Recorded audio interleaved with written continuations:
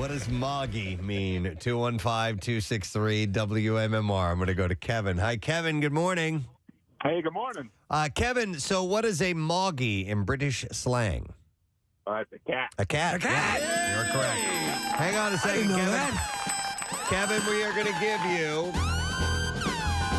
4 pack of tickets. Catch WWE's biggest superstars during WWE Extreme Rules at Wells Fargo Center on Saturday, October 8th. And tickets are on sale now at wellsfargocenterphilly.com. Getty Watanabe. That's right.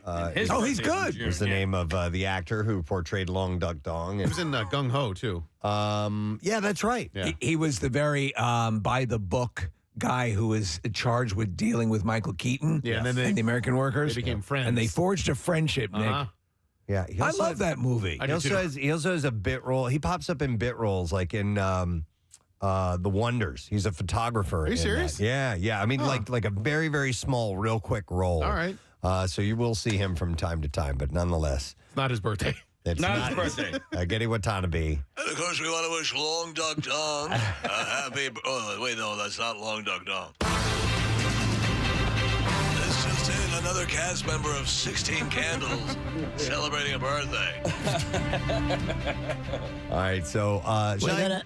We got out of Jim English. Excuse me. Had a frog in my throat. Oh my God.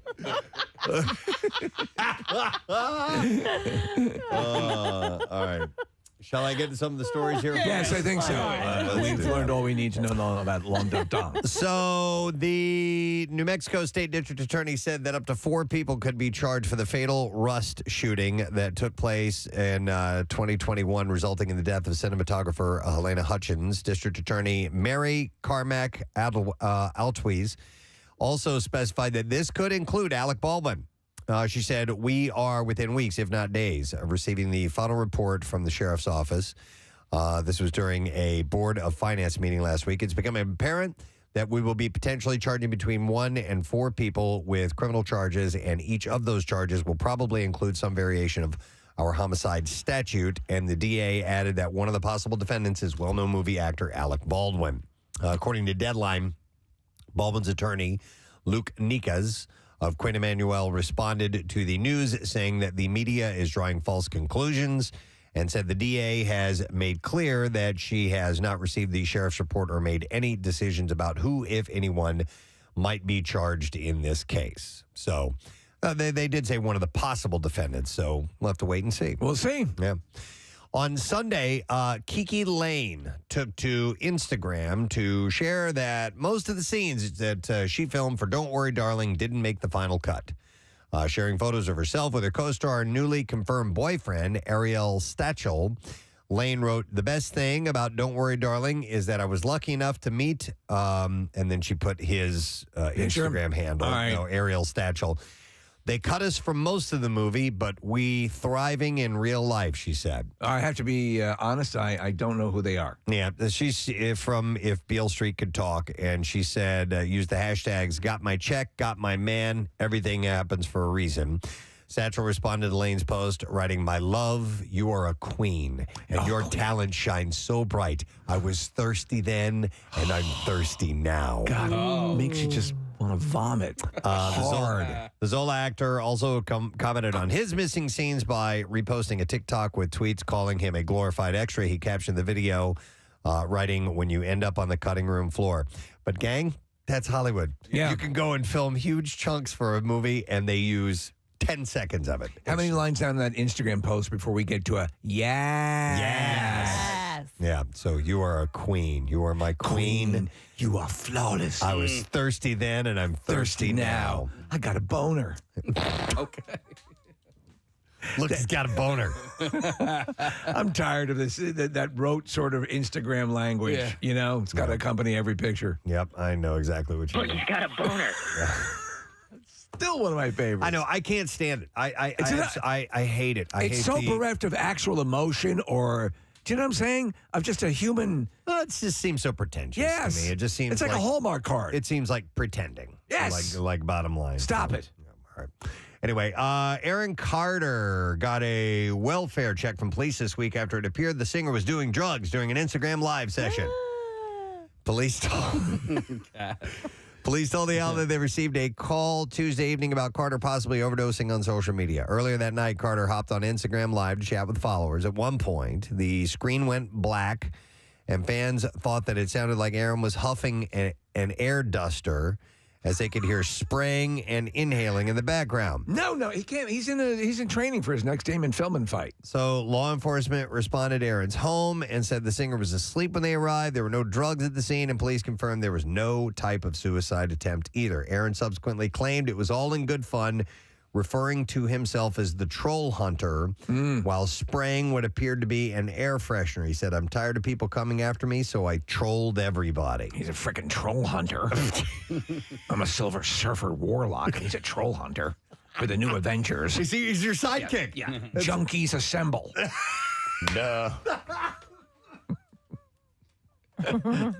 They really should hang out, those two. Junkies assemble. Look at his horrible face tattoo. Oh my God! It's not. It looks like the tattoo artist spilled a bottle of ink on his face. Steve, what?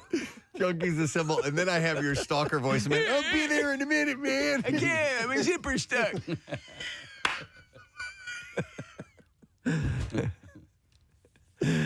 The new Avengers.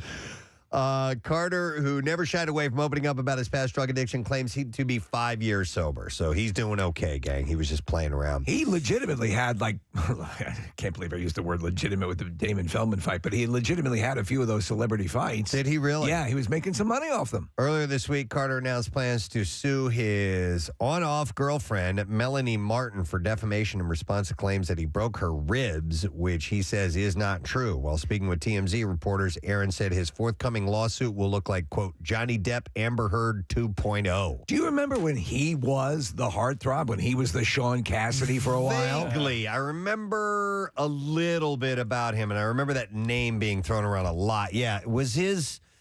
He was a singer, right? I mean, like a Did he write that Shaq song about, not wrote it, but sung it about this... I don't know. All I know is he's somebody else's little brother. Yeah. Nick Carter, right? Nick Carter, yeah. And if it wasn't for Nick... Yeah. There you go. All right. Enough said. He knows Long Duck Dong, I know that. So people get enough of a TikTok, or can't get enough of a TikTok that's showing Kim Kardashian. I haven't seen this yet, but I'm laughing at just the description. It shows Kim Kardashian struggling to walk up a set of stairs in a silver Dolce & Gabbana dress during Fashion Week in Milan. Because she wears those dresses that are so tight. I would guarantee this is quite common. That she can't move her knees or anything. So her longtime friend, Stephanie Shepard, shared the video on Sunday with the Kardashian star hopping and taking tiny steps in the tight-fitting dress in order to get around. It is pretty funny. In other news, she also appeared on Live with Kelly and Ryan on Monday and shared that she's just not ready to date yet.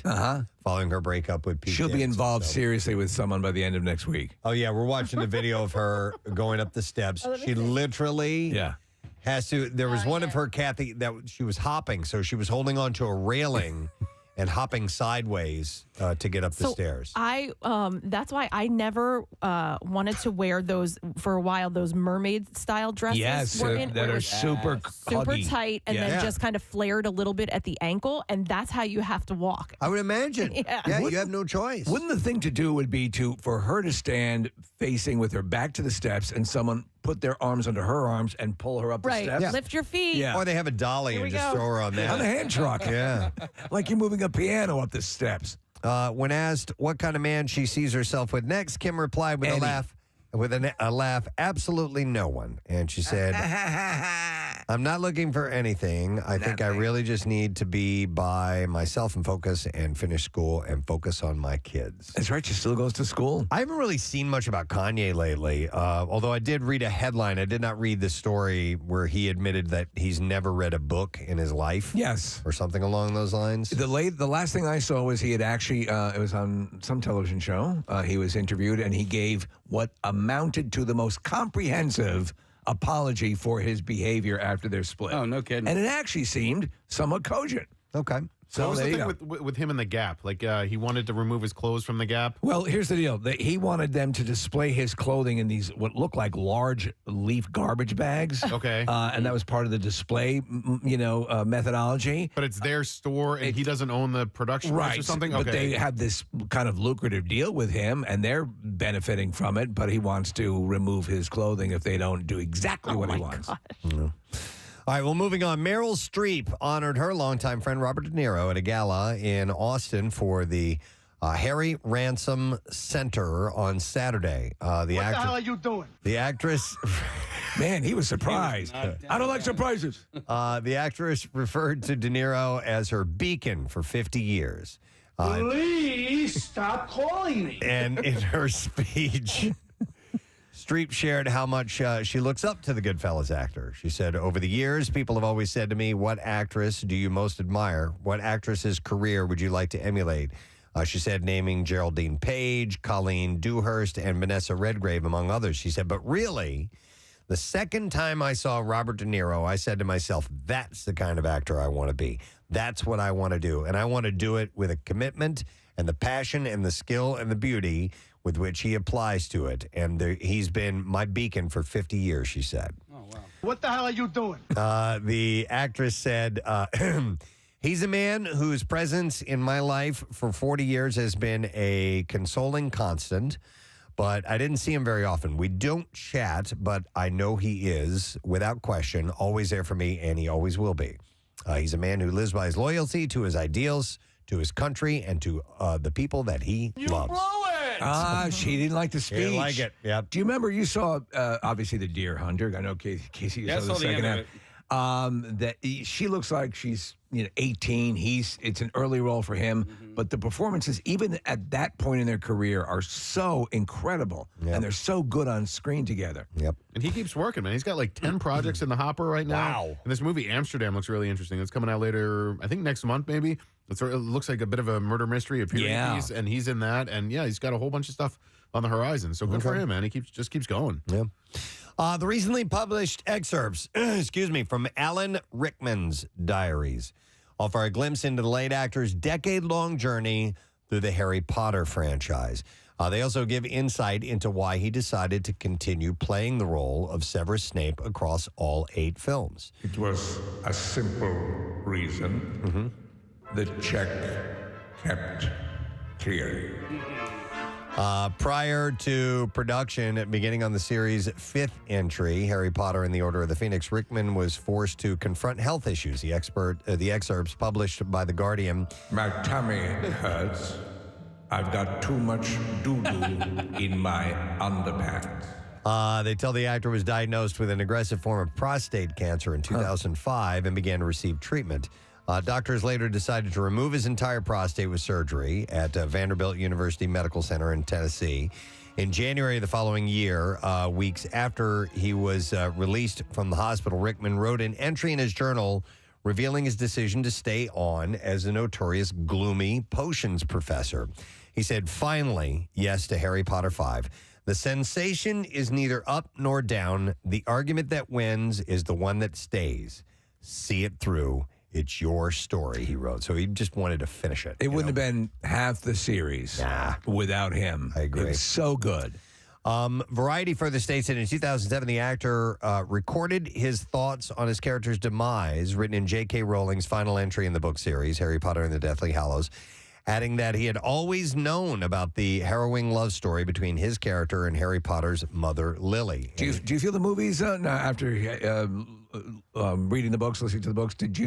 Did they get it right? Oh, yeah. Yeah. I mean, there's some characters left out and some minor storyline things that they changed. But for the most part, I thought the tone was spot on. I think that you have to think about them separately, though. I mean, like the books are their own entity and their own universe, and the movies are the same. And they're both magical. They're both wonderful. But like, for example, Half-Blood Prince was probably my favorite book in the series. The movie's not really like the book. There's a whole lot of departure from it. They go a lot more into like Voldemort's backstory.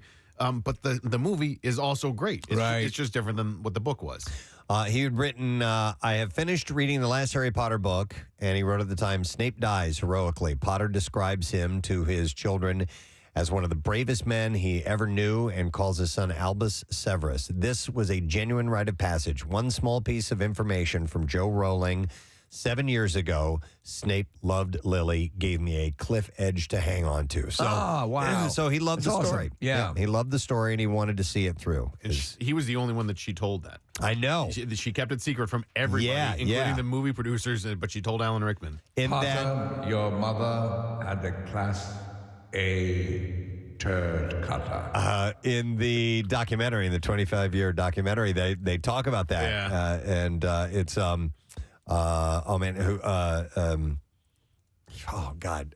Daniel Radcliffe and who played damn it, Emma Watson. Rupert Grint. No, hold on. Who played Sirius? Gary Oldman. Thank Gary you. Oldman, yes. They're sitting down talking about it, and he's like, nobody knew. And he's like, Rickman knew about it. Yeah. And so he was the only one that That's J.K. cool. Rowling I like that. let in on it. Yep. All right, so Did J.K. Rowling tell him who played Long Duck Dong? Getty Watanabe. You know that now. Getty Watanabe. I know this. I know this. Yes. She gave me a peek behind the curtain of 16 candles. All right, let's see. Just a couple more quick things. You mentioned Amsterdam, Nick.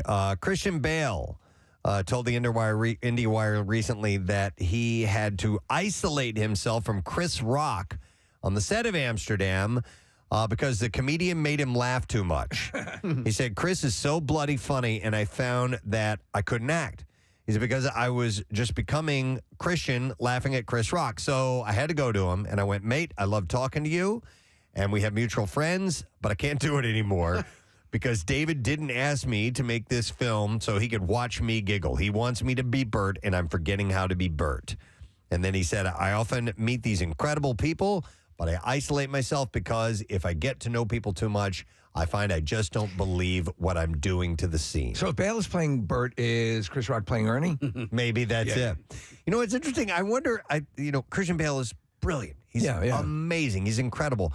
But is he, would it be slighting him a little bit to say, wait, dude, you mean you can't separate in the moment that you know this, you can't turn it off and go somewhere else? You have to actually, I know it's method. I know it's what he's doing. It's full method, but you would think you'd be able to. I forgot what the actor you told me about who once gave the suggestion to Dustin Hoffman. Oh, it's Laurence Olivier. Yeah. My son, it's called acting. You don't actually have to starve yourself. On the set of Marathon Man, Dustin Hoffman was actually taking ice baths because it was supposed to look like he had just been in an ice bath. My dear boy, that's why they call it acting. Yeah, exactly. I agree. So, according to the New York Post, the cousin of one of Jeffrey Dahmer's victims took to Twitter after Monster, the Jeffrey Dahmer story, dropped on Netflix. It's coming up. I want to watch it. Yeah, I just was looking at the teaser of that. I'll probably started into it. Yeah. What do you think? Well, I mean, it starts with him like full on, like chopping up a body. I watched about 5 minutes. Yeah. And I'm thinking, do I want to commit? Because I've seen so much Jeffrey Dahmer stuff, but it's getting good reviews. So anyhow, this cousin, Errol Lindsay, was Dahmer's 11th victim, and his cousin, Eric Perry, wrote, I'm not telling anyone what to watch. I know true crime media is huge right now. Man, you could write right now. But if you're actually curious about the victims, my family are pissed about this show. It's re-traumatizing over and over again, and for what? How many movies, shows, documentaries do we need? Yeah, it's a fine line. It's interesting. I mean, I get it. Yeah. I'm fascinated by, and I think we as not everyone, but some people as human beings go, how can someone do this? I need to see this to try to understand how someone can, you know what I mean? Exactly. It's I know a what you mean. fascination. If you're on the side of having a close relationship or a connection to a victim, it's got to be horrible. And yes. Yet, and if it's a character weakness, I freely admit it is. I'm perpetually fascinated by this stuff, and I've seen a whole bunch on Dahmer. But I can completely see someone. Yeah. Going, If your why do they nephew keep dredging this up? was murdered by somebody like that, you would go, okay. Enough. We don't need to glorify But don't you remember years ago we spoke to a victim, and and I don't remember, maybe she was selling a book or something like that, but I spoke to her down the hall for her story, and I got a little bit more in depth with her, and she said it still helps me to talk about it. Now, she survived it, obviously, but she said for me, it's because I said, how do you do this year after year? And she said, for me, it just helps. It's part of the continuing healing process for her. So it's Richard Speck, or was it Ted Bundy, I believe. It was Ted Bundy. But remember, yes, that's right. He brought the log in and was beating. Yeah. So he was going from room to room killing people. And he actually attacked her, but she didn't die. Yep. Yeah, and she played dead. Yeah. Yeah, I remember that. Her roommate came home, Yeah. and the lights shined through the window, and that's what scared him out. Right. Wow. Oh. All right. Well, anyhow, we're going to move on to something lighter, like the clips. Let's do these. Special Agent Simone Clark is the oldest rookie in the FBI Academy in the Rookie Feds. In this clip, star Nathan Fillion talks about how the show portrays real-world attitudes towards police. Here we go. Well, first and foremost, we're here to entertain, and we're here to hopefully inspire. The fact is, there are some pretty heavy issues going out there. We like to try to acknowledge those things that are happening. Really? Yeah. So the Rookie Feds premieres tonight on ABC. So that's is that an offshoot of the other show Rookie, where he plays the rookie? Now this is a rookie, but she's an FBI agent. I guess so. All right. Couldn't tell you definitively. A lot of rookies out there. But it seems like it, yeah. All right, next clip. Rob Zombie's The Munsters takes a look at the origin story of the beloved spooky family. And here's star Daniel Roebuck, playing Grandpa Munster, explains how prosthetic makeup helps him get into the character. And it really is part of the transformative art, the costume too. But boy, man, when they put someone else's face on you, you really are someone else. Yeah! The Munsters is available for streaming today on Netflix, and we will talk to Daniel Roebuck in the 9 o'clock hour today. And as it turns out, after seeing a number of reviews of the movie, he gets the best response. They say his grandpa is wonderful. It looks funny. Yeah. It looks, some of the clips I've seen look pretty damn funny. So we'll see how that rolls out today, and we'll talk to Daniel later on this morning. Let's take a break and come back. Don't forget Yoo-Hoo Loot, gang. We're doing that 8 o'clock, less than an hour away from your opportunity to win $1,000. Please don't miss it. We'll be back in a moment.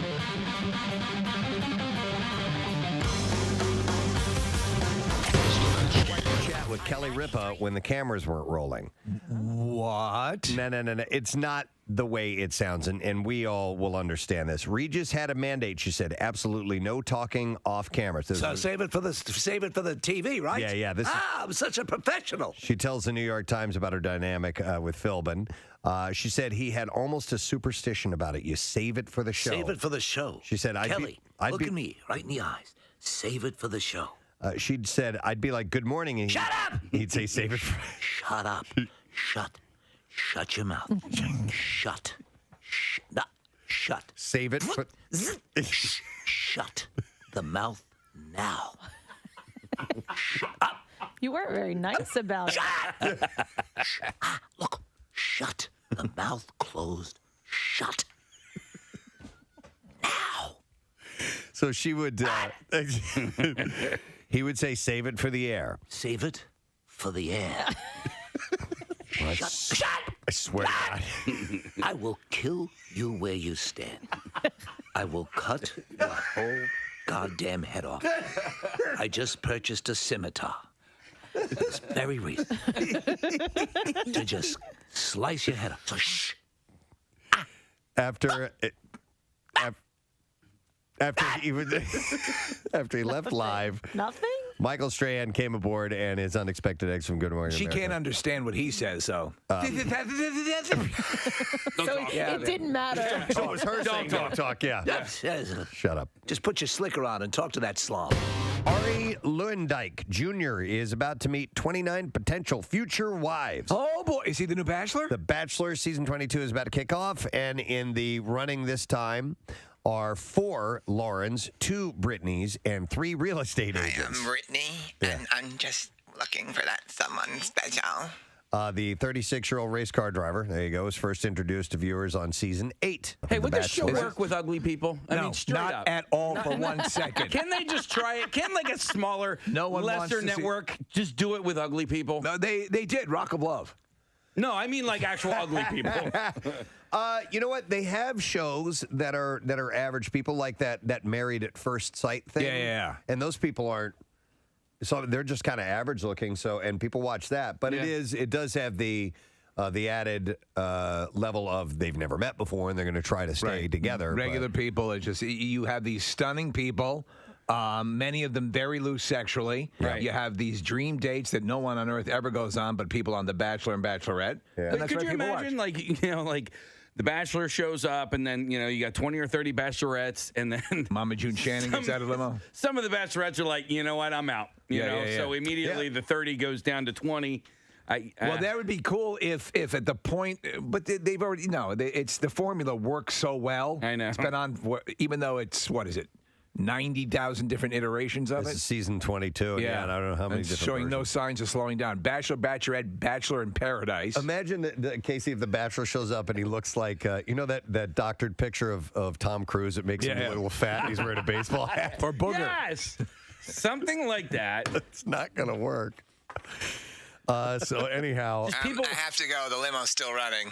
yeah. people with great personalities, all No one across cares. the board. Yeah, Look at this picture here. Yes. that guy. That's it. I love it. I tune in. I totally would have watched that show.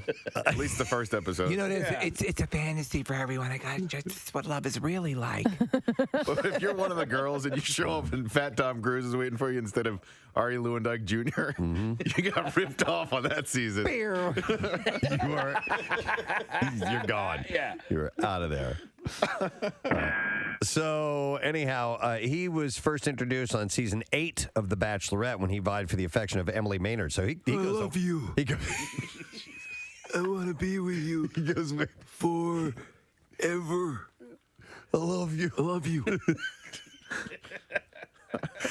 See, I look into the future and I see you and I together, like two people together. Poetry. I want to walk down the aisle with you, the same aisle, and get married.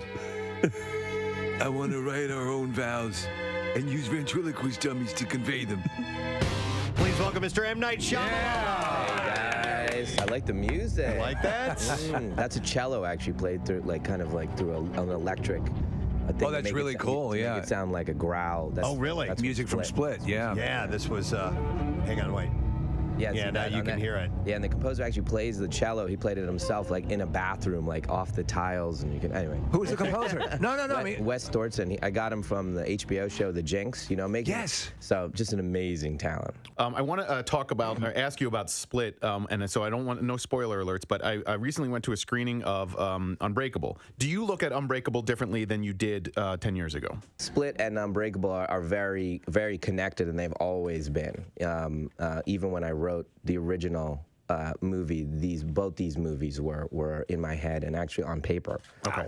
So it was just one of those things when I started doing smaller movies, which give me a lot of creative control, and for me, whether it's even just in my own head, a sense of being able to be daring and different and original and not worry because the budgets are low and I can do something that's unexpected.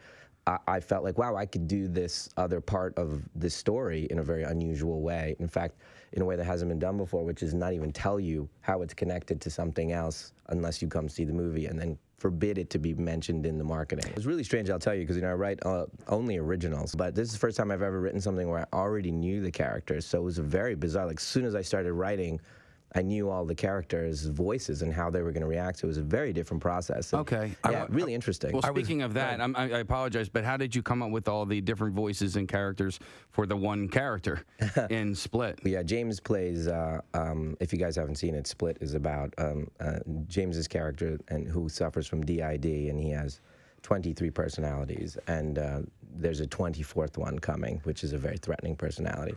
And in this movie, he plays... I don't want to tell you how much because I think it's going to be fun, but it's an enormous number. But that's crazy to have to come up with 23 characters for one. You know what? Really, it's not any different for me as a screenwriter because they are who they are. You know, so they're real characters. They're just being funneled through one person. Yeah, it's James that has the problem. You know, I have to. I'm just writing different characters. I watched the Blu-ray had a different ending. Which I find this stuff fascinating. Yeah. And one you didn't go with, and it was the exact right call to go with the one you went with. But do you when you shoot those things and you actually just sit there and see them side by side and run them, do you go, that's it, or are you back and forth, back and forth, back and forth? Well, I mean, part of art is listening, right? Yeah. So you can have an agenda. Again, if I write you this movie about you guys, you 5 guys right here in this thing, I can have an agenda. Oh, I want Preston to be this person and that person, and but you have to really listen because the character of Preston or the character of Kathy will start talking to you and telling you something, and if you're being arrogant in the process, it's literally in a relationship, and if you're not listening to say, oh wow, the Kathy character wants to be the dominant character, it doesn't want to be the way you were thinking of her, and so it's listening to it and making the movie and looking at it, you go, wow, I thought James's character was going to do this, or I thought Bruce's character was going to go this way, but actually it's Sam's character that wants to do this, and that process I've gotten better at listening. You sort of step aside and let the voices come. I know it seems very it's all bizarre, sounds really, bizarre and overly artsy, but I would understand that when you're writing for multiple characters. I mean, they're all living within you. Yeah, so James, we were doing a scene, and just a random moment, just to give you a sense of what I'm talking about, and James was playing the 9-year-old boy, and he did something that he didn't know he was going to do. He was walking down the street, and he did something with something on the side of the building, and he a half second before he did it, he didn't know he was going to do that. Right? And then he did it, and then he reacted to it, and like a 9-year-old, and it was hilarious and wonderful, but he didn't pre-think that. He was being the character and listening, basically, is what I'm saying. What does the character think? Oh, wow, the character's eyes went to this thing that happened to walk by. And that in that same way, being present as, having empathy. I guess as an artist, that's really what you're cultivating is your ability to have empathy. I've always, coveted the opportunity to do something where there was a pre-existing mythology and something so well thought out. Why Lord of the Rings and Harry Potter and even Star Wars, Lucas's Star Wars, why it's so effective is the backstory has been thought out so much. The backstory is the front story. All that work has been done. And when you guys see something on television or a movie that rings a little hollow, that's because the person walked in the room and that person didn't exist before they walked into the room. So with that kind of just leaving things, just letting it funnel through, can we expect to see Glass face off against Stuart Little? Maybe. Is it possible? Yeah, it's possible. I wrote Stuart Little for you fans out there. That's why that joke actually is funny.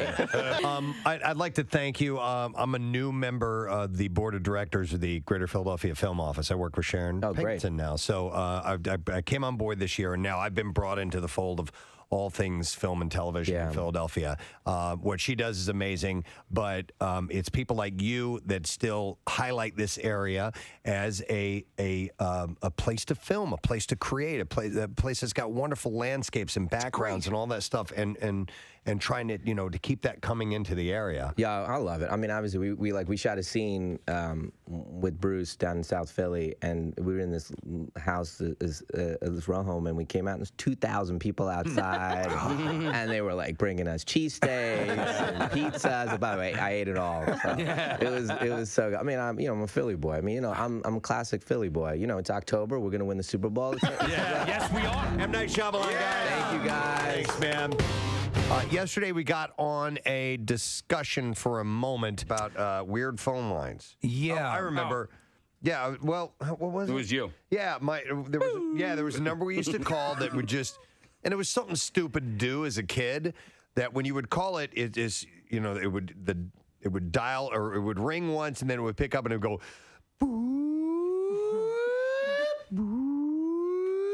I mean, over and over, nonstop. It had to be like maybe for service guys working on the lines, like a calibration thing. Maybe that was something like that. Something along and you those happened lines. upon it. No, but the reason I brought this up is because Steve came across now. One of the things is not just free phone lines like the time and temperature and 800 PHL gate. There was a time in history where the 900 exchange was quite popular. Yeah. And those were paid phone calls. You mentioned celebrity ones. Yeah, we have a couple of Here, them. you ready for this one? Yeah, which one you have? Here we go. Audio Entertainment presents pop music's new sensation, Paula Abdul. Call me, I've got news you can use. Straight up, she's going to tell you everything. Straight up, man. You straight up call her now. She'll tell you where she had her nose done. And you should, because opposites attract. Call 1-900-909-1800 now. Call me twice and I'll send you an autograph. So, Casey sent me this article. It was from the New York Times yesterday. And in the NFL, there's a tradition that's been going on since the 70s. It's called the rookie dinner. And so the veterans have to take the rookies out to dinner, but the rookies have to pay for the dinner. Right. It's been shown in sports movies periodically, yeah. Yeah, so, but apparently there's starting to be more rumblings about is this a good idea or not, because sometimes the tabs, which can average between $5,000 to $25,000. Come on. Well, it depends on if they take advantage of them. Of course. You know, And I bet you the inkling quite often is to take advantage of them. Right. Funny to that's the them. deal. Yeah, the because higher they can get the tally. Well, because they had it done to them, too. Yeah, It's that type of thing. It was done to me, and we're going to do it to you. That type of thing with initiations, essentially, is what this is. But the point they're starting to make out is even though we see the NFL as, these high-dollar individuals, not everybody gets paid all of that money. No. And some of them and up front. And some of them might last a season, and they've blown money that in hindsight they probably should have kept. Yeah, they probably needed. Yeah. But it's also, listen, these guys are ordering cognac and expensive bottles of wine, and obviously the food. It's the booze where you spend all the money when you go out to dinner, without question. So we had in my sorority, there was a night where the what's it called, Case? The Hell Night? Rush night? Is it during pledging or no? orgy? We were pledging. Oh, pledge night. Yeah. So it was during pledging. I forgot the word. It was during pledging, and so the whole sorority, sort of created this spooky, we're mean people, night, and so to scare it, whatever. We knew what was going on, and it you're harassing them. It was being funny. They were being funny, and it ended up being a fun night. After it's all over, there's a big party, the whole thing. But they got the year that I was pledging, the sorority got in trouble for it. So the following year, when we were finally in the sorority, we couldn't do that. We didn't get the chance. What was the core thing that you did to besides acting like you were very mean? Was there something equivalent to this, or It wasn't money, because in college nobody had money. Right. It was. So we were brought into one of the sorority sisters' houses. They put us in a basement. It was very dark. It was almost remind you of a haunted house, spooky, scary. Sure. They all came in all dressed in black, and we were blindfolded. It just was. Right. Honestly, it was so dumb, but we were laughing. Yeah. It was fun. That's cool. Before we go down the sorority and fraternity path, which I'm sure we're going to because that's the easiest to go to, but I wanted to see if there are other professions that might have this rookie type of initiation There's gotta be. thing. And I'm sure that construction sites probably do their little thing. Oh, yeah. Maybe in the medical field, because interns there usually get the crap work. In the military. Military and police. Yeah. Yeah, that absolutely. too. And in radio, I remember interns were pretty easy to. Now we don't do that here. No. They actually have work to do on our show. But if you're doing a different shift, it's a little bit less involved than the morning show. I remember being, running my interns around and having them just do crap work all the time. As part of an initiation? That wasn't really an initiation. It was just I needed work done. Well, look at what running we did. errands for me. Look at what we did to Joe. Joe, I feel. That's. I don't. I feel bad about Joe. I don't. You do? Yeah. No. Yeah. We took it to. We took it a couple We steps. had people beat him with a wiffle ball bat. What?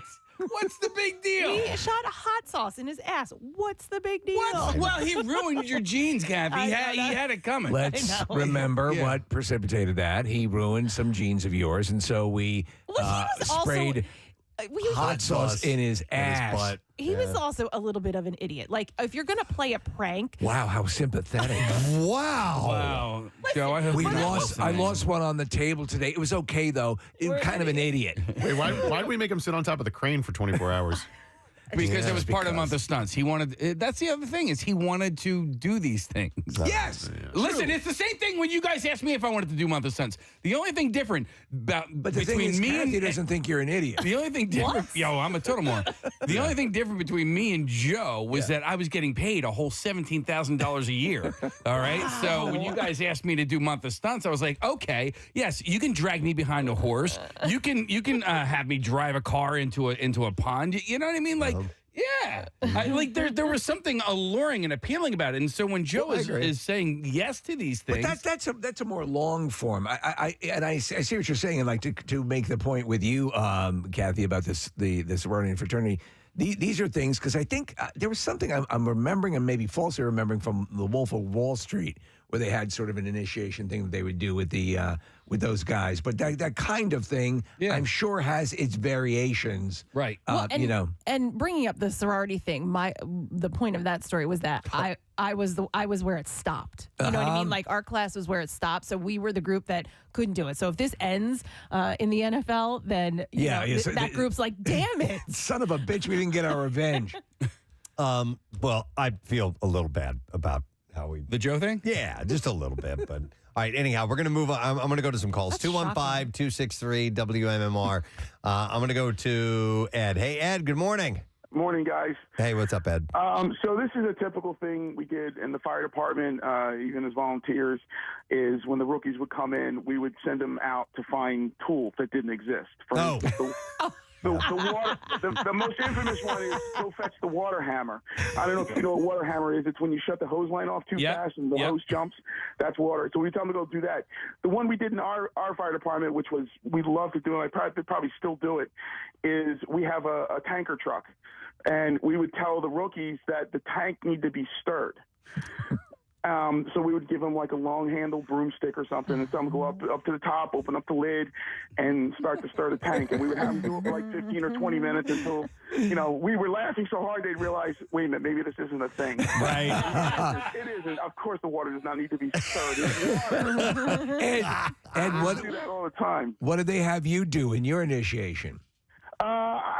There was a water hammer thing. There was a lot of that. They kind of go look for things that did the hose lengthener. I love hose it. straightener. Yeah, I've heard of on a construction site, go get the board stretcher. That one. Yeah, that's another one. Yeah, exactly. Yeah, I love it. Thanks, Ed. Nice. And I think there's a prank in baseball that they pull on bat boys when they tell them to go get a key to the batter's box. Oh, really? Yeah. That's a good one. And they go looking around everywhere for a key to the batter's box, which doesn't exist. It wasn't part of an initiation, but you talk about the interns early on, Preston and Y100. We would send them out, the time we sent them out for Java. Oh, that was fun. Yeah. Wasn't that Joe? No, somebody else. I remember they came back. Yeah, I couldn't find Java. All they had was coffee. Yeah. But that wasn't really a prank. That was just them not understanding what Java was. I'm going to go to Matt. Hey, Matt, good morning. Hey, good morning. How are you guys? Good. What's up, Matt? Well, I was in the Marine Corps for 4 years, and I actually called you guys a while back about the difference between explosions in movies and how they are in real life. Right. Okay, yeah. So while in the Marine Corps, I was in Iraq in 2004, and I had a prank played on me because I was a new guy, just a young 19-year-old kid, and one of the guys told me to go get a prick E5 and sent me to one specific older sergeant to go get this prick E5, which is in terms known as radio communication equipment, and it's also known as a prick 119. But you don't know that, so you go walking over to a sergeant and say, hey, I need a prick E5. Okay. And you have no idea what you're saying, and he turns and looks at you and says, what did you just say? And then you say, I need a pricky 5. And he just chews you want a pricky 5? I'll give you a pricky 5. And he goes off. Wow. So you're just sitting there going, you have no idea why you're getting yelled at. You have no idea what you said. You turn around and everybody is laughing. And you're just like the little puppy with his tail between his legs, like, oh no, I just did something wrong. Yeah. But you return the favor years later when you tell the young guy, when you go for with some of our vehicles. I was a Motor T driver. You have vehicles with air brakes. There is no fluid for these brakes. Okay. So you send the new guy, go get me some brake fluid right now, Marine, go. It's up in the warehouse. You need to go look and go right now. You got 2 minutes, go. And he comes back to you with a red face, scared because he can't find the brake fluid for the 7-ton truck. And you just keep going back and forth with him. And then I wasn't as hard on my Marine, but I did yell at him for not finding the brake fluid. But you pull him in and go, Marine, do we have brake fluid in these trucks? And it dawns on him. He goes, oh no! And like, come on, Marine, you got to be smarter. You got to think on your feet. You know. Oh, I love that. As you get older, I think you try to teach him a little bit, but man, did I get my ass chewed when I was in Iraq for looking for a pricky 5, man, and you get it. Matt, looking back though, with the whole thing and that sort of fraternal thing, and you were sort of I assume it was done from a place of love, and everyone goes through the rite of passage, and absolutely okay, now yeah, you're in the club, you know, now they bring you in, and now they made fun of you, they had a laugh at your expense, but now you know better. But it also kind of, I think it teaches you how to think. You know? And like when somebody says something to you, you think about what they just said, not just, oh, okay, roger that, and then you just run off and go do it. No, you think first, and then no, that makes figure it out. That makes complete sense, Matt. I love it. Thanks, man. You guys rock. Have a great day. Thanks, buddy. Take care. I want to go to this one because this is more directly like the NFL rookie dinner thing. I'm going to go to Kevin. Hi, Kevin. Good morning. Good morning, guys. How are you? Good. What's up, buddy? Hey, yeah, I'm in sales, and I worked at a company where they had a thing called NGB, which is New Guy Buys, where kind of at the first small regional sales meeting, you'd go out to dinner and you'd be required to kind of buy all the other sales guys dinner. And they would get night drinks and stuff like that as you do rounds of shots of whiskey and all this kind of stuff is.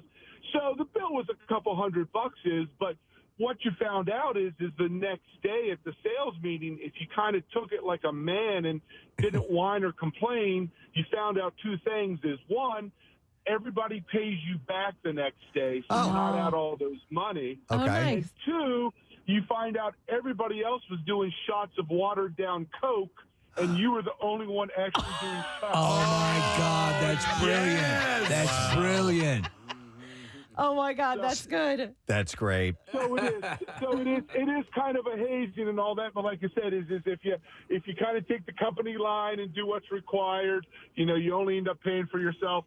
Though you are really hungover the next day. You know, Kevin, though, that really ends up that is a sort of, it's almost like a Rorschach test. You're getting a psychological preview of your coworker. Not that you live and die by what happens that night, but somebody rises to the challenge and does that, and then they find out that their coworkers also, when they pay the money back, they weren't going to leave you on the hook. That's a good thing to learn as well. So.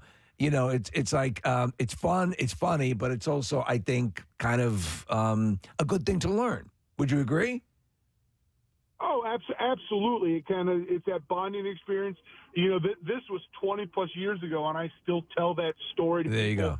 And have fond memories, except for the hangover. Right. Could you imagine everyone is in on it and you're not? That's pretty funny. Yeah. I've never done the this is the only guy drinking and we're just pretending to drink thing. But that's pretty fun. Let me go to Nick. Hi, Nick. Good morning. Hey, good morning, guys. Hey, what's up, buddy? So I work in the elevator industry, and we're doing replacing an elevator at a school. So we had a new guy with us. I told him, hey, the door isn't long enough. Go find me a door stretcher. Couldn't find a door stretcher. Yeah. I was like, oh, we don't have it with us. All right, go make me a bucket of steam. What's that? I was like, all right, go find me a 5-gallon bucket and go get me some map gas. And we'll heat it up and we'll make some steam. I have a video of the guy sitting there with map gas in front of the door and a bucket of water. Give me a bucket of steam. Oh, my God. Terrific. I like that. All right, thanks, man. Next is Keith in the commercial fishing industry. I bet there's some stuff in there. Oh, yeah. Hi, Keith. Good morning. Hey, good morning. How you doing? Good, buddy. All right, so you work in that industry, commercial fishing? I played when I was younger. I'm older now. And Okay. Stood at a desk, but back when I wore shoes that Kathy wouldn't approve of,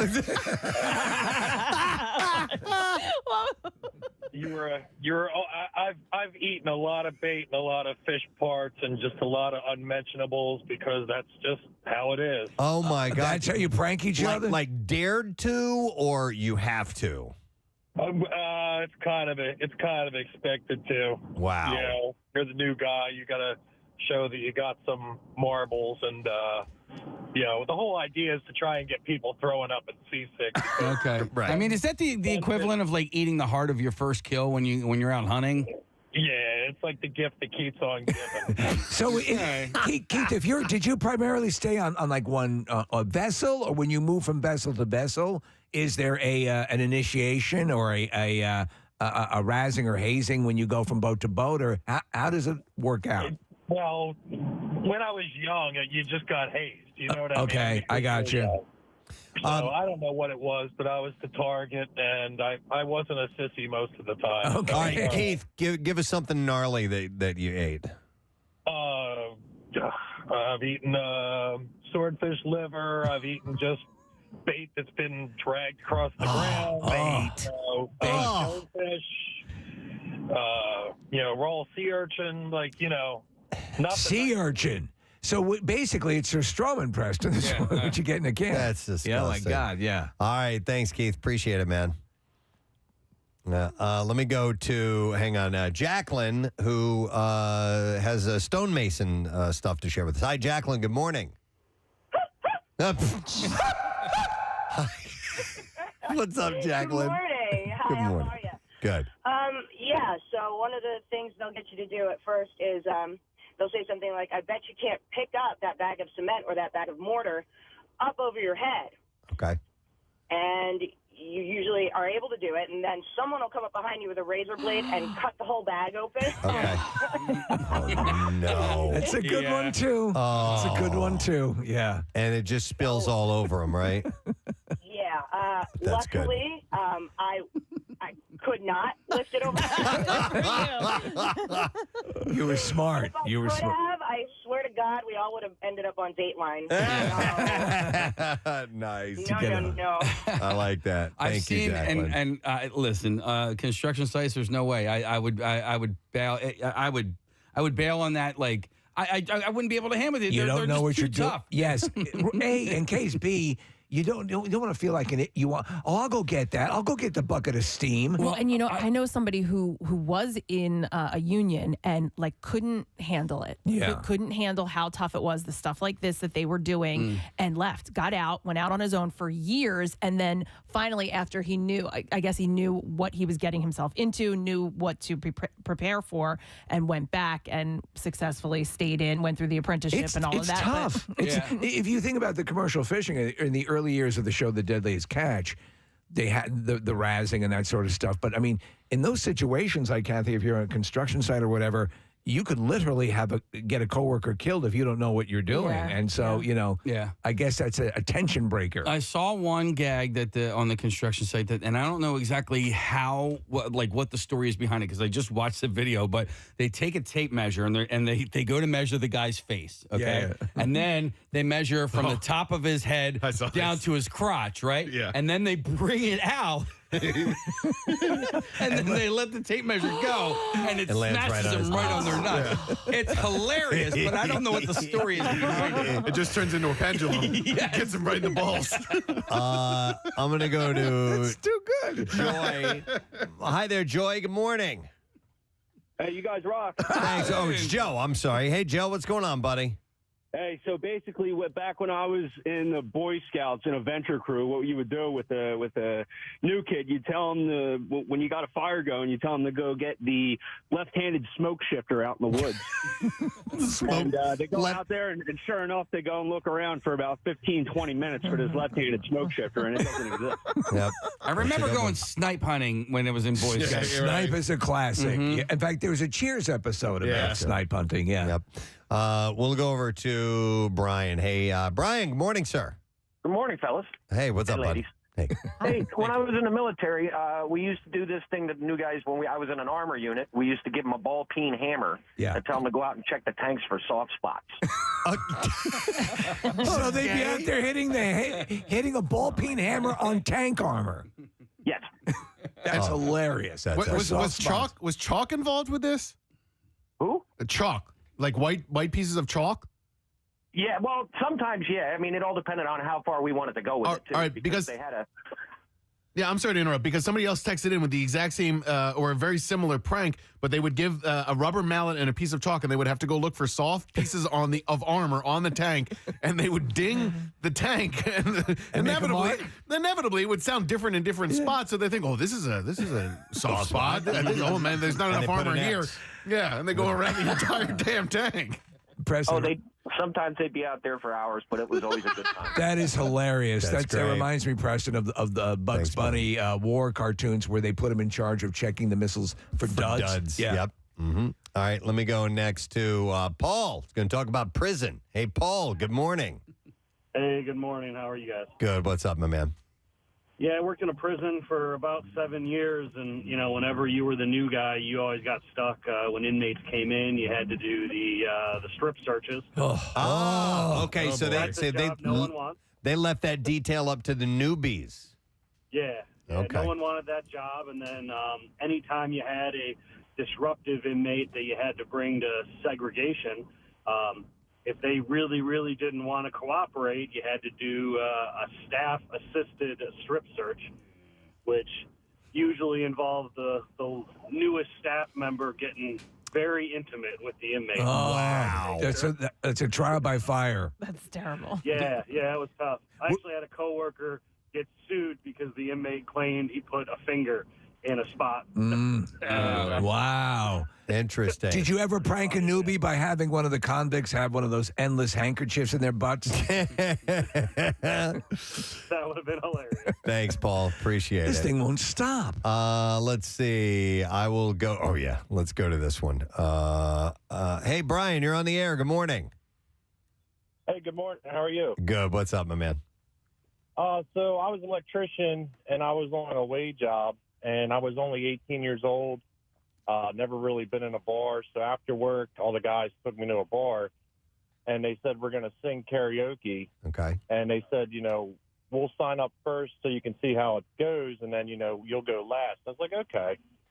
So being a country guy, and, I figured I'd sing Garth Brooks to dance, and, so the karaoke starts, and I'm going to kind of waiting for one of the guys' names that I'm working with to go, and of course it's my name that goes first. They called you first. Nice. None of the other guys signed up. It was only me. So you're putting on a concert. You had to get up there and sing that tender Garth Brooks ballad. It'd be funny How'd that go, by the way, Brian? So I did well, except I really kind of brought the atmosphere down in the bar because, upbeat bar, and here I am. Yeah, like when Nick played We Got Tonight at the frat party. Mhm. That's great, Brian. Thanks, man. It would be really funny if they all just signed up his name instead of, because they all look like they were signing up. But if they all every single song they kept calling him back to be, that would be a good one. I like that.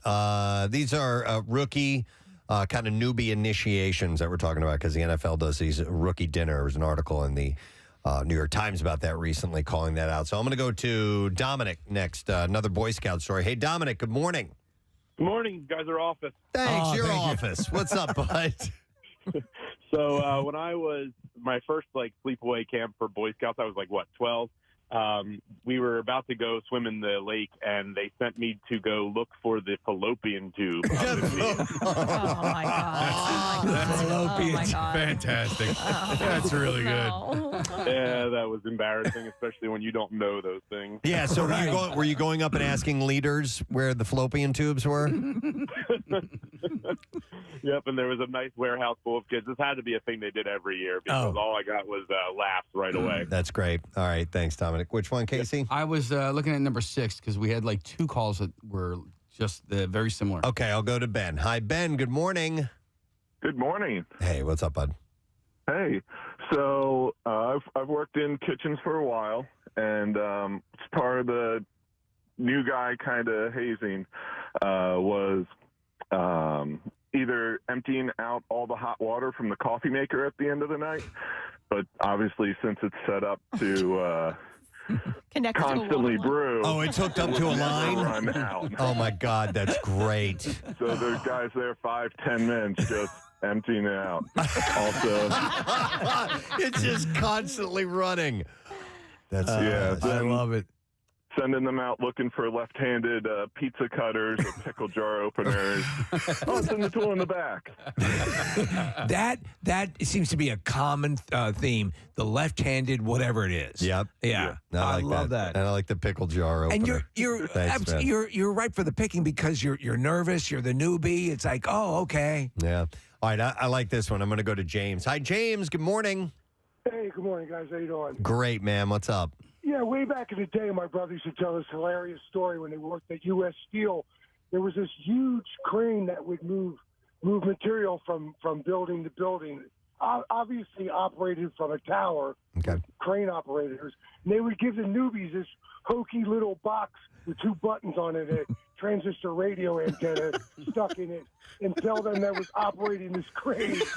And they would like push the button, and this huge crane was coming. That's excellent. That's so good. So they think they're operating a huge crane. It's terrible.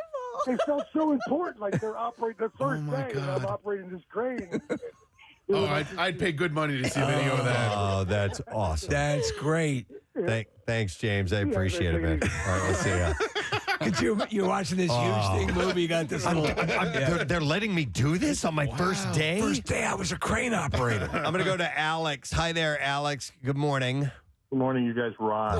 Thank you, Alex. We're talking about razzing the newbies. What's your story? So when I was a kid, 16, 17, I worked at Chick-fil-A down in Florida. Mm-hmm. And I would train. I was a team leader, manager, whatever, and so I'd have to train the new kids who were my age, of course. But so I the girls especially, because the guys never fell for it. But I'm showing them how to where to find the chicken, the napkins, whatever. And they go, okay, what's next? I go, all right, well, now we got to go upstairs and pluck the chickens.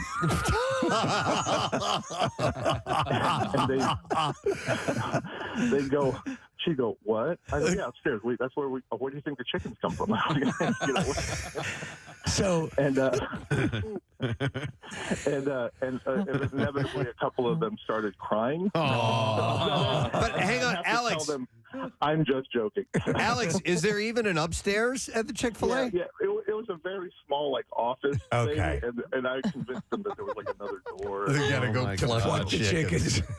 That's fantastic. All right, Alex, thank you. Oh my God, there's so many other good ones here, gang. But we gotta take a break. There's another one that an electrician would tell them to watch out for that invisible floor glue. That's great. Be stepping around everything. Oh my God! Thank you guys so much. And then Samantha, as a waitress, said they would tell people to water the fake plants, and there's good things. Oh, I love Jessica's amusement park. She'd drop bolts and screws from the top of the ride to make them think it was falling apart. Oh no! That is terrible. These are good, folks. Thank you. All right, so the rookie dinner in the NFL, but the difference between the ones that we heard about on the phones is this would cost you $25,000 to take the guys, and that's real money, and it's going away for good. Right. So it's a little bit different, but thank you for sharing. We do appreciate that. Speaking of $25,000, we got $1,000 to give away, and I want to make sure we're staying on time for it. It's for MMR's You Who Loot, and I've got more details on that in just a moment. It's coming up at 8 o'clock. Stay with us. B-File on the way next. Preston and Steve on 93.3 WMMR. Call me now and find out why. Pick up the phone. Call 1-900-909-1800. We're watching the video. She was hot back in the day, man. What if you called her up, though? Yeah, what do you want? Yeah. Look. Paul, I'm a big fan. Yeah, great. You want a picture or what? All right, here is here's another music one for you guys. Here we go. Audio Entertainment presents Warren. Yeah, we like to rock and roll. We like to do a lot of other things, too. Call the Warren. Yeah, we like to rock and roll. We like to do a whole bunch of other things, too. Like what? Like, I don't know, like walk around, eat food, look at TV sometime. Yeah? Sleep. Yeah, it's the Rock's lifestyle, man. My buddy has a car. We'll drive around in it. A car? Yeah, car. Kind of car. 4 wheels. Steering wheel. Got it all, man. All right, let me play it from the beginning. Manual windows, CD player. Not at this time, right? Not at that, though. It would have been a cassette player. Record player? Yeah. Back seat, it skips a lot because, you hit bumps. All right, here we go. Audio Entertainment presents Warren. Yeah, we like to rock and roll. We like to do a lot of other things, too. Call the Warren Rock Line. We like to rock and roll. We like to do a whole bunch of other things, too. Just lest you think we're just very narrow and just do rock and roll. We do our banking and stuff, too. Grocery shop. Yeah, we like to rock and roll. We like to do a lot of other things, too. Call the Warren Rock Line. We'll give you the warm, hard facts on our personal lives. Our fans always. Warm, hard facts. Just like our units, like our penises. Yeah. Come first. Just $2 the first minute, 45 cents each additional minute. Kids ask your parents' permission. You'll get the latest on tours, videos. And what town we blew up last? Call and hear a new message every day. What town we blew up last? Oh, my God. Yeah. Hang on. And what town we blew up last? Call and hear a new message every day. And learn how you can leave your personal message from Warren. Or anything else you've got on your mind. Call us and find out what goes on behind tour bus doors. Oh, let me tell you, last time we blew up, New Haven, Connecticut. Yeah, we like to rock and roll. We like to do a lot of other things, too. And they probably made a ton of money off their 900 number. Last town, Little Rock, Arkansas, man. Blew it up. Wow. Well, it's actually still there. It's just figurative speak. People, that's some of the stuff we do other than rock and roll. Figures of speech? Yeah. Actually, my father burned down his carpet business for insurance money. I don't even know why I just said that. That would be in the list of other things we do besides rock and roll. We make huge mistakes that will send our family members to jail. That was stupid. Learn about more stupid things we do by calling that number. Oh, my God. Call it twice and I'll let you know what happens behind closed tour bus doors. We're sleeping. Because been on tour where we blew up Little Rock and New Haven. I guess I'm sort of in a loop here. I should have written down some notes. Initially, this had a whole thing. Little Rock and New Haven? Blew them up. Don't even look for them on a map, man. White them out. Warrant. Yeah. It's a shame about your dad. Yeah, that was a huge mistake. The inventor of the vibrator actually heard a voice that said, if you build it, they will come. Really? Yeah. Wow. It was amazing. Wow. It's like Field of Dreams. I know. It's just like Field of isn't it? Screams, Preston. Same thing that ended up happening with this particular thing we're about to do. It was a dream we had. The dream has been realized, ladies and gentlemen. It's time for the Brickyard 500. In the corner of the Preston and Steve studios stands a track that is ready to receive racing apparatus. It is called the Brickyard, and the 500 comes from the $500 in cash that we're going to be giving away. As Nick is on location at the track, which is about 8 feet away from where I am right now. We can see him from our vantage point, which is 8 feet away. You guys are up in the sky booth. Yes, we are. How is the weather trackside, Nick? That's beautiful out. You should see it from down here, Preston. Yeah. It is gorgeous out, and you're close. You're close to the track, and I got to say, I have to imagine it looks pretty spectacular from where you are. perfect conditions for racing. Yeah. All right, so let's meet our racers, if that's cool. We're going to start with our first one, and then we'll explain how the race is going to happen. Let's go and meet Aaron. Hey, Aaron, how are you? I'm going to race the Duracell Pink Nightmare today. Oh my God! Now let me tell you something. What I'm looking at there, if I was into this stuff, I'd get that sucker. That looks like it does everything. I'm fairly certain this will break concrete. Hey, Aaron, is that a jackrabbit? It's something, all right. I don't know. All right, nice to go. All right, and let's meet our lone male contestant this morning. This is Michael. Hey, Michael. Wow. How you doing, man? Hey. From Newtown Square, and today I'm riding the purple pocket power pen. Purple pocket power pen. Purple power pocket pen. Now, purple pocket power pen. It's really the fact that you can say that quickly is pretty impressive. Yeah. Preston, do you know the story? They are one and only male, and we said, the question went out: do you actually use this? Well, I'll ask you: do you actually use this? Yes, I do. Is it used in the back door? Yes. Okay. Okay. Okay. Yeah. All right. We got prostate stimulation.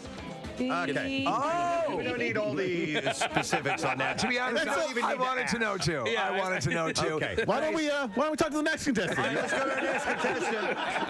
Our next contestant is the lone anonymous contestant, and she's actually wearing a mask. We have a stormtrooper helmet on. Yes. Did she bring that, or is that ours? I think that's ours, and we want to welcome Miss X. Good morning, Miss X. Good morning, Gadzooks. Gadzooks. All right, and tell us a little bit about what you have there. Do you have a name for your vehicle? This is the Powerful Purple Rocket. Another purple And thing. Okay. just letting you know, this is my mask. This is your mask. Okay, fair You're enough. a badass. How confident do you feel in winning this race? I think this thing's pretty powerful. Okay. So I think this is going to be no competition. Okay. All right. Hey, Rachel. Hi, everyone. My name's Rachel. Nice to meet you. And Hi. Rachel, what do you have there? What's your vehicle? I call this is what I came for. This is what I came for. That's a perfect name. I like it. I don't want to handicap the race, but I think this one is going to come in dead last. I think so too. Because of the shape of it. It's not. It's not designed for racing. It may be designed for pleasure, but right. It may not go anywhere. We'll find out in just a moment. And then last but not least, our final contestant is Valerie. Welcome, Valerie. Hi there. My apparatus is the purple banana. The purple banana. The Purple seems to be the color of self-violation. 4 out of the 5. Yeah. Nice. What we're gonna do is, I tell you what, ladies, start your dildos. Ladies, start your dildos. Are the races ready? Yeah. All right, Marissa, in 3, 2, 1, let's go racing. And they're on their way. Wow, one has jumped out. Nix, whose is that? That's the middle track, race number 3. That's Miss X. Oh no, it's Michael. It's Michael. The lone man. Oh, the abomination. Oh my God, the man way out in front. The giant pink one hasn't even left the starting line. He's just sitting there spitting out of control, not moving at all. Michael's is almost to the end. Almost to the end. Ladies and gentlemen, from race number 1, we have a winner. Oh my God. And let me tell you something Okay. here. They laughed when they said, a guy's going to be a part of this. I know. They said, hey, really? Yeah. And remember, we were mocked. We were actually, people would point to us when we walk out in public. Yeah. You're actually going to let a man in this. Dominate. All right, are all the racers ready? Yes, indeed. And 3, 2, 1, let's race. And they're off. Oh, it's a much closer race. Oh! Michaels is headed out to a huge lead. I can't see it all, Nick. You're going to have to describe what's going on. Michaels is out to a big lead once again, Preston, although there is one in the lane number 3 that has been catching up, but it looks like Michaels is inching closer to the start-finish line, or to the finish line, I should say. I believe he's going to take heat number 2. Valerie looks like she's in second place there. Heat number 2, once again, goes to Michael. Oh, he is dominating. He's off the track. Wow. All right, and the ladies have started him up again. And ladies and gentlemen.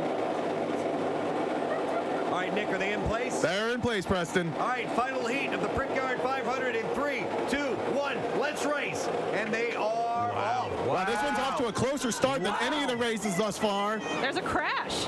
Yeah, it looks like we do have some rubbing going on, and rubbing's racing, especially when you're really rubbing it hard. Rubbing to the point of being chafed, Preston. Yeah, it's rubbing is something you can expect. Oh, who's out there? Who took a lead? It looks Michael. Michael. Michael's Once out in again. front again. You are the man.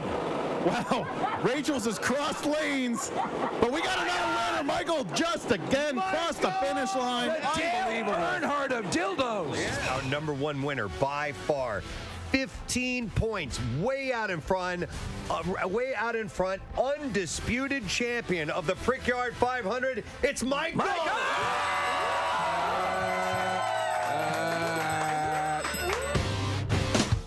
Hey, friend, you're a smart shopper. You know this, right? Window Nation. And I want to mention this because if you're a short smop, if you're a short smop, short smopper. I think any short smop knows a savings when they see it.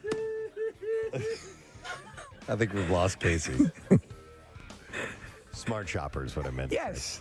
The best time to purchase a car or home is when the interest rates are at their lowest and you save a lot of money. What if I told you, short smopper, that my friends at Window Nation are offering 0% financing on all windows for 5 full years? Listen, you don't have to be a sharp smopper to know that that's a great deal, especially because if you have a lot of windows. My wife and I just signed up with Window Nation. We have a lot of windows to replace, and they are going to do a great deal for us. They are absolutely the experts. And you are a sharp smopper. I am a sharp smopper. Free windows as well right now. For every 3 windows you buy, you get 2 additional windows for free. There's no limit on this. Call Window Nation today. Get your new windows installed just in time for the holidays. Go with the team that's installed over 350,000 windows and was ranked recently 5th in the nation for window replacement. 0% interest for 5 full years and 2 free windows for every 3 you buy. 866-90Nation or windownation.com. That's 866-90Nation or windownation.com. Tell them that Preston and Steve sent you. All kinds of rock. The one and only Mr. Michael Ian Black. Yes. Hello. How are you, Michael? I am blown away by the traffic report. Just watching you do it live to me is unbelievable. Just a string of words just blazing out of your mouth. Just words. You say them with such confidence. Even though you're reading it, you're clearly reading it from a screen. Yes. You have all the information in front of you. I don't know how you do that. Well, thank you. You will be amazed at how many people, I mean, and we're talking top-level actors and directors, sit there in awe of Kathy's traffic abilities. It's amazing Even to see that. politicians Yeah, who even speak for a living politicians. have commented on that. And your screen over there, by the way, I couldn't do it. It's not all verbatim. She kind of it just gives basic information. Much of it is wildly inaccurate, but it does present nicely. Oh, I never find traffic reports accurate at all. You want to try it? Do you want to go over to her yes. screen? Do you really? Okay, pull up a screen. Okay, go over there to right, Kathy's. I think Michael microphone. impresses me as someone with a very competent ability. So here. you're just going from here to where? All the way down? Well, Did you no, read I don't. all of that? I don't She go. picks out. Yeah, like I'll pick out. I don't do everything, and I don't go in. Which to how do you know? Like, how do you even prioritize Pennsylvania Turnpike? What WB? What does that mean? Westbound. Okay. Pennsylvania Turnpike, westbound west of Willow Grove. That's exit 343 to Fort Washington. Backed up 12 minutes. I can't do it. He's gone. He's out. And I'm just staring at it. Where? This one? Yeah. Over on the Vine Street Expressway, I-676, westbound between I-95 and Broad Street, an accident that has been cleared away. We did have a 2-minute delay, so you might want to watch out. I don't know. That was good. That was not bad. The amount of panic I felt in that moment. It's pretty the good. stress of that. How long did it take you to learn how to do that? You know what? learning? Still learning. The first time I ever did it, I was on TV, and it was probably the worst experience I ever had. All right, that makes me feel better that you're just not a natural at it. I had the weather guy at the time over at the station I was working for called me afterwards, and he was like, "Look, You're through in this business." No, he goes, "It happens to all of us. Get past it and make sure your next one is better." And I did, and it helped because I was mortified. Fortunately, it was 4:00 in the morning. Right. But still, I was. Well, that's the mortified. time to train. At 4:00 in the morning. Right. Clearly. Right. You know what always amazes me though with that skill set is the people who do the weather reports and have just the green screen and are pointing at things. I could not do that. I have no. But there's a logic ability. to that there isn't to the trap. If you can see the weather just to the side on the monitor, and you're a trained meteorologist, you can understand that certain symbols mean certain things. But if you're just looking at a string of words like you are, somehow you have to make sense of that and assimilate it on the spot. Look. What I do is brilliant. Let's not mince words. What I do is genius on a level that you can only imagine. But what you do is a skill that probably anybody can. You know learn. what, Michael? You know what? The worst part. In a way, that was a very touching compliment. Was that a compliment? The worst part about traffic is when you're waiting to hear the traffic and you're waiting to hear the road that you have to either avoid or get on. and then you space out, Yeah. and you're like, oh my God, you missed it. What did she just say? She just said my road, and I wasn't paying attention. That happens with me with the weather report. The one day that I'm looking to have the information for is the day I invariably glaze over and don't listen to. Right. Well, there exists now, or maybe it's just coming online, technology where you can plug what you want into, apparently it's your telephone. Exactly right. And then it will actually tell you what the weather forecast is going to be. And if you miss it, you can do it again. We are creatures of habit. And, and so we end up like you. Here it is, MMR's Yoo-Hoo Loot. Now, listen up. Here's your keyword. And the word is worth, W-O-R-T-H. And you have until 15 minutes after the hour to enter it. Again, it's worth. There are 3 ways for you to do this, okay? You can text it to the special contest short code number, which is 45911. You can also enter it at the MMR app or at WMMR.com, and one random entry wins $1,000 in this company-wide contest. Each winner gets a call from Beasley, so make sure that you answer your phone. Contest rules available at WMMR.com, and it is sponsored by Horizon Services. So again, the word is worth. All right, 15 minutes till after the hour to get to this. So W-O-R-T-H. Make sure you enter that now. Let's have a look at traffic, see what's happening so far this morning. Kathy, what you got? We've got a couple of things here. An accident on the Schuylkill Expressway has it stopped eastbound between City Avenue and Montgomery. The accident is off to the shoulder. We're slow westbound past Young to South Street, the Boulevard to Belmont, and then again at Conshohocken. 95 northbound, a disabled vehicle blocking the right lane. So North 95 stopped from Girard to Cotman. The disabled vehicle blocking the right lane, stay to the left to get around it. 95 southbound, heavy from Cotman through the bridge, the Betsy Ross Bridge to Girard, the Vine westbound. Slowing 95 to Broad Street, the Ben Franklin Parkway to the Schuylkill Expressway. Pennsylvania Turnpike westbound, heavy Willow Grove to Fort Washington. 422 eastbound, backing up Limerick to Royersford. And then on the Blue Route southbound, you're slow. The Mid-County tolls to the Schuylkill from Villanova to Broomall southbound, from the Media bypass to Baltimore Pike. And then in New Jersey, Route 130 southbound at the Black Horse Pike, a down pole and wires has 2 right lanes closed. You're jammed back to Collins Avenue. 42 freeway northbound, heavy Blackwood Clementon Road to 295. 55 northbound, jams Deptford to 42. This traffic report brought to you by Acme. Bring on all the flavors with Acme. Explore fresh recipes, discover fall inspiration, slow down, and fall into flavor at acmemarkets.com/fall. And that's your traffic on 93.3 WMMR. Don't forget Tattoos Day. Chance for you to win a Preston and Steve themed tattoo. That is from Floating World Tattoo and Piercing at 1729 South Street in Philly. So text the word tattoo to 39333, and we'll find out if you win by the end of the program. Also, a little bit later on, we'll be giving away some tickets for the Philly Burger Brawl, because Mike's Barbecue is going to be stopping off here and dropping off some goodies. So get yourself ready, because that event is coming up on October 23rd. Thank you, Casey. October 23rd. So we will have those tickets for you in a little while. Just listen closely for your chance to win. While you're waiting, we'll do this. WMMR presents Preston and Steve's Bizarre File. Brought to you this morning by Cane's Chicken Fingers, focused on being the best at one thing and getting it right every time. Raising Cane's Chicken Fingers, now open in Fairless Hills in the court at Oxford Valley. One love. All right, we're going to start with this home run story here. A man has been caught urinating on the grave of his ex-wife, whom he divorced 48 years ago, by the woman's horrified children. Oh, my God. In shocking footage captured by a hidden camera set up by family members, a man can be seen pulling up in his SUV, only to get out while leaving the engine running to walk over to her gravesite. The man can be seen unzipping his pants in order to relieve himself, completely unaware that his every move is being caught on film. Shockingly, he brought his current spouse with him to defile the memorial. Watch this. The footage was posted to Facebook by Michael Murphy, whose mother, Linda Louise Torello, lies 6 feet under the gravesite being urinated upon. She died of cancer in 2017. She was 66 years old.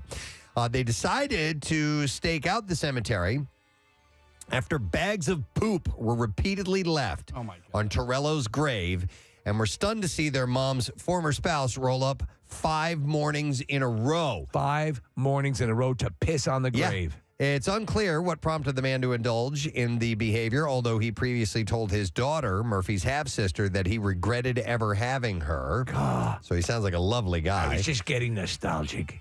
So he had written, "This is breaking my heart. I should piss on you." A man from Bergen County, New Jersey, has been leaving bags of poop and pissing on my mother's tombstone almost every morning like a normal routine, assisted by his wife. We have weeks and months of evidence. It's been reported to police and news outlets. No one in my family has had contact with him since 1976. This is insane. Or so. And how he found my mother's gravesite, we are not sure. But this stems back to a problem almost 50 years ago. Pray for us and thank you, and please share this.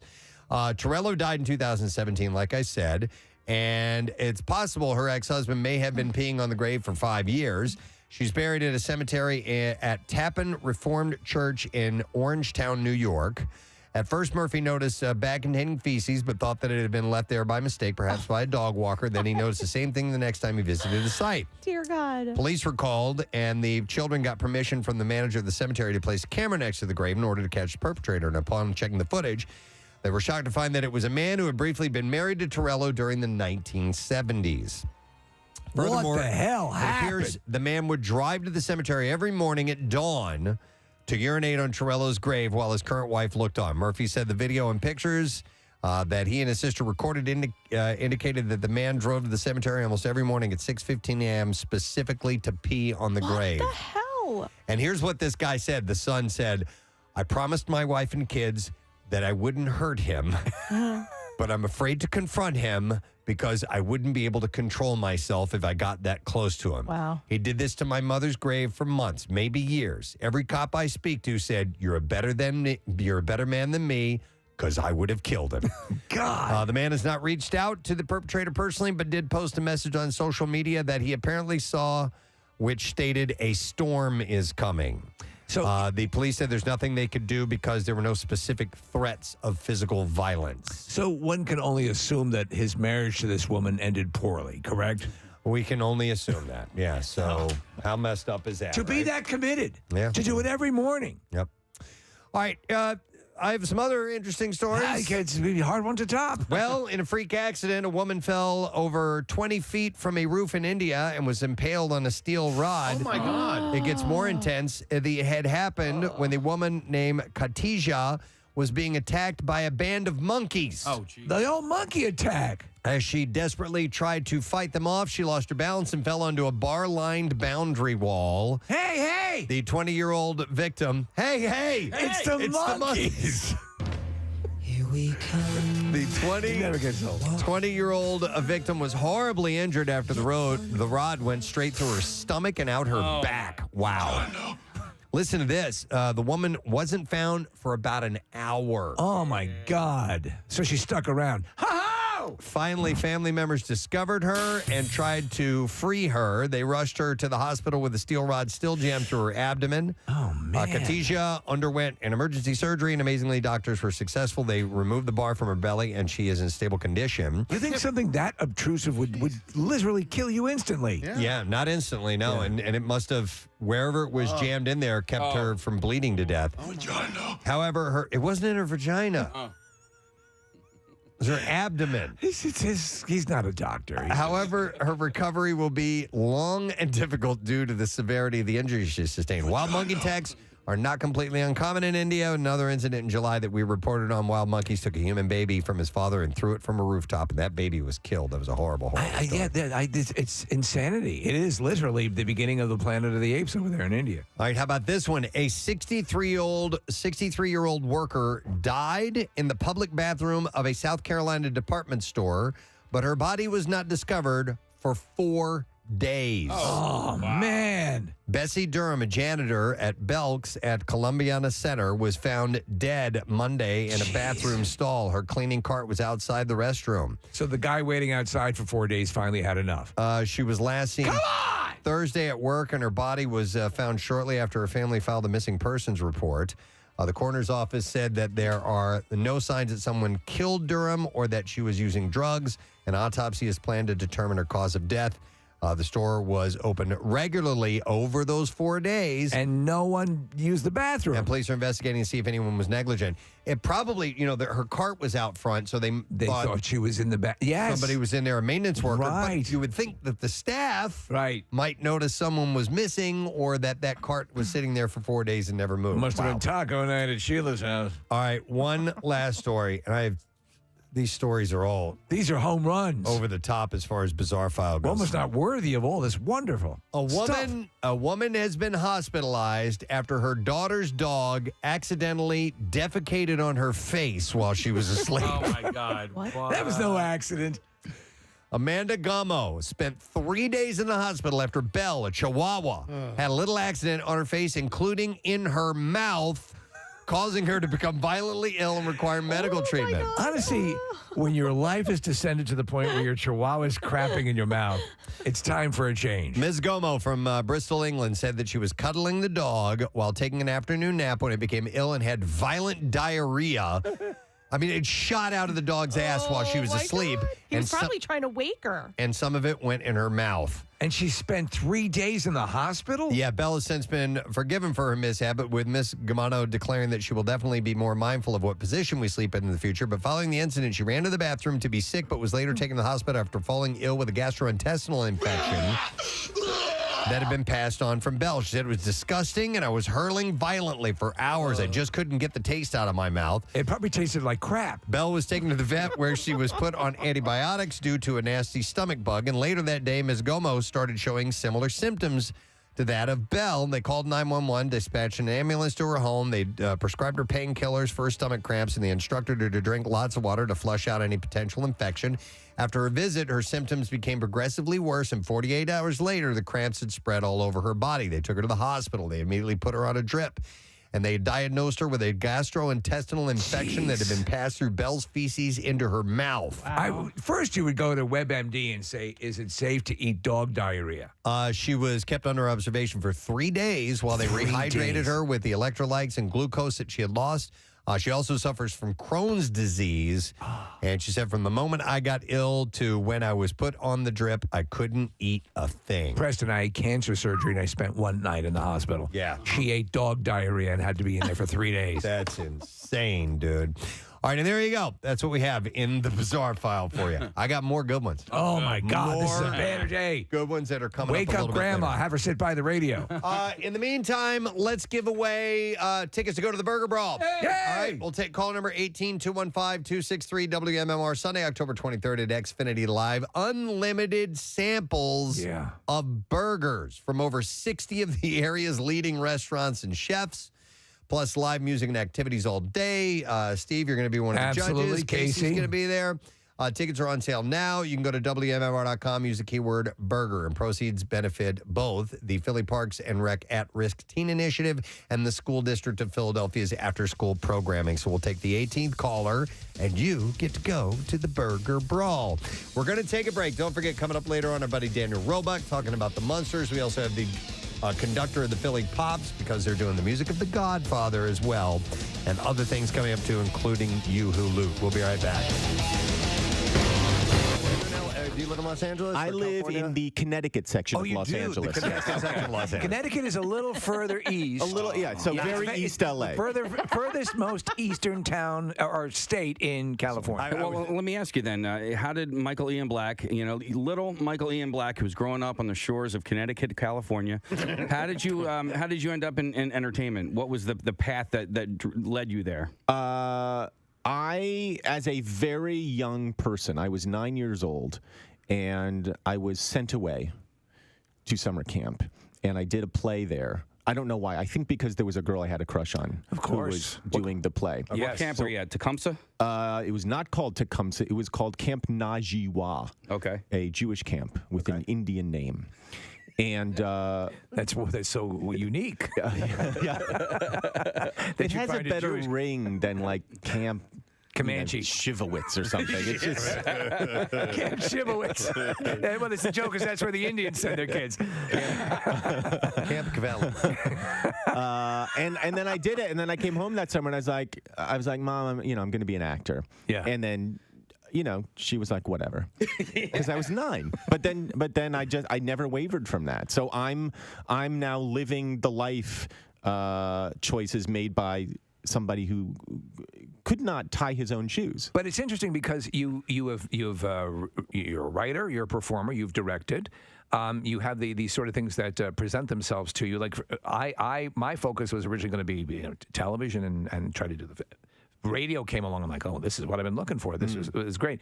But I think the thing that I've found with many people is that, and we've said it time and time again on the show, at a certain point, you say, am I going to do this? And then you eliminate safety nets and just go for it. Well, I never gave myself the safety net to begin with. Okay. I think most parents encourage their kids to, get a degree in something or have some kind of backup plan. And I knew that if I did that, it would be too easy to do the backup plan and not do the thing that I wanted to do. So my feeling is that when I started, everybody said, oh, show business seemed like an impossible way to make a living. I didn't know anybody in show business. Nobody in my family was in. It just didn't. It seemed so remote. But crazily enough, as I've gotten older and into the business economy has changed, people in creative professions in a strange way have an advantage because we're used to hustling, we're used to doing stuff, and these jobs, at least so far, can't be outsourced. So in a weird way, my profession is more stable than the professions that were stable when I was a kid. It's more merit-based. It's more, that makes sense. In my case, not so much merit. It's just the fact that I'm gorgeous. Yeah. It's just I guess that's merit in its own way. Yeah, but I'm just gorgeous. So I've just been very fortunate. Just in terms of my cheekbones, I've been very fortunate. Yeah. Jackie Bam Bam, can you hear me? Yes. Okay, good. All right. Yeah, there's a little delay, but I'm here. Take a look at this guy. Can you see him? By the way, Friday the 13th. Hi, Michael. Whoa. It's Halloween, and it's Michael Myers. And then we have a chain-wielding maniac from the Bates Motel, and actually 2 of them. One of them has a scarecrow mask on. Another one has just a psychotic-looking face. So, Jackie, they look like they're ready to go, man. Can you smell the gasoline from here? I'm ready to play with some dangerous toys. I'm ready. He's so into this. Jackie? We're going into the house right now. Okay, damn now, it. we heard that our birthday boy might be awake, so we have to go with a different tactic. Okay. Oh, no. Okay. Okay, you guys ready, Jackie? Here we go. All right. On 3. Go ahead. Everybody ready. 1, 2, 3.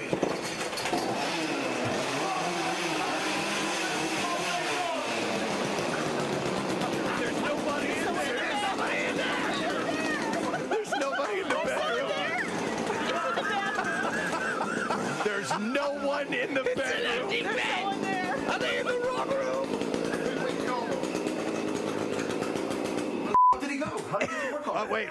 He was supposed to be with scouts. Don't drop the F-bomb, please.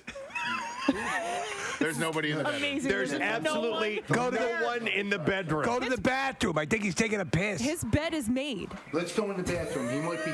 Yeah, he'll never see you coming. Yeah.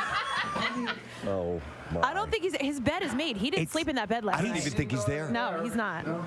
Look at how confused everyone looks. Where's our boy at? I feel bad for the guy. Preston wants to say hello to you. Oh, here, hang on. I'll bring up the phone line. Hi. I am utterly disappointed. Is this Jimmy? I don't know how this happened. I'm shaking here because I'm so angry. This has never happened before. I can't. Well, we've done enough of these. Eventually, it was bound to happen. I think it's great. Well, you know It's what? just I typical. say he doesn't get his chainsaw. I'm wondering about that too. Yeah.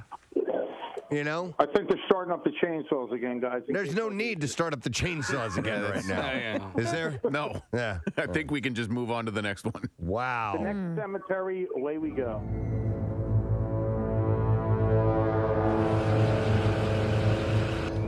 That's fake. He's fake? Yeah. You sure? Michael, be careful, Michael.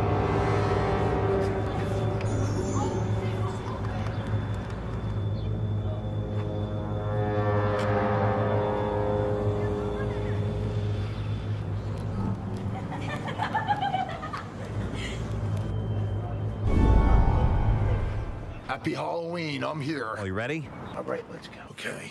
There's a deer head. There's some saws. Oh, this guy's really into horror movies. Yeah, let's get everybody upstairs. Up the stairs again. It's a tight staircase. Yeah, it is. There's Jackie's ass crack. Jackie's ass crack. Yeah. Tight like the crack of my ass. Okay, we're gonna go on 3. Okay. We ready? Yeah. We're ready. Ready? I'm always. We're gonna go on 3. Hold on. 1, 2, 3. Start him.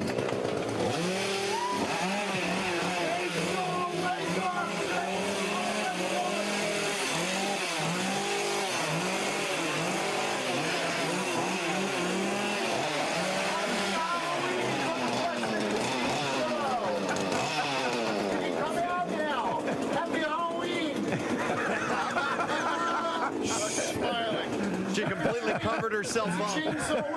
I see that. Somebody got you. God damn it, Joe.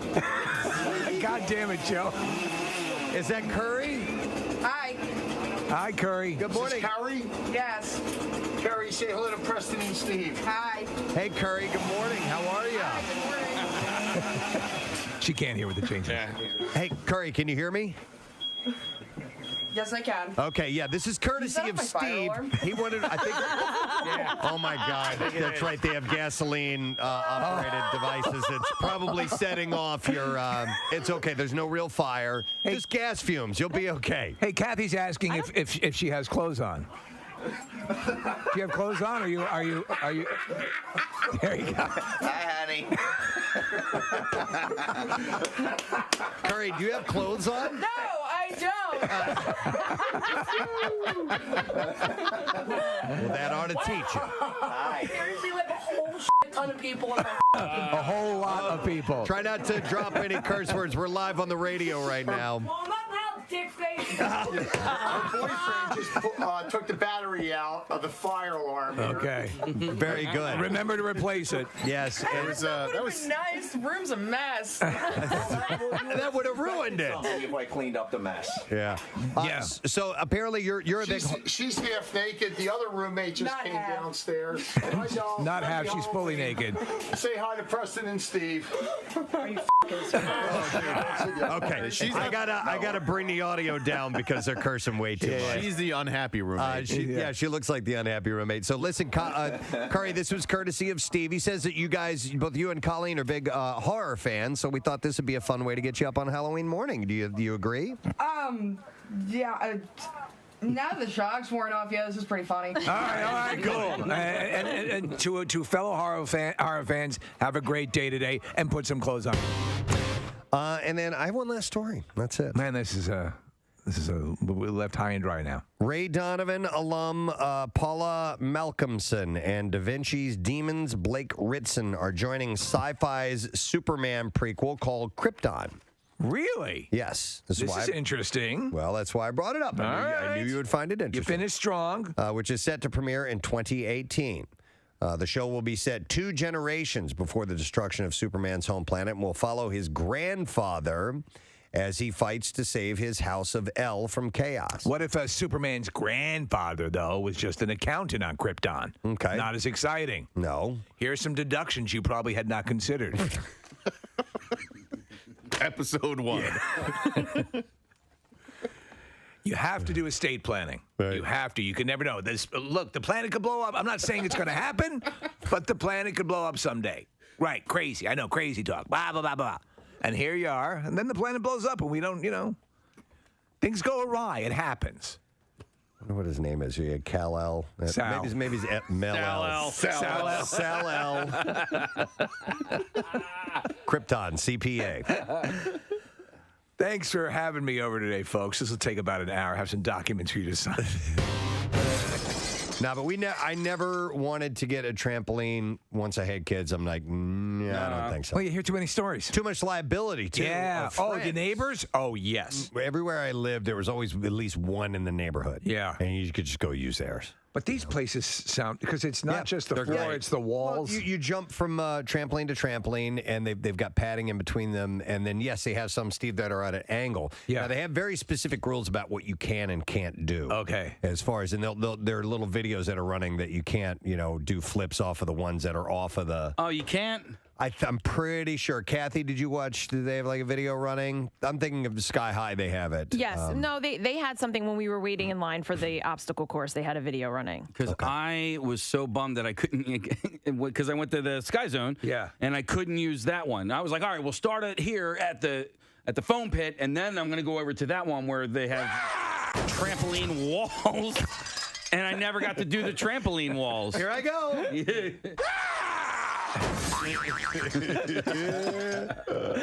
I need to go back there because when I what's that place called?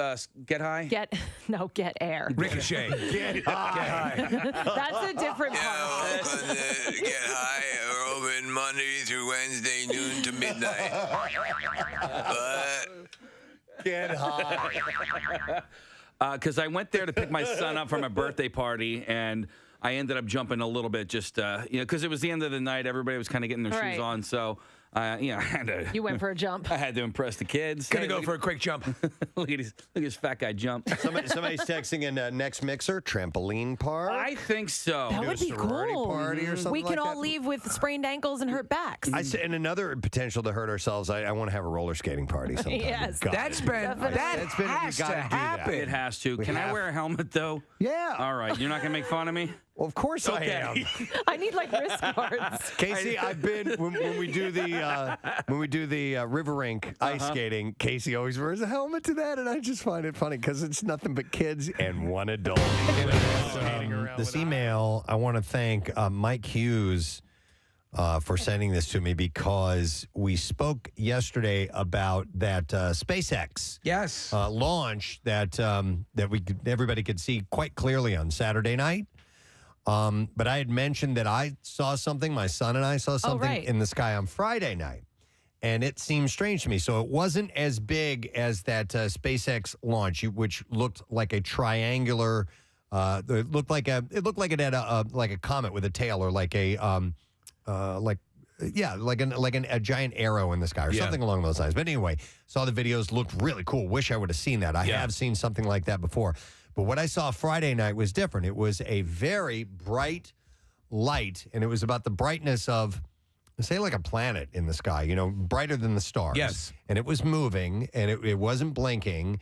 And we're watching it because my son noted, he's like, yeah, there's a satellite. And we were watching it, and then all of a sudden it just disappeared. I'm like, now that was weird. That doesn't make any sense to me. So I'd thrown that out there, and I got this email from Mike, and he goes, hey, Preston, I was listening to your podcast, and I think your UFO sighting Friday night could have been what is called an iridium flare, also known as a satellite flare. And it's when a satellite hits the right angle to catch the sun and reflect to Earth real bright for just a few seconds. And he said, and at first I was like, yeah, it could be, couldn't, maybe not be. But he goes on to say, I learned about this at Acadia National Park when we went to a ranger-led star program on the beach at night. It's one of those dark sky parts of our country, which makes for awesome star viewing. And the ranger had an app that tracks these satellite flares. And when one came overhead, he literally counted down to the moment it flared up bright and dimmed again. He said it was awesome. And he sent me a Wikipedia article about it, which I haven't had a chance to read yet. So, and I told him, I'm like, dude, well, I have to get this app. I got to see where this is. So when these things happen, I want to be able to see them. Would it keep a chronology of past incidents? Would you be able to go back and see if it was syncing up with that? Very good question. I'll have to check into that. So I have a feeling that's what we saw. It sounds exactly like what we saw. Because it was quick, right? Yeah, it was just a few seconds. Like a mirror catching a light. Yeah, kind of like that, I guess. And yeah, the way it faded was very strange. Isn't that amazing? Yeah. Stop and think that they about can calculate that. That they can calculate that. That's unbelievable. So, it's unbelievable. Space Mission 5. We are currently flashing lights on the satellites with various degrees of success. It's unbelievable. It's unbelievable. By the way, I'm completely out of oxygen. Oh. I breathe through my mouth. You forgot about that part. Yeah. Wow. By the way, Note to self. Speaking of space stuff, real quick, and we're not doing the Space Cowboy. No. Because I only have one other No story. matter how much Kathy begs for the Space Cowboy, you have to have the right amount of stuff. But in a historic trial run yesterday that could lay the groundwork for saving life on Earth, NASA successfully crashed a spacecraft into a small asteroid, likely altering its orbit. Asteroid Force Project number 1. A complete success. Actually, it's called Double Asteroid Redirection Test Spacecraft, Look at the double asteroid on that chick. or DART. I was very interested in seeing this because this has long been something that has been discussed, the possibility of something, a planet killer, and how he's practicing on deflecting these things that might hit Earth. And that's what they did. So they collided it with Dimorphos, a small asteroid measuring 525 feet in diameter that's located roughly 7 million miles from Earth. And this happened yesterday evening, I'm sorry. The impact was confirmed when the video signal that had recorded Dimorphos as DART drew near dramatically cut off. So NASA Administrator Bill Nelson called the mission a successful completion of the first part of the world's first planetary defense test. The DART craft launched on November 24th of 2021. That's how long it takes to get. It's been heading there. And the mission had an estimated cost of $325 million. DART was traveling at 14,000 miles per hour at the time of impact, with the last 4 miles of its journey taking just 1 second. Think about that. The size of DART again? So DART is 500, or no, the actual DART thing? Yeah. It's about the size of they said of a golf cart. So going at that velocity into the asteroid, and they won't know soon, or they'll know soon whether there was some sort of deflection, correct? Yep. Can you imagine the math involved in making this happen? It's astonishing. It's the number of equations that have to go into place to get it to that close. Nick, it's like hitting a bullet with a bullet. Yes. It's crazy, man. I tell you. I broke 5 pencils trying to figure this crap out. And I lost my eraser. It wasn't an eraser. I chewed it off so I could put my troll doll on the pencil. Preston, I was watching a special about this satellite they sent in the closest proximity ever to the sun, and how they had to calculate temperature. It's crazy. Because in the difference between something in the shade, that quote unquote shade that close to the sun, is a massive temperature drop. Yeah. And how the satellite would stay at the same angle facing the sun as it was orbiting. It was just an amazing amount of calculation, and they nailed it. Yeah, no, the forces that are acting upon it, like radiation and stuff like that. It's very hot. Yes. Well, wait till We'll go at night. Wait till nighttime, and then you go out there. Be cooler. And then it looks like it's made of cheese. Or maybe we should send you in the winter when it's colder. Yeah. That's probably all better. right. I like that. Yeah. Neither Dimorphos or Didymos, the larger asteroid that it orbits, posed a threat to Earth either before the impact from DART or afterward. The asteroid was chosen by NASA so as to test the accuracy of rocket guidance systems that might be used in case larger asteroids threaten Earth in the future. So the crash, which NASA broadcast live, is believed to have altered Dimorphos's trajectory. Exactly how much remains to be determined. Right towards Earth. Yeah, right. And will depend on whether Dimorphos is found through further investigation to be solid. Why did you send that asteroid into our planet? What did we do to you? So they need to find out if the asteroid is even solid or if it is a gravitationally held together clump of rocks. Well, it's probably a good idea because occasionally, as you reported on, they'll be caught off guard by an asteroid that they had no idea existed. And there was one that passed basically the distance between us and the moon. Do you remember that one? It was a small, like the size of a refrigerator, but it was still, would they make it a comet? I don't know. It catches you off guard. There's a lot of stuff out there. Yeah, it's crazy, and things are small. And how do you detect all that small stuff? I don't know. So this, they said that Nancy Chabot, who is with NASA, said that scientists will determine the extent of how the test had changed the trajectory of the asteroid. She said this is a double asteroid system. All we've done here actually is change slightly how Dimorphos goes around Didymus, right? The telescopes on the Earth have studied this for years. So we knew that the time it takes Dimorphos to orbit Didymus used to be 11 hours and 55 minutes. So what is it going to do now? The telescopes are going to measure that period change. They've talked about things even as far as connecting a celestial sail. A solar sail, I should say. The footage of the head-on collision was captured by the camera embedded on DART, but the impact will also be studied by telescopes on Earth and on satellites. It's amazing. Yep. It's incredible. Though DART was about the size of a golf cart, and the asteroid is as wide as the Washington Monument is tall, its speed should be sufficient to successfully alter the orbit of Dimorphos. You know, we have a ton of golf carts. You can send a lot of those up into space. To start launching golf carts. A bank shot off Mercury. Like a giant, catapult or something like that. But listen, golf was played on the moon. Yes, it was. So? Yeah. So we can. So let's bring put a golf golf cart and there. golf carts. Yeah. You're going to need one. All right. Anyhow, I thought that was great, very interesting, and worth passing along. And I realized I have a couple of other stories to pass along, and I think we ought to open up shop this morning. Oh my God! Yeah, come on in, everybody. That's Preston Elliott, the proprietor, waving y'all in. I'm going to start with a story from our area. Philadelphia International Airport ranked last for large airports in J.D. Power's 2022 North American Airport Satisfaction Survey. Does anybody here disagree with that? You know what? I don't either. I will say this.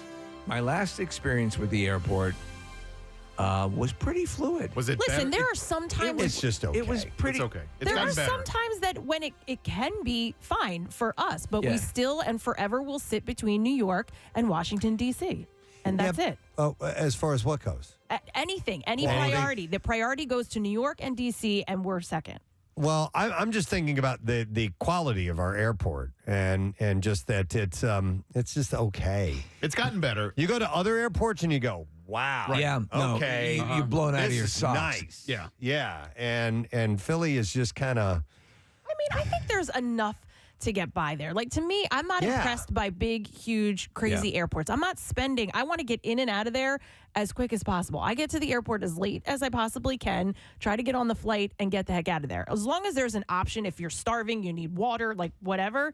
To me, Philly is fine. But I mean, I guess, I don't know. I guess some people like the nicer airport. Conversely, Kathy, I had a 6-hour layover in Denver, and it was pleasant because the Denver airport is really nice. Yeah. And it just was like, it sucked that I had to wait 6 hours. But when you leave Philly and you go to another airport, you're like, oh yeah, we just aren't that good. It's aesthetically nice in Okay. Denver. The one in Tampa is nice. The one in Dallas is freaking amazing. I see what you're saying. We're not talking consistency of on-time departures. some of it- We're so- talking about environmental as well. No. It's everything. So rankings were based on these 6 factors: terminal facilities, Then yes, it is woefully inadequate. arrival, departure, baggage claim, security check, check-in baggage check, and Double food, check. and food and beverage and retail as well. So all of that, the whole overall thing. You know, like you go to some airports like DFW. That is a sprawling airport, and It's awesome. There are things you would go there just to go shopping. Yeah, it's right. amazing. Totally. Yeah.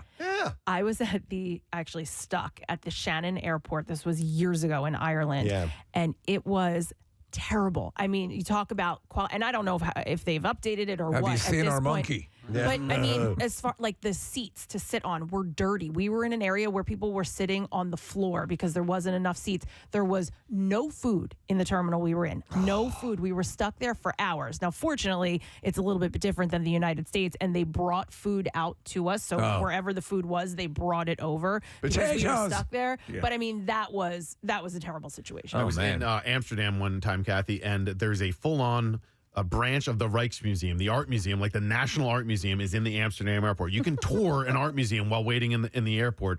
I'm actually kind of surprised, Preston, though, that Newark isn't on this list, because I had to fly out of Newark a couple of times, that's terrible. and that is an awful airport. Awful. It's really difficult getting in and out of. It's just, that part of New Jersey sucks in anyway. Newark? No, yeah, it's Yeah. in Newark. Yeah, Steve, I heard that LaGuardia over the last 2 years since the pandemic has gotten really nice. Really? And LaGuardia was supposed to. LaGuardia was one of the get worst in ones. and get the F out. But they made it like $1 billion. It's like $1 billion worth of improvement. I'm happy to announce we put $1 billion. Nick, it's also considered by pilots one of the most, one of the ones they hate the most because short. The runways are short. Yeah. It's tough to when you take a flight. The plane will pitch as far as it can. Sometimes it's very difficult to get in and out of. Steve, attention airport people. Attention people in the airport. Airporters. I would like to direct your attention to the dirty chairs, which you may feel free to sit upon. But like I'm thinking of some of the airports I've been to, like in Raleigh, North Carolina. So this is, by the way, Philly is considered a large airport. Yes. It's not one of there are mega airports like Atlanta and Chicago O'Hare. Like the McGaw Church. And the McGaw Church. No, but that's literally the classification. Yes, a mega airport. They're called the mega Yeah. airports. Ours are considered large airports. But there's no possibility of expanding the boundaries of the airport. You can build internally. Making it bigger? No, I don't know. It's locked into where it is here. It just needs a facelift. So I think the newer terminals like E and F are nicer. I think they are a little more friendly to the eye. And the food court in between, I think B and C, right? Yes. Did you ever go through DVDA? DVDA. It's incredible. DVDA. Yeah, it gets But crowded. yeah, the big food court between B and C. That's why I always head to. Right. If I want to get something to eat. But you know what? You can't even head there on like a people mover. You have to walk there like 9 miles. They like every other airport in the world has people movers if you want to get in between terminals. Philly's just does not. You're right. And just on the amenities thing, I think they could really skip it up a bit because there are simple places, cafes, just to hang out. I don't. My mindset is to get there as early as possible and just expect there's going to be a nightmare, and then you can relax. You just sit and have a cup of coffee. Expect a nightmare. Right. Expect a nightmare, and then you'll be surprised. And then you'll be surprised. I just but like having places where you can hang out where that is easy to do is essential. Hey, they got Chick-fil-A. I'm cool with that. Yeah. You know what I mean? They got a locker That's all room. you need? Yeah, that's all I need. That was but if you're not in that terminal, like you said, it's just like it's annoying. Yeah. That was LAX on Saturday. It was fine. Yeah. And getting in was super easy. Was it nice at all? Because they've done a lot of renovations there too. I thought it was fine. Okay. I didn't think it was nice. All right. But, you know. Yeah, I didn't think LAX there was is kind of anything- generic to me. Chicago O'Hare was okay when we were there recently. It's busy. Yeah, it's very, very busy. It's one of the busiest in the world. I've had some nightmares at Chicago, but not because of the airport itself, because it's such a wonky weather area. Mm-hmm. And I've been there a couple of times where literally it was so cold, the people could not be out on the tarmac and assist with the my longest delays were at Chicago O'Hare.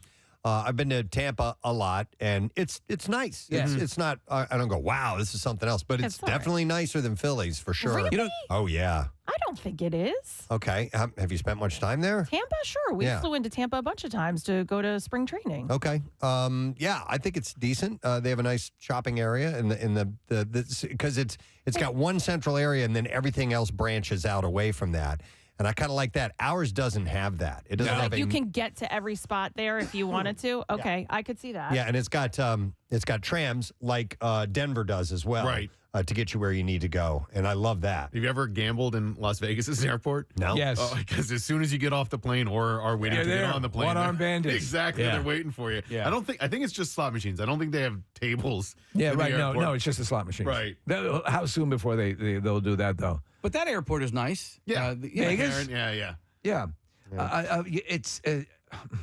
It's weird because like Kennedy Airport, you have LaGuardia, which is considered, and Nick, you say it's undergone a transformation, but it's possibly the case. Kennedy, for all its nightmarishness, is actually full of stuff that's, restaurants and things and and this kind of thing. These things. With the terminals and the planes and the people with the luggage. Somebody texted in that there are now burrito bowls at Terminal D in the Philly airport. They're just on the floor in the corner. D? No. Burrito bowls. I would like a burrito bowl. Burritos. Yeah. They're like breeders? A burrito in a bowl? A burrito in a That's bowl. where I get a Chipotle. Yeah. Okay, but yeah, I think once you get further in that direction, things get. So D that's Southwest Airlines, I think. I thought that was there. It might be. I don't know. Anyway, all I know is that Philadelphia Airport is last. That's right, it stinks. Stinks. Yeah. We're better than that, actually. You're better than that. Yeah. All right. So anyhow, it ranked last. So there you go. Hang on, real quick. One call, and then I'm moving on to another story. I got David here who wants to comment on something. Hey, David. Good morning. Hey, how you doing this morning? Yeah, I want to say that I believe that Philadelphia Airport is the only airport that's still owned by the city and controlled by the city. Philadelphia is the only airport owned and controlled by the city. I had not heard that. We'll do a little checking on that. These are privately owned airports, yeah. All right, interesting. All right, thanks, man. Appreciate it. Yep, you got it. All right, So we'll see. maybe, so that's, he's saying, I guess, Most that's why ours airports isn't as nice. around the country are owned by Spencer's. No. No, I mean, who owns airports? Is it owned by the state? You would assume it's owned by the state, right? Yeah, I've never really thought about that, to be honest. I don't know. Not really sure. Yeah, the city of Philadelphia owns PHL. Okay. How about that? What about other airports? Let's see. Let me check. I'll check Newark. Who? Okay. Who owns Newark Airport? So it's a little bit different. It says the airport is owned by the city of Newark but controlled by the Port Authority of New York and New Jersey. So that's a little bit different than What about ours. Pittsburgh? Let's stay in Pennsylvania. All right, stay in PA. Who owns Pittsburgh? There you go. Hang on. Yes, there's somebody answering this question. Yes, some airports in the USA are owned by government agencies, federal, state, county, or town, and some are privately owned. Many airports are owned by one entity and operated by another. For example, JFK Airport is owned by the city of New York and operated by the Port Authority, like Kathy was saying. Francis S. Gabreski Airport is owned by Suffolk County, New York, and is jointly operated by the county and U.S. military. Francis. Long Island MacArthur Airport is a regional airport owned and operated by the town of Islip, New York. Branson Airport is privately owned and operated by Branson Airport, LLC. Many general aviation airports are privately owned. Most military airports are owned and operated by the federal government, as you might imagine. Can we open our own airport then? That'd be Preston cool. Steve Airport? Yeah. Is it legal for a private citizen to own an airport? Bill Weston can be our lead pilot. You could have had flown a number of different airlines today. We appreciate you choosing us. I need you to stop talking. Very strict rules. Yeah. His flights are not fun. All right, we're going Not to take open off. the overhead compartments as items might have shifted during the flight. Right before they take off. Santa's got to go. That's his call sign. Yeah. All right. Anyhow, I'm going to move on to something else. Philly Airport sucks. That's what we learned. Yes. I see a story that's ripe for the picking right on this shelf right here. Friday afternoon, the Pennsylvania State University's Board of Trustees voted to approve the sale of alcohol inside Beaver Stadium. No kidding. Oh, wow. Yeah. Okay. Wow. Nice beaver. There's 110,000 people in that stadium on any given Saturday, and for the longest time, never any booze, so everybody outside. I didn't know that. They could not sell. God, that's Is boring. that right? Well, it's college campus, and so the idea was yeah. to prevent kids from getting Because kids, hammered. otherwise, they would have nowhere to find beer. Right, yeah, I was just going to say, I'm sure that prevented them. Previously, those sales were limited to just the club and suite areas. In the future, everyone over 21 years old can buy in the stadium. This is a radical departure from a long-standing policy, with 5 trustees not wanting to break from that.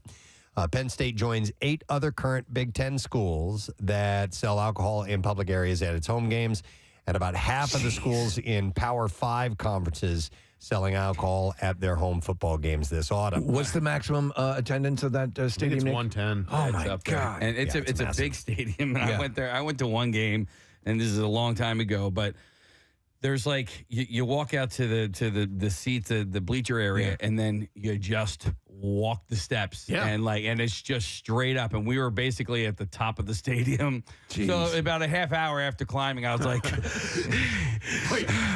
"Oh my god, I gotta go to the bathroom." I was gonna ask, did you have to go to the bathroom at all? Because then you gotta go all the way back down. You gotta go all the way back down. Yes, There's no bathrooms up there. There's no levels. No. Oh. No. So I assume there's going to have to be a very efficient method of carding. Well, I'm glad you asked, Steve, because the plan will see each person who buys alcohol wristbanded, although they will still check IDs for every transaction, even if you're wearing a wristband. Okay. Each transaction will be limited to 2 drinks maximum. Oh. And all alcohol sales will stop at the end of the third quarter of home football games. Pretty standard stuff. Is that a... Yeah, at Eagles Stadiums, like you can't get a beer after a certain time. But I do have to say, because I've been to a ton of tailgates for NFL games. The tailgate for Penn State games are insane. Steve, luxury buses. Really? Oh my gosh! It's a whole different level, and I think it's because you can't drink in the games. Maybe. They bring the bars with them. They make the outside of the game a lot of fun. I went to a pretty small school in Central PA. Bucknell, was like 4,000, and football games were nothing. Yeah. 45 minutes to our west was State College with 110,000 people going to football games. And so we would go to those because they were so much fun. But Casey, you're absolutely right. The tailgates at those games, it's just they're second to none. Honestly, we should do a show trip sometime because they are such a good time. Maybe I'm down with it. Why not? It's a freaking blast. And anybody that's ever been to a Penn State football game or like their alumni association, they are so proud of these games. Yeah. They absolutely bleed blue and white. It's crazy. According to the plan that was on the agenda, beer stations will be placed strategically throughout the venue, stating that the stations will be located away from student seating areas to discourage easy access. I can't have a beer. They say it's wrong. The plan also paves the way for adding 300 new staff members and a liquor liability task force charged with managing alcohol sales and enforcing the rules. And the new employees serving beer will receive the industry standard RAMP training and certification. So that's a big deal. I wonder how much revenue they expect to generate with that. I'm sure, obviously, a lot. Yeah, most definitely. Well, they're hiring 300 extra people. Yeah. So, they're going to definitely bring in some cash. All right, actually, I'm sorry, we just opened and closed the store real quick. That was it. This didn't even count. Maybe we'll do it again tomorrow. It was not. Why was that so short? All right, and with that, we do need to take a break because we got guests coming up when we return. We're going to talk to our buddy Dana Roebuck about the Munsters, available on Netflix, and also we have the conductor of the Philly Pops Orchestra to talk about their upcoming event. We'll be back in a moment. Stay with us.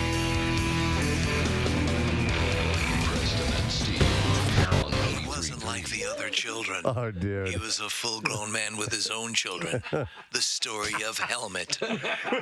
With his own children. We're going to call you Helmet. I'm got a helmet on because I like to roller skate. Daddy-daughter night. Wait a second, you have children? Dear God. Dear God. I just, you feel safer. I feel safer. I don't. I ride a helmet when I ride a bike, or I wear a helmet. I ride a helmet when I wear a bike. It doesn't go very fast, but it's totally safe. Look at this idiot. The other way around. Put the helmet on and ride the bike. What you riding there? It's an inspiring story, huh? The inspiring story of a child who sought to be different. I'm going to ride my helmet and wear a bike. You're going to look like a jerk. Yeah, you're going to look like an idiot. I don't care. Hello, this is the Olympic Committee. We're interested in this new sport you've come up with. Yes, it's time to find out who the biggest dick in the Delaware Valley is. Actually, you know what? Hats off to Casey Boy because it was his idea and to search for the biggest dick in the Delaware Valley. And it's just you're given this name at birth, Richard, and either your parents. Either they thought it would be funny or they don't realize or, you know what I mean? I want to find out the reasons because I do agree. And listen, technically, it's a fine name. However, I know parents go through the arduous process of, okay, what are kids going to do with this? Right. What are they going to do with this? And Richard obviously will become Dick. So, you ready, Dr. Mike? Yes, sir. Okay, let's bring in the dicks. We're going to start with we're going to go with the longest first.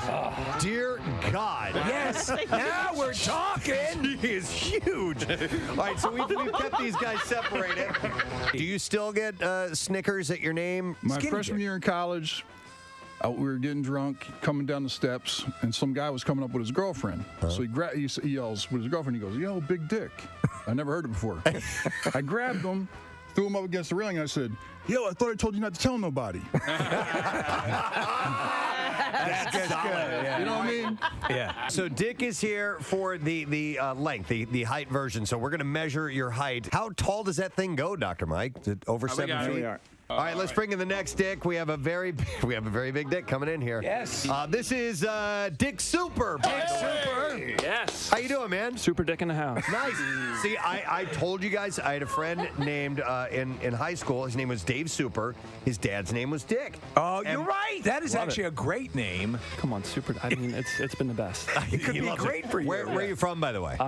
South Jersey. So let's measure you, and let's see how you stack up against the other Dick. You're going to get some extra because of that hair of yours. Yeah. He's a hairy Dick, Well, man. the level will come down right on the... These sticks are so long, I have to get on a stool. I noticed. It's unbelievable. Yeah. I'll tell you what, this might be the best looking Dick we have in the studio all day. It's a good-looking Dick? Yeah. Marissa, bring in the next Dick, please. This is Dick Steinbeiser. Dick Steinbeiser. And it's another biggie, man. Where are you from, sir? Harleysville. You haven't seen this guy around town? I haven't seen that Dick anywhere. Not anywhere in Harleysville. And there's a lot of Dicks in Harleysville. There are. Let's get the official number. We're gonna measure you, but we will not reveal. We're not going to reveal what that is until we get all 5 of you measured. So right now we're going for the length. This Dick has a shaved head, basically. So bald Dick, yeah. Yeah. All right, well, listen, thank you very much, Richard. We appreciate you can have a seat over here, and we'll get the final results in a moment. Richard or Dick Steinbeiser. The smart Dick. And after Kathy's getting in on it. See, the one who hates this stuff is now participating. Please, this is Dick Scholl. Wow, another. Yeah, another big one. Yes. So we've been asking some questions amongst you Dicks. Does anybody ever call you Dick, or have they throughout your life? My older brother kept trying to get my oldest nephew to call me Uncle Dick for the first years of my life. Yeah. That didn't happen, but what did happen, fortunately for him, is that my nephew couldn't pronounce rich, and it came out with a B sound. He called you bitch? Yep. Wow. That was Uncle Bitch. All right, Dick, let's get you on the measuring device here. All right. And we'll get the official number. All right, this one went a little faster than the last few measurements. Mike got this one down fast. Yeah, quick, Dick. Bring in the final Dick, please. Another biggie. Wow. Tell us about your life with the name Richard and being interchangeable with Dick. It is pretty lackluster, I would probably say. I only really got it in high school. You know, kids on like my sports teams would be like, "Oh, we call you Big Dick now." And Big Dick's actually, if you're on a team, right? It's pretty cool. It's intimidating, and it's got a little, It's got a little panache to it. Absolutely. I like it. All right, well, let's get you up on the measuring device and let's take a look. By the way, I love all our Dicks. They're excellent. They're all great guys. You guys a big Foo Fighters fans? Got a Foo Fighters shirt on? I'm enjoying the Dick Dale. Thank you, Dick Dale, and we played Moby Dick, and Dr. Mike just nearly fell bought it. off the chair. Are you okay, Dr. Mike? Noted TV personality Dr. Mike died in a bizarre dick measuring accident. Tell you, Preston, in 25 years of practice, these are some of the biggest dicks I've ever seen. Of course. You're a man of science. It's a miracle of nature. Yes. All right, so please, if you could, first give us the number and the name of who our biggest dick in the Delaware Valley is, Nick. At a whopping 82.5 inches, that's 6 feet, 10.5 inches tall. The biggest dick in the Delaware Valley by length. Our first dick in the studio, Dick Barrett, everybody! Congratulations, Dick! Come on over here, Dick Barrett. Get over there. Come on. 6'10" and a half. Big old Dick. Nick, did you say 6'10" and a half? I sure did, Preston. Damn, man. Hey, almost 7 feet tall. The moment when you walked in, I'm like, that's a huge dick. But yet, when the other guys are coming in, I'm like, I'm wondering. You know, I'll be curious to hear the other numbers. But yeah, you are a big dick. Yep. Thank you. All right, so we got length out of the way. Time to get to girth. Let's bring in the biggies. We're going to do our first contestant for the biggest dick in the Delaware Valley. Please welcome Dick Zaleski. Dick Zaleski. Dick, how are you? You know, your history with the name, and a lot of guys got it in high school. I had like one guy that thought he was funny in high school that would be like, Rick the Dick. And, but I actually got it from my friends later on that I'm kind of a jerk sometimes. Okay, so you're sort of a cut up. Like Rick the Dick, and so Dick Zaleski, let's get you on the scale here. We're not going to reveal the number at all until we have weighed everyone, and then we will find out who the biggest dick in the Delaware Valley is by girth. By the way, yes, everyone will be even if your name is Rick, you're going by Dick today. That's fine. All right, thanks, man. Have a seat. We'll find out how you do. Thanks for being big here guy. this morning. Bring in our next Dick. This is Dick L. Coogan. Yes. Who we welcome. Coming over here to Nick. Has Dick been a joke from time to time for you, or do people actually call you that? No, I basically come from a long line of Dicks. Oh, you do? Yes, yeah. Okay. Are you Dick? Are you Little Dick or Dick Jr.? I'm Dick the Third, actually. Dick the Third. Yeah, so my grandfather, my father, my son. All right, well, let's have you jump on the scale here. Dr. Mike is going to do the official measuring. While we have a second, I'd like to apologize to the two Dick Siemens who wanted to come in because they really wanted to be a part of this contest. Yeah. But we had enough dicks, you know, and these guys just didn't qualify to be the biggest dicks in the Delaware Valley. But thank you guys for submitting. We had to cut.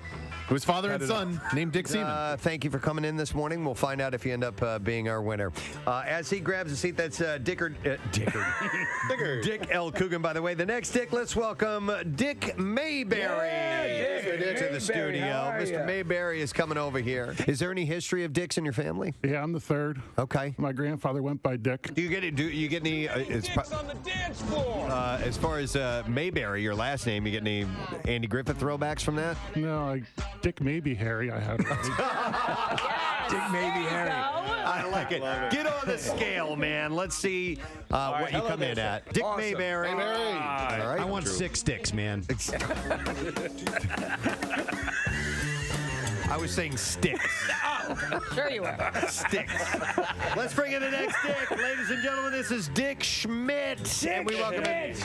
Any other Dicks in your family? My father. My father was another big. He was another big Dick. Another big Dick. Yeah, about the same size as me. All right, so we are doing the official measuring. Dr. Mike's going to get his number. He's waiting for the scale to settle. And when he settles on a number, he's got it. You can step back off of there, Dick. And let me see. Who else we have? Take a look at my face, Dick. Well, let's bring in Dick Belcastro, our last Dick that we have. Come right over here to Nick, if you would, please. Anybody in your family call you Dick? Not generally, no. My granddad went by Dick. Okay. Dad was Richard. I'm Richard. My brother's Peter. Peter. There's clearly something going on. Let's get you on the scale. Let's weigh you. Turn around. Dr. Micah's going to get a number. Here we are. Step up. All right. So how we doing, Nick? We've crunched the numbers over here in the entertainment division, and you can announce our winner. Nick, give us the number and then our winner, if you would, please, for the biggest girth amongst our dicks. Biggest dick in the Delaware Valley girth division goes to Dick number 2, Richard Zaleski. Oh, you're kidding me! The biggest dick. 397.6 pounds. 397. Nearly 400 pounds a dick. So, actually, he was Dick number 1 I have here on our list, which means both of our first Dicks are our winners. Richard Zaleski, right? Yes, I'm sorry. He was number 2 on my list, number 1 in the contest. And You're right, number Preston. 1 in your hearts, Absolutely. ladies and gentlemen. Dick Zaleski. Yeah. Police said 2 drivers on 95 were involved in a road rage incident that ended in gunfire Monday evening. It happened just before 5 o'clock while the 2 cars were exiting the highway on Route 413 in Bristol Township. The victim's car had 2 bullet holes from a .45 caliber semi-automatic handgun. Police said a man pulled up to the victim's car, told him to lower the window, and when he did, the man pointed a gun into the car. Let's go. I bet the shooter was from Delco, though. I mean, we'll see when they get him. We'll find out.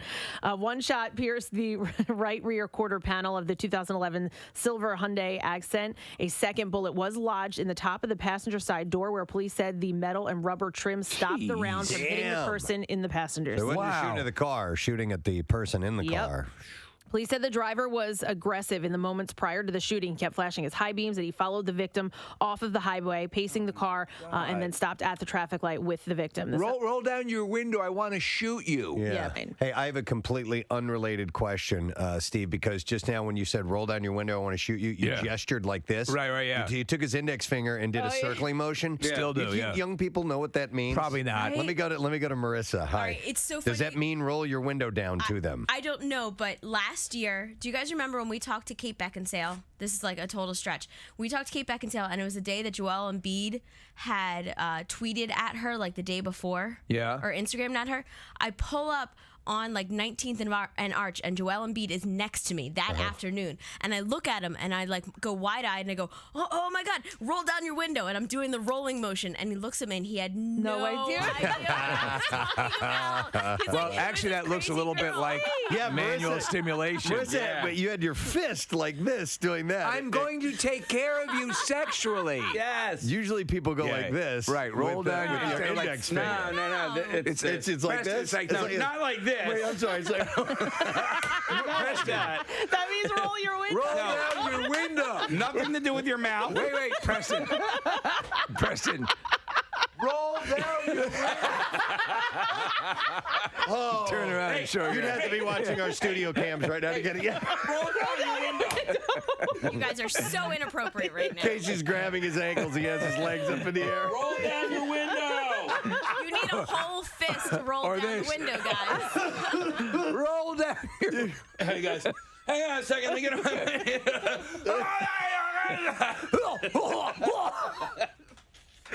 I didn't understand. I wanted you to roll down your window. Oh, there's a Daily Rush video right there.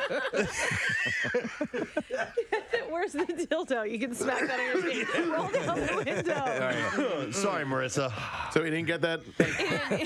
I think I eventually put down the window a little bit, and I told him, and he kind of smiled and sped away. Cars, this, if you go like this, a button pushing thing. Yeah, no one's going to know what that is. Roll down your window. Yeah. Interesting. Okay, sorry about that. Okay, all right, moving along. Arm vaginas. What does that mean? Okay. God, they finally did this. There has been a slow but steady rise of removal surgery for arm vaginas. So are they making arm vaginas for replacement vaginas? No. How exactly does this work? This is actually armpit folds within where people have these issues, and they call it the arm vagina. Oh, I never. Yep. I didn't know that's what it was called. Yeah. So explain them a little bit of the laws here. It's like arm fat. It's like armpit fat that hangs over when you wear like a tube top. Oh, that looks like a camel toe. vajayjay. Looks like a camel toe, right? Just extra like fat and skin. It's not. There are some though that happen to fall into a very vagina-esque looking flap, and those are the ones you got to correct early. You got to get rid of that. You got to get rid of those early. Other ones just look like, hey, they're a little roll of fat and a little, popping fresh, but you never would do that to an arm vagina. The vagina flap. The surgeries performed vary It depending. sounds like a bad 50s dance. Everybody's doing the vagina flap now. Come on, baby, do the vagina flap now. Swing your big arms like you have two vaginas. Come on, baby, do the vagina flap now. A little bit of lotion and he'll come right there. We're done singing? No, if you want to sing. I can't get that eye.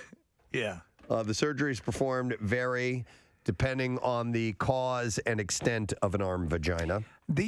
When they have those drastic weight losses and people, I don't honestly know surgically how they can remove that without it killing the person. You see, like, there was one guy who had, it looked like he was melting how loose his skin was. If they talk about a tummy tuck as being invasive, how the hell do you do that? They also use mini liposuction and the removal of excess skin. They are popular non-surgical methods. Can you do the gentleman stitch on those? Along with injections that are claimed to break down fat. So my chick's arms are so tight. Just saying. So that's a new one apparently out there. The arm vagina. So my chick's arms are so tight. Just saying. So that's a new one apparently out there. The arm vagina. This could go along actually with the connoisseur, believe it or not, because this is the custodian, the connoissorian. He eats old food. Is this fresh? No, this is the little known history. The little known history of fruit roll-ups. Oh my gosh. Oh wow! You guys are all on board now, aren't you? Correct me if I'm wrong, but the first fruit roll-up was created by Ivan the Terrible. No. But it's older than you think. Is it older than Jesus? No. The thin sheets of fruit treats known as fruit roll-ups have been a staple of supermarkets since 1983 when General Mills introduced the snack to satisfy the sweet tooth of kids everywhere. But 1983, so the Civil War had just ended. Right. No, but the fruit roll-up has an origin that goes much further back, all the way to the turn of the 20th century, believe it or not. The small community of Syrian immigrants in New York in the early 1900s didn't have the packaging or the marketing power of General Mills, but they had the novel idea of offering an apricot-sourced fruit leather that they called Emmerdine. Did you know that Frederick Douglass invented Razzles? No. Wow. Razzles. All right. That's the candy that becomes a gum. Yes. Yeah. Do you like Razzles? I do. Yeah. As a kid, I used to like it. I would like, is this Razzle going to be a candy or a gum? Yeah. The world was at my feet. And when it turns into a gum, too late. The flavor lasts like The 10 flavor's seconds. pretty much gone. Right, yeah. When a trade publication detailed the family's process in the early 1970s, it opened the floodgates for other companies to begin making the distinctive treat. Sunkist was an early player, but when General Mills put their considerable advertising power behind their fruit roll-ups, they became synonymous with the snack. What's your favorite fruit roll-up flavor? I always just went for the strawberry, which was kind of the first one that came out. To me, it sort of tasted like a Twizzler a little bit. I tried like the healthier version of the fruit roll-up, and Jace was like, "I don't like these. Can we get those?" And it was, you the don't like traditional Mommy's kale roll-ups. It was like a little. They're more... actually not that bad. Are they? Healthier version. Are they? I've never had them. But when you have the original, which, is delicious, he knows the difference now. Yeah. Joray is still in business, offering kosher roll-ups that rely more heavily on fruit than the more processed commercial version. Correct me if I'm wrong, but Joray is Superman's father, right? No, that's Jor-El. Oh. But I thought you were going to say Geordi, and he's on Star Trek Next Generation. But the companies have one more important thing in common. They both have the sense not to refer their product as fruit leather anymore. Yeah, fruit leather would not be as tasty. But I was not aware of the history. I always thought it was like a sort of chemical thing that they put together in the 80s, and here it's sort of fruit. Parents will be down with this. Yep. You've opened up my eyes, historian. Thank you. Please welcome Mr. Brian Posehn. Yeah. To the show. You were on Big Bang Theory last night, and your character on the show is hilarious. You're a geologist, and a rock nerd. A rock nerd, and and I was talking to you off air about that show. And originally when it came on, I was like, I don't know, and then it became clear that there is a strong geek base in the writers' room for there, sure, because yeah. they were getting it all right, and that's what brought me into it. Yeah, no, there's giant nerds in that writing room. for Right. sure, Yeah, there's guys from Futurama and places like that, and they're really smart and very geeky. Very geeky, and they actually the cast isn't. Really? So nobody on the show? No, with because all I've of been that- there a lot, and like the first couple of times we'd be hanging out, and like there was a comic book store actually on the set. Yeah. And I'm, looking at everything in there, and I was asking a couple of the guys, I was like, "Do you like this stuff?" They're like, "No, we go to Comic-Con once a year, and that's it." I'm like, "Oh my God!" They pull it off though. Who's ever writing the? Again, you say the writers are geeks, so that makes a difference, but. on that comic book set, and much to my wife's chagrin, I will point to things. I have that piece. I have that piece. Wow. She's like, oh my God, shut up, nerd. It's really bad. Yes, There's a certain way you're supposed to read comics, and I don't know what that is. Are you supposed to look at the picture first? You're supposed to read the dialogue first? Can you do either I or? cannot help you. But I've can't heard even that. figure it out. I've heard that before. I've never heard that. Yeah, it's confusing if you first pick it up, but if you start reading a few titles, about where the panels are and where the word bubbles are. Oh, right, the way the storytelling. Yeah, I always find that my eye goes naturally to where it's supposed to go, especially if you're dealing with good writers. Films, they're usually accompanied by an iconic score that can bring the whole thing together. Yes. You can name movie after movie that has a great theme song to it. There's one in particular that, I don't know, Steve, could be our all-time favorite movie. Oh, my God. You'd be hard-pressed to, it's when you want to talk about the quintessential American masterpiece, it's this movie. And the moment you hear this music, you know what you're in for. So the performance of this music live, along with the film, is going to be taking place at the Man on Saturday, and it will be the Philly Pops, and we have the conductor of the Philly Pops on to talk about this morning, Mr. Nicholas Hurst. Is with us. Hey guys, how are you? Good, Nicholas. How you doing, sir? Oh, doing great. I'm really excited for this week. I'll bet. So this score, obviously that's the main theme that we keep hearing over and over. But one of the things that's interesting about a film that has a great score to it is there's all kinds of movements throughout. And you and the orchestra are going to be playing live to the movie as it is playing? Hey guys, sorry, your audio just cut out there on me, so I missed about half of what you just said. That must be where the fire was. I think the fire caught. No, in our Zoom hookup. So no, but you will be playing along with the film, playing the original score as we know the movie when we see it on TV or wherever we may be. That is absolutely correct. We're playing every bit of music that's recorded live in the movie. So I mean, we have that theme that you just played, that beautiful love theme, and then we have the famous trumpet theme, and then every little bit of diegetic interstitial music. When you have your weddings and you have your scenes in the hospital when the Godfather is almost about to be attacked. Yeah. You have all of this great music by Nino Rota, and in fact, the director's father, Carmine Coppola. Yeah, it's astonishing. So Francis Ford Coppola's own dad, Carmine, wrote some pieces that appear in the movie. Nino Rota, who's a famous film composer, they had actually gone, correct me if I'm wrong here, but I believe this is the story, Nicholas, is that Coppola and the producers said, we want this kind of music. They went to Nino Rota, and he actually took an older piece that he had written for a film called Fortunella and sort of adapted it, and that all became now the iconic Godfather music, but that also sort of barred him from getting the Oscar for soundtrack because it was from another movie, correct? Right. I think that's the story, and I also believe I read that some of the producers thought that Nino Rota's score was in fact too stuffy and too high class for this, but apparently Francis Ford Coppola, insisted that they keep it, and here we are with this iconic score. It's so the Preston, the pieces you talk about, just that lone trumpet, the sequence in the hospital that you talk about, that ding, that sort of ominous chord that's playing when Michael's out in front, and anticipating these guys showing up to kill the Godfather, and all of that. Every piece of music, the second you hear it, you get goosebumps because it's so evocative. Right. But yes, the fact that he had to fight tooth and nail to get this, which, as you said, stuffy.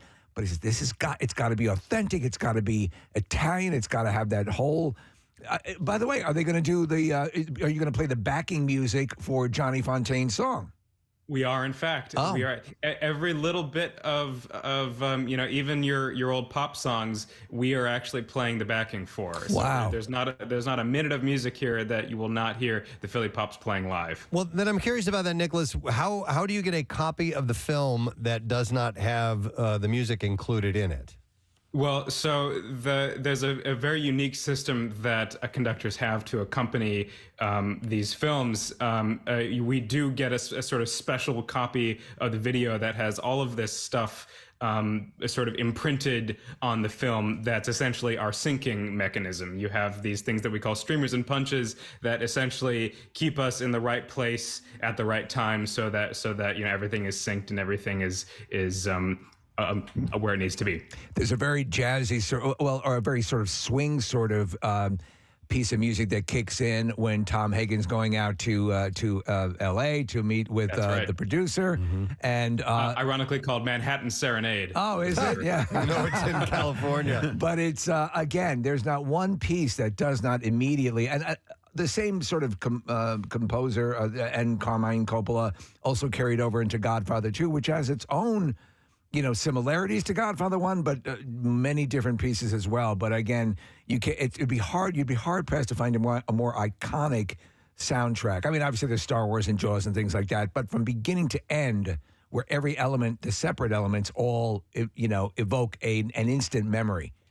And don't get me wrong, I love John Williams. I love those big Hollywood scores, but this is actually a little bit more intimate than you might find in John Williams, and that really adds a certain je ne sais quoi to this particular experience that is really, really remarkable. And again, so this is on Thursday at the Mann. Parking is free. You don't want to miss this. Live music with the original Godfather. Nicholas, I've been to a few of these over the years, including one of the Star Wars ones. I saw Back to the Future one time, and it's a really interesting phenomenon when you're sitting there in the audience, especially with a movie that you know really well, that you may have seen several times, like with Star Wars or The Godfather or Back to the Future. And there are moments while you're watching the movie where you kind of forget that the music that you're hearing is being done live right in front of you. And then these moments circle back in where all of a sudden it becomes very visceral and really three-dimensional. And I'm wondering, as you know, while you're composing it, if you're up on stage, do you ever kind of forget that, like, what you're watching isn't the score of the movie, but it's the people in front of you that are composing it at that moment?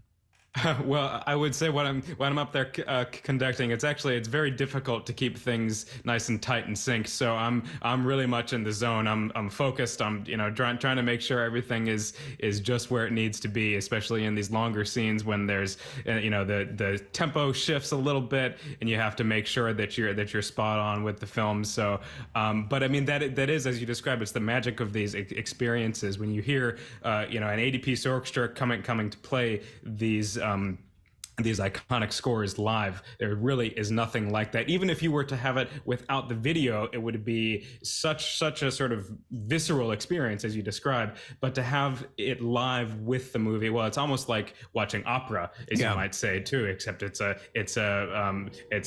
beloved film.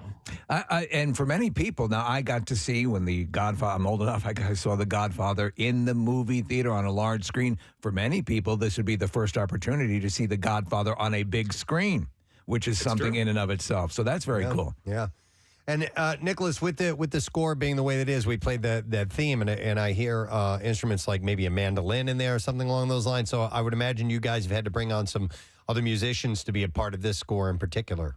Totally. There's in fact a great sort of central, which you might call a rhythm section in the middle of this orchestra that has, as you say, mandolin, guitar, accordion, piano, drums, and bass, and that's all very, very integral to this music. And yeah, I mean that love theme, it could not be more Italian if you asked for it because of that mandolin. Okay, so the accordion I just thought of when Michael comes to Las Vegas and Fredo comes out and they start, hey! Are you guys playing the music in that part too? We are playing. Oh my God. Well, he's a jolly good fellow. Yeah, he's a jolly good, and Michael is having none of it. Yeah, he's Get rid of him. interest. Get rid of it. Oh, that's great. All right, Nicholas, I'm excited then. Okay, like you said, it is Thursday. No, I have it here. It says Saturday. It's Thursday. It is Thursday. Thursday the 29th, yep. You lied to me. Who did? You broke my heart. Nicholas, you broke my heart. Here in the studio where we do the show where our children play with their toys. So it's going to be on Thursday. Yes. Actually. And I love that that parking is free. You got to love that. Oh, yeah. Excellent. Yeah. So, Nicholas, fantastic. We're hoping for good weather. Yeah, Thursday's looking good. So it should be a great night out, man. Continued success with the Pops, and we'll talk again sometime down the road. We're going to give away some tickets to this if you don't mind. Thanks very much, guys. All Looking right. forward to it. Take care. Nicholas Hirsch, guys, conductor of the Philly Pops. That sounds awesome. So you know what? I will take call number 10 at 215-263-WMMR. And we'll set you up with tickets to go. And I have a few more. I'll give away some later on. So you know what? Let's take callers 10 and 11. And we'll give away those tickets. 215-263-WMMR. Yes. I'm going to recommend to you the show The Offer, which is on Paramount Plus. Again, it's the making of The Godfather. There are flights of fancy that they take with some of the facts, but for the most part, they're spot on as to how all the elements of The Godfather, because you're such a fan, you can't help but get tingles as they're recreating certain scenes. I'm going to have to do that. Yeah. All right, we go from one cinematic masterpiece to another. This is actually, it's out today, ladies and gentlemen, on Netflix. And we've been building this up for a while because our friend's in the movie. Yes. And we're happy to welcome back to our show, starring as Grandpa Munster in The Munsters, Rob Zombie's The Munsters. Yeah. Daniel Roebuck. Hi, Grandpa. Yeah, hey, how are you guys? It's nice to see you. That's excellent. You're such a fan of The Godfather. I should have started in shadow. On this day of my daughter's wedding, you come to me to ask me to do murder. Good morning, you. How are you? Good to see you. I love you guys. Can I just tell you? I follow you online. All the good you do for your community, it just makes me so happy. That's very kind. Yeah. Thank you. We're very excited, for the Munsters. And I would say this, I think we talked about this before, Daniel. The Munsters, though only 2 seasons, made a massive imprint in pop culture. I know you're a massive fan just of the collectibles and things of that nature. And it was just, it's this rare pop culture zenith that didn't get its just due for the longest time. And Rob Zombie has always been a savant level fan of the Munsters. Yeah, he could cite chapter and verse of literally anything you'd want to. If I might say Lester was in, and he'd say Lester was in this episode. He knows exactly when Lester was in, how long he was in. He is, and I'm so grateful for the chance to be in the movie with him and Sherry and Jeff Daniel Phillips. But I was more grateful to just spend time with a creative visionary like him. Well, so listen, something like this always ends up having a little bit of difficulty because you're always compared to the originals, and that's always a tough thing. This is more from what I understand in the tone that we've seen in the trailers, it's more of a tribute. And though I'll tell you what I keep hearing from everybody is that your grandpa is and I'm not saying this just because we're friends, is the movie stealer. Your grandpa is really, terrific. Well, that's kind. I mean, so as a director myself, I understand you never want a movie stealer. Yeah. Because you want everybody to watch the whole movie and love the whole movie. So if I am great as Grandpa, it's because Jeff was great as Herman and Sherry is great as Lily. And as an actor, I had some great entertainers to bounce off of. I didn't realize that Jeff was was one of the Geico. He was the Geico caveman. He's the guy they go. Yeah, he's the Geico caveman. They did that series, so they convoluted the DNA pool a little, but he is the Geico caveman, and so funny in those. I was lucky because the grandpa in the story is the most like the grandpa in the TV show. I'm 300 plus years old. I'm, in my lifetime, I'm kind of like that other guy, but Jeff is playing Herman brand new, and Sherry's playing Lily like someone in her early 20s. So even though she's, what does she say? She goes, she's 150, but that's the new 100. Well, and we get to see the beginning basically of when Herman was put together and their early courtship and dating. That's a large part of the movie, correct? absolutely. And Grandpa's not happy about it. I hope people embrace this. I don't care what critics think. Yeah. And I most importantly don't care what any idiot who lives in his mother's basement and goes online and gives a review things. No, listen, if you don't get that this is about having fun and giving you a reminder of, then you're missing the point. It's if you don't go in as a bit of a fan, you that's why you're there. You love the Munsters, and so I'm very excited to see it. Yeah, thank you so much. Listen, you guys are always so gracious to give me the time to promote these things. I'm proud of the Munsters. I'm proud of the work we did. We went and we lived, guys. We lived together. I was with. Think of this. I don't think we talked about this before.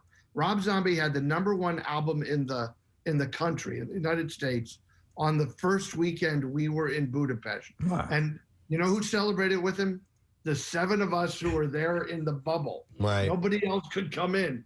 So in your lifetime, you guys are in this business, so you may have that opportunity more than me. I don't know that I'll ever have it again, where I got to be with the top selling creative, musical genius of the country on the moment when he was celebrated at that. It's great.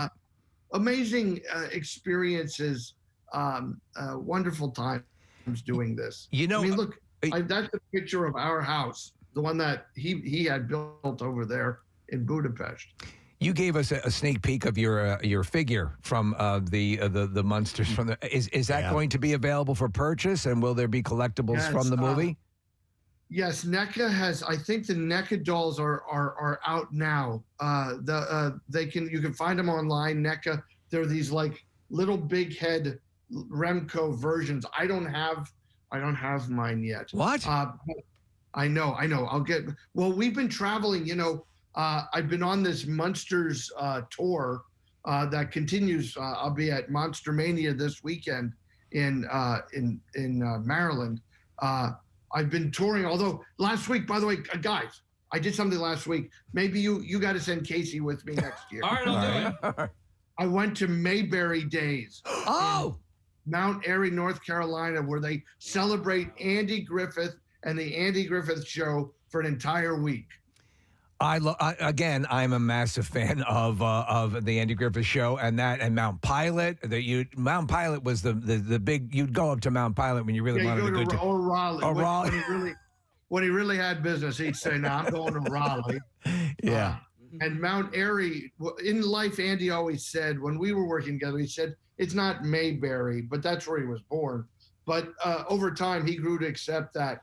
I think that once they showed him that they were just grateful for him, he was happy that they were celebrating. There's an Andy Griffith Museum. There's so much to do there. Anyway, Casey, next year. All right, let's go. Let's do it. I'm there. Well, I mean, you really should take Steve. He's the real fan of Andy Griffith. Is But Steve allowed to leave? You're the only one I ever saw allowed to leave. yeah, He's right. He's right. I have to bring this up because I've forgotten you'd done the. We've talked about on MeTV, Collector's Corner. And you've done an episode of that, and I'm an idiot. I'm fanatical. I watch the show all the time, and I'd forgotten you'd done it. And I went back and watched the episode, and man, your collection of stuff is really solid. You've got some really great stuff. What's your biggest prized possession of your collection? Oh gosh, I guess, and ironically, because we're here, the rarest thing that I think that I have is my Herman Munster doll, signed by Fred Gwynn. He signed it when we were doing Disorganized Crime. And then he told me everything the doll said. He knew. Didn't work, Oh, but that's he funny. remembered everything. I'm Herman Munster. I want to be your friend. Do you like I had the that. Beatles? There's one, they even referenced the Beatles in the doll. Oh, that's great. Hey, Daniel, I know we've kind of kept things a little bit secretive about this, so people watch it, but there are a couple of cameos. Are you shying away from saying who's in it? We can say everybody's in the movie. Jorge Garcia, my buddy from Lost, plays Floop. I was so glad that he could come do the movie. Cassandra Peterson. Elvira. Elvira is in the movie. Richard Brake, who's in a lot of Rob's movies, and I've known for years. He put a hatchet in my chest in 31, but I haven't held it again. He's terrific. Thomas Boykin plays Lester. And there's actually the real surprise of the movie, and I think that's finally been, I saw last night. So we all play multiple parts in the movie. Mm-hmm. Sherry plays 2 characters. Jeff plays 3 characters. Wow. I play 3 characters in the movie. So when you go, see if you can find Daniel Roebuck, find Jeff Jones. Part of that was because we had to remain in the bubble. Yeah. And they couldn't keep bringing people in. And the other part is that's kind of just a very silly thing to do, to go to work and play a whole nother person. Did Butch Patrick and Pat Priest make cameos? Yes. Yeah, so and that's been announced. Butch and I have been spending a lot of time together at these conventions, and we love hanging out. He's such a great guy. He's a great guy, by the way. Butch, if you're listening to this, I love you. We had him in the studio one time. We used to do a thing called it was from a misunderstanding, the Haunted Horror Ride. It was actually Haunted Hayride. Yeah, but our co-host kept mispronouncing it Haunted Horror Ride, and we're like, well, we need to make that now. Because he was reading a live commercial for Haunted Hayride, and he kept saying Haunted Horror Ride. We're like, well, we need to make that a thing. So we did a hayride, and we had strippers on it, and Butch was in town, and we had him go on that. He was our Grand Marshal. He was, and then unfortunately, the day after that, he relapsed. Yeah. And we kind of felt responsible for that. Oh, my God. I can tell you, he's 11 years sober. Wow. Good. Excellent. It must have been 11 years ago that we did that event because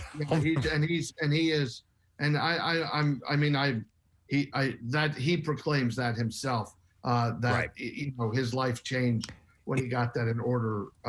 So God bless him. And because he wouldn't, sometimes you fear, would the person be here? Right. Yeah. No, he's super nice. He's super nice and dialed in when he was here, and we were glad to hear that he beat whatever he had to deal with. And listen, at a certain level, a lot of these people enter the realm of pop culture royalty, and it means something. You can go now, and the Munsters are all over the place, and there's channels that just focus in, like the Pluto TV and some of the others have Munsters only channels. I mean, it's never left the lexicon or its place in pop culture history. So this coming out now, especially juxtaposed to Halloween, it's all great. Yeah, and then also on Netflix you'll have Tim Burton's Wednesday, which looks like a lot of fun. Although Wednesday, fans should know that what they spend on one episode of Wednesday was what they spend on Wednesday's catering budget. Hey, were you speaking of Addams Family? When you had the two, the Munsters and Addams Family, was there any competition in your mind with a personal favorite? Yeah, I love the Munsters. That's the fact, and that's only because the Addams Family were a bit too sophisticated for. Like, I was being raised on Abbott and Costello, and you had to be raised on Marcel Proust to like Addams Family. But there was room for both. They were both so charming. I adored the Addams Family. Yeah. I agree. And by the way, both great actors on both shows. Oh, yeah. But my family, like we all wanted Andy Griffith to be our dad, but I had Herman Munster as my dad. And when you think about it, this really was my house. And I went to school. I went to a really great Catholic school, and we were probably from the poorer side of that parish. So the kids I went to school with, their parents were doctors, and my dad dug ditches for the city. So I've always felt like Eddie. I was the outsider kid. Right. But so that's, I think, really why I was drawn to the Munsters. Yeah, no, it's true, and there was that distinction, and but the house that seemed to be more fun, at least because you had Spot living under the steps, and then the Addams Family obviously had some cool stuff too. But as I said, there was room for both of them. Yep. But I think I agree with you. I tick a little bit more Munster style, they both bring joy, and then that's that's why we're all excited about the movie. So. Yep, excellent. All right, well, Daniel, it's finally here. People can get it on Netflix. Going to check it out this week, and it's always great to talk to you, sir. So we'll talk to you. I'm grateful. God bless everybody. Take care. You got to take care. Daniel Roebuck, guys, and the Monsters. Such a nice guy. It opens or is out now. Yeah. That was kind of quick. Yeah. It was the abbreviated version. Is that what that was? That's the edit. That was the director's cut. So now I'm trying to think of when I think of Monsters and the Addams Family. Because they're not going to have Eddie in this movie because it's before Herman and Lily have just met. But you had Marilyn was the niece. The niece. Yeah. And then over the Addams Family, you had Uncle Fester. Right. And I'm trying to think of his other grandma. comparisons. So you had Spot under the stairs over at the Monsters. You had It. Right. Or Thing. Cousin, Thing yeah. and Cousin It. Right, yeah. And then who? Lurch. Grandma was in. Grandmama was in the Addams Family. Right. And Lurch was in the Addams Family. Right, So right. a bigger cast over at the Addams Family. Yes, yeah, like. and they always had Aunt this and Cousin that, and there is Cousin Burf and whatever the hell. I think I leaned a little bit more towards the Addams Family, mainly because Gomez had a flair of insanity about him. He was very Groucho-esque, right down to the cigar and the mustache and everything. And there were points, Preston, where he was like completely detached, where the kids walk in and he goes, "Well, who are these little ragamuffins?" and they're our children. And you had stuff like that. And then what he had, though, which was awesome, the train set. Oh, yeah. Which he would blow up all the time. The train set and the swords, the fencing that they would do. The torture chamber. And he'd get, John Astin would get those giant eyeballs when he would look maniacal. And I loved that. And then you trade, though, on the other side, you had the interactions between Herman and Grandpa. Oh, my God. And those, oh, my God. They're just hilarious stuff. And I think a lot of people just dismiss it because it looks stupid. It's so funny. I'm sorry. There's some great comedy there. I agree. You big dummy. Yeah, big dummy. Herman, you big dope. That dynamic between those two. Oh my God, great. It was the best. All right, so we'll see what the movie yields. All right, why don't we take a break? Let's give away another pair of passes for the Burger Brawl. Yes. That is coming up not this Saturday. It is October 23rd, that Sunday. You can start moving your mouth this Saturday. Yes. Preparation for eating. If you'd like to go, be caller number 15, and we'll set you up with the passes, 215-263. WMMR. We were supposed to have some food here this morning, but I haven't seen it yet. It was lost in the fire. And that is from Mike's Barbecue. They're at 1703 1th Street. It's supposed to be South 11th Street. One. No, he's on 1th. 3rd, 4th. That makes sense. You guys been down to 1th Street lately? 1th Street. 11th. 1703 11th Street. Oh, 11. In Philly, and Mike's been serving up his style of barbecue and smoking meats the old school way for years and years, and uses number 1. Well, he's using the Lang smoker. The Lang smoker, yeah, which is an old school stick smoker serving top quality meats and produced for special events and catering straight from South Philadelphia. And they've been voted best barbecue in PA by foodandwine.com. That's pretty awesome. And I love.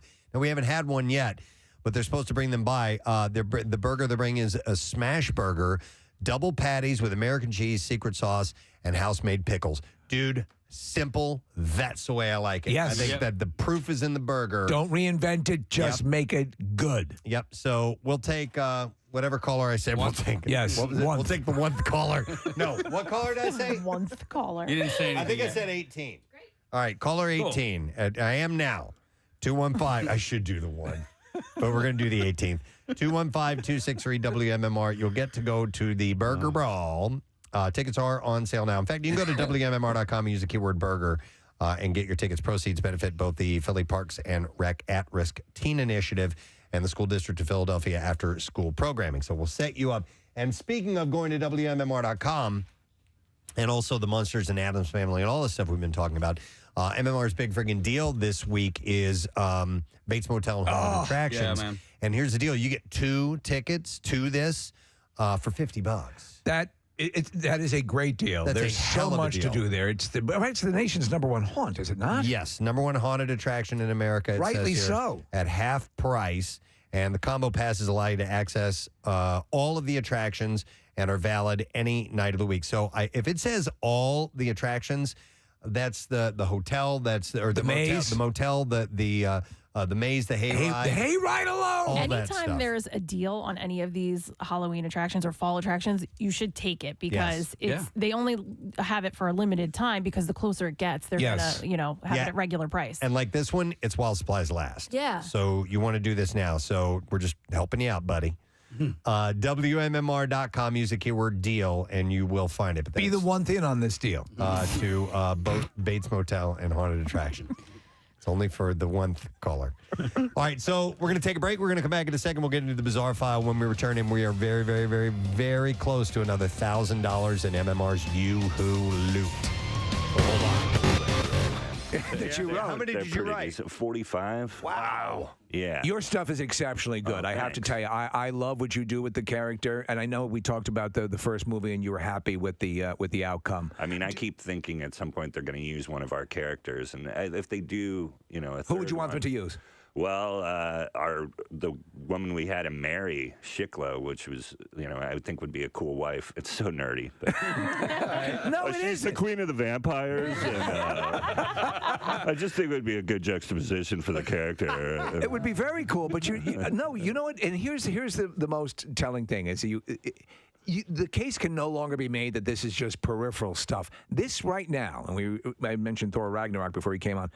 This is what is fueling Hollywood. Oh, yeah. This is it. Yeah, there's not a lot of other big movies. All the big movies are geeky movies. Right. Yeah, for sure. And also, the best ones and the most successful ones are the ones that are deeper and have more meaning and that are characters that are well written. And, Right. And I was talking with Nick Murphy, who's he's a fellow nerd too. But these universes that exist beyond the movie, the characters that exist beyond the movie, they make the entire movie more compelling. Right. And then, like, for me, as I was watching Thor, and they got it so right, part of my head was exploding because I was like, this is something I've always wanted. Right. And no one's ever gotten it right, but these guys are getting it right. Like, whoever's involved at Marvel and, Well, Kevin Feige? Yeah, but all the guys. Feige? Yeah, Feige. Yeah. So to deal with this, and because we have been through, we're old enough to remember the failed Thor attempt on the Hulk TV series. Right. The guy who was basically like a beach bum, with a horrible plastic-looking hammer, and it was just all the failed attempts. Spider-Man basically rappelling down a building. Right.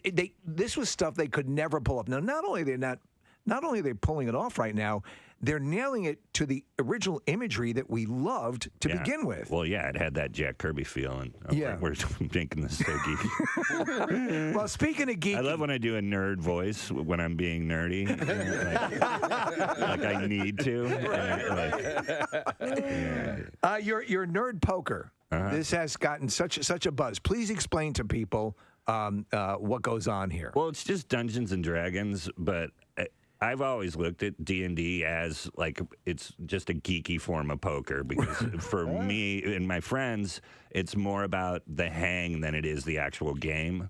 And that's what a lot of D&D nerds don't like my podcast because we play D&D, but we also mess around. And it's light and loose. Yeah, it's just a bunch of dudes hanging out in a room. And is it an ongoing story? I'm sorry, because I don't know. So, yeah. So when you guys show up every week, it continues from the week prior. Yeah, and our dungeon master has to remind us because I have a short attention span, and I've smoked some stuff over the years. Just a bit. Who surprised you? Who's come out of the woodworks as a D&D Well, we fan? had on our show, we had Joe Manganiello on our show, and that guy's wild. My wife was like calling all her friends, like, he's in my living room.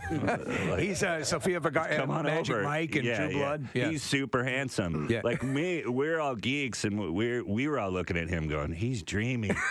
And then he pulled out his box of figures, and he's got he's more into Dungeons and Dragons than anybody I know, than anybody I've ever played with. Like, and Patton Oswalt used to paint his own figures. Oh my God! But Manganiello has like this whole, and they're alphabetized and it's super like OCD. Did you start making fun of him? I felt pretty cool. I'm like, look at this geek.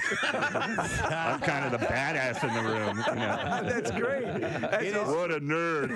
I don't understand it. And I've tried to play, and I've gotten really pissed off. I think I'm too stupid. My attention span is I'm too borderline. short. I'm like, I feel like I'm in that room. I'm the dumbest guy in that room. And with my son's 8 years old, and he's not into D&D yet, but he's getting into all the other stuff, Star Wars and comic books, and he's already schooling me. Like, we're talking about Star Wars, and this is something I've liked for 40 years. And he knows more about it already than I do. Well, you know, he enters into it though with the full catalog ready to go. Right. We had to get it through attrition and and incrementally. Right. And his hard drive hasn't been affected by anything yet. You know what I mean? But his memory. he's fully his memory's wired. better. Yeah, but it's part of the deal. The games are like you see them in the back of the comic book stores and they're playing. I'm like, man, it looks like it's so cool and you can get lost in it, but I can't. I would find myself playing with the figures too much, like the little, that's me. Like I remember the game Mousetrap as a kid. I never played the game. I just played with the Mousetrap. Nice. So it's all part of the deal. Too dumb for Mousetrap. I was too dumb for Mousetrap. So that shows you why I can't succeed at this. What are the games? What are the things are you into on that level? The D&D? Are you Magic the Gathering as well, or are they two separate camps? It's not even that. It's like I'm so obsessive that certain things I've stayed away from. Like I never got into World of Warcraft because I just knew my wife would never see me again and would probably divorce me. And same thing with Magic the Gathering. I think if I got into it, I would have all the cards and I'd be on eBay buying them in the middle of the night. I got to get the wand of whatever, and Yesterday, my wife is going through our closet. She's getting her coat to go outside, and she pulls out. I bought this jacket from the Rocketeer, Kathy, this leather jacket, because I got the helmet. She pulls it out and she goes, "What is this?" And it's those moments. Well, it goes with the helmet. It goes with the helmet. That's exactly what I said. Wives don't understand that. My son told me last night. He goes, "Dad," he's 17 years old. He goes, "Did you know that there's a rumor that if you stay a virgin until you're 30, you have wizardly powers?" You're like, no, honey. It was pretty damn funny. So that maybe they're holding out for that. Some of the geeks. Maybe it's possible. Oh, I never heard that one. Yeah, I didn't either. I made it to 21 and no one. A little bit of close-up magic. Yeah, I got pretty close. 7th level mage. Did you get started in it by just like doing your own little fan fiction just for fun, and then in comic books? Yeah. And then start showing it to people, No, I mean, I got in because I was into it, and I was already a comic, and so I was hanging out with Marvel guys and DC guys at Comic-Con every year, and they just became my friends. And then I did this other thing for Image first with my writing partner he'd grown up working at a comic book store out in Jersey, and when he moved out to LA, he and I became friends. Oh, okay. Jerry Duggan, and we just wrote that book on our own. And then once we did that, Marvel kind of was like, "Well, you guys know what you're doing. You want to write Deadpool?" And the way it came up, you must have crapped yourself when I did. Yeah. But I still had to even though they wanted to give me the job, I still had to prove that I was worthy. So I had to give them the first year of stories. So we had to do work to actually get the gig. I remember because they listen. There's the long-standing tradition, and it was very hard to get into that group. I remember the story of a guy who was a writer who ended up writing for Mad Magazine over the year, and that was revered Mad Magazine. To get in there, it took forever. It was like Parliament. Right. You almost had to go through that process. But once you were in, I mean, do they ever bring up the topic of other potential characters? Oh, yeah, for sure. And I've been told I can do a Star Wars book if I want to. Wow. Or, any of the Marvel stuff. But it's just coming up with the idea, because you don't want to just half-ass it with that kind of thing. Sure. Because that was the thing with Deadpool always was I was worried about, making the nerdy fans mad. And Punisher fans, a lot of those guys own guns. So you don't want to make Punisher fans mad. Right. Yeah. Ex-military dudes that are like, "Oh, you messed up Frank Castle, brother." And I'm like, "Oh, man." You can't, Star Wars you can handle. Yeah. When a dude shows up with the. Well, I don't know. Star Wars nerds are pretty hardcore. Yeah. When you go out, because you are doing so much, and we described you as a modern day Da Vinci. When you go out and you're performing at comedy clubs. What is the composition of the audience coming to see you? Is it Is it more nerds? Is it more TV fans? Fans of your TV work? TV? It's both, and I mean, I notice my fans because they look like me. A lot of black T-shirts and facial hair, right. and hunched a little bit. Breasts, maybe. Breasts. Maybe they haven't taken care of themselves. A lot of doughy foods in their diet. I don't know. I'm not judging. No, it's the more the merrier. I've lost a lot, but yeah, you look good. Yeah, thanks. Yeah, you're a big time rocker. You been to any concerts this season? I went to Tom Petty's last show. You did? The Hollywood Bowl? Yeah, Hollywood Bowl, and then the kidding. following week he was dead. And there's no way I would have, if you would have said, "Man, this is his last show," he didn't seem, like 1 foot. Were you so glad you went though? Oh, absolutely. But that taught me. I'm like, I'll never say no again. Like anybody who comes through, I'll be like, that guy might die, so. Unless they're young. But yeah. Who's on the list? Who's on the got to get to list for you? I don't even know. I mean, well, if Floyd ever gets back together, or Zeppelin, or any of those, obviously. But there's not too many. Tom Petty was one of the only. I had never seen him, and I'm so glad I did. Have you seen the Stones? Yeah, it was the same question. Yeah, I saw them in the old days. Okay. Yeah, I saw them with Guns N' Roses and Live in Color in 90. That's a hell of a show. Yeah, was it 1990, 1989 That was a triple bill? Yes. Yeah. Ed mentioned Floyd. My youngest son is 15. He's into music, so I'm about ready to have the Dark Side of the Moon experience. I'm going to turn him on to that. Right. So we're going to go, and the way I remember listening to that album from beginning to end, we're going to a dark room, light a candle, sit back, and Ludes. No, we're not going to smoke weed, but we're gonna listen to that. I can't wait to turn him on to and that. then he'll really like it when he smokes weed. Right, exactly. This is step one. We'll get to that later. I don't know. Just dip your feet in, and when I'm not around, check it out on your own. Yeah. Where's that experience coming from now? Where you could, that used to be till you talk about the religious experience of in the dark. With the turntable and the whole thing, and I'm going to now in the darkness see the music, and that you don't get it anymore. There's no albums anymore. Yeah, that's why it's not going to happen anymore. They don't do laser light shows anymore either. I used to love laser light shows. Those things are badass. No matter who they were playing. Yeah. It could have been Little River Band. It would still work. Maybe not. Rush, yes. Pink Floyd was made for laser. I went to a Rush Floyd. one back in the day. Oh, yeah? Yeah, in San Francisco. Yeah. I went to Seattle Sounds, and it was awesome. It was Pearl Jam, Nirvana. Oh, that's a good one. Alice in Chains, Soundgarden. It was awesome. The problem with the laser light shows is the seats were they're planetarium seats. So if you went late at night, you were going to fall asleep because they were Yep, because you laid back. But they're probably better now. I would think there's been some advancements in laser. You would hope. Because back then it was just like they would write Rush with a laser and then spin it around. So you see what Rush looked like backwards, and you'd be like, wow. Well, then it's amazing. They did 3D laser lights where you'd wear the glass. Do you remember that? No. Yeah, that I was missed out for a on brief that. period. Yeah. Nice. And so thanks for coming by. Yeah, again, thanks man. for having me. Always, and enjoy guys. your time in Philadelphia. Thanks, man. Brian Posehn. Regis Philbin did not like to chat with Kelly Ripa when the cameras weren't rolling. What? No. It's not the way it sounds, and we all will understand this. Regis had a mandate. She said, absolutely no talking off camera. So save it for the TV, right? Yeah. I'm such a professional. She tells the New York Times about her dynamic with Philbin. She said he had almost a superstition about it. You save it for the show. Save it for the show. She said, Kelly, look at me right in the eyes. Save it for the show. She'd said, I'd be like, good morning. And Shut up! He'd say, save it for... Shut up. Shut your mouth. Shut. Save it for... Shut the mouth now. Shut up. You weren't very nice about it. Look, shut the mouth closed. Shut. Now. So she would... he would say, save it for the air. Save it for the air. Shut. I swear to God. I will kill you where you stand. I will cut your whole goddamn head off. I just purchased a scimitar.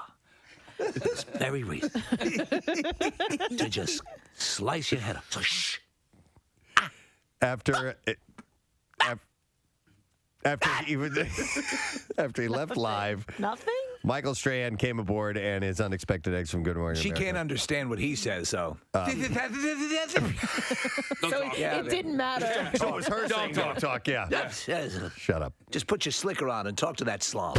Ari Lewandijk Jr. is about to meet 29 potential future wives. Oh, boy. Is he the new Bachelor? The Bachelor season 22 is about to kick off, and in the running this time are 4 Laurens, 2 Brittnys, and 3 real estate agents. I'm Brittany, and I'm just looking for that someone special.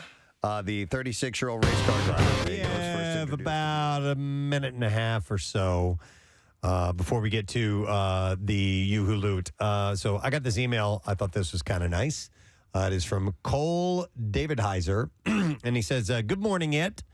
Last week, Casey fulfilled his dream of traveling across the country, and it inspired me to pick up and do a road trip myself. So that's what I did. I rented a car and am now traveling through New England after spending the last 3 days in Acadia National Park. That's amazing. Casey, how about that? He said, I can't wait to stream you guys while I drive and catch up through the podcast episodes. In 2018, you guys gave me a shout out while on a month-long road trip out west. Can I get another shout out for good luck with weather and safe travels? Thank you, guys. And you do rock and roll. Sincerely, Cole David Heiser. And he says, P.S. You-Who. So if you could do a little short for him, thank you. So he decided to follow suit and pick up and go. If anybody out there has the capabilities to do that, sooner rather than later, do it. Yeah. It was such an amazing experience, and make sure that you do it with people you love or people you like a lot, Or people you pay to love you. Yeah. Anything like that. Right. Prostitutes. And such. Yeah.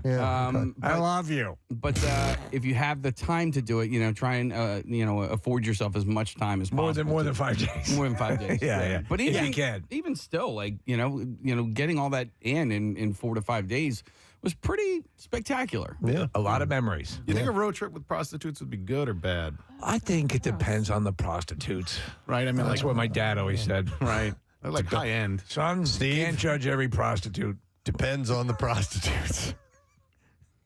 Got to get some goddamn cheese on her. I think high end would probably not be the way to go. You think so? You go low rent. I go, yeah. Okay. So do you go Julia Roberts? Yeah, they won't be complaining. Yeah. Right. Julia Roberts was she was low rent, but Or Large Marge. She was more expensive than Kat, though, right? Wasn't she? we never heard Kat's prices. Oh, I'm just assuming. We're just assuming. This is Julia Roberts. I might have gone for Kat. I'm gonna go for Kat. Kat seemed kind of dirty. I don't know. Never seen I Pretty know. Woman. She seemed like she would do some things. Yeah, Kat, you could probably bargain. Yeah, Hold Casey's on. never seen You it. never saw it? You didn't know that? Yeah. No. Was she has she been working for a while, or was she No, we're brand not new? answering your questions. You need to watch that movie. Blisters, sores, everything. I just want to know. She warns I just want to know how seasoned she was before she met Richard Gere. Well, She seemed seasoned. Yeah. She seemed like she knew what she was doing. Yeah, she said, by the way, after we do it, you're going to have like 9 diseases you didn't have before. Right. That's how seasoned. Yeah. It's a season. We're going to leave you with a little seasoning. Season to taste. Do you like crabs? All right, we can keep talking about this, but Here it is, MMR's You Who Loot. Now, listen up. Here's your keyword. the word's tip, as in just the. T-I-P. Tip is the word. And we're going to give you until 15 minutes after the hour to enter tip. There are 3 ways to do it. You can text it to the special contest short code number, which is 45911. Or enter it via the MMR app or at WMMR.com. One random entry wins $1,000 in our company-wide contest, and each winner will get a call from our company, Beasley. So make sure that you do indeed answer your phone. There are contest rules available at WMMR.com, and the whole thing is sponsored by Horizon Services. So again, the word is tip, T-I-P. Good luck. WMMR presents Preston and Steve's Bizarre File. All right, let's start with this one. A father of 2 has left top doctors scratching their heads after his skin turned dark gray. Yeah. He's a Caucasian man. Tyler Monk was prescribed an antidepressant last year after consulting a doctor for his mental health. The treatment failed to help his mental health, but it did change the color of his skin. And now he feels great. Which has stumped the medical industry. Tyler was given, I think it's called fluoxetine, a type of antidepressant known as a selective serotonin reuptake inhibitor, or an SSRI, that is commonly prescribed to treat depression. Side effects may include your skin turning gray. He started taking the drug in May of 2021, but within a week, Tyler's wife, Emily, had noticed that his skin color was changing. Tyler, who's a pest control field inspector, stopped the medication after only a few weeks as it wasn't helping his mental health, but his skin continued to darken. His ears... Something's wrong. All right, open your mouth. Say ah. Okay. Something's wrong. So his ears started to change color first. Before it rapidly spread to his neck and his face. I'd be terrified. It then spread to his arms and hands. Tyler also experienced other symptoms such as extremely red, irritated eyes and skin. His skin is now very sensitive to the sun, and it feels like he has been burned. He admits to being in denial at first, but after speaking to two of his coworkers, Tyler accepted he was actually turning gray. Do I look okay to you? Yeah, Tyler, you look great. We got we're going to lunch. We'll talk to you later. Can I come with? No. We'll pick something up. No, we only have enough for us. They have takeout. Did you get me something? Nah, we're quitting. I don't know. What do you want? What do you want us to pick up for you? I'd like some pudding. Some pudding? That's for lunch? Yeah.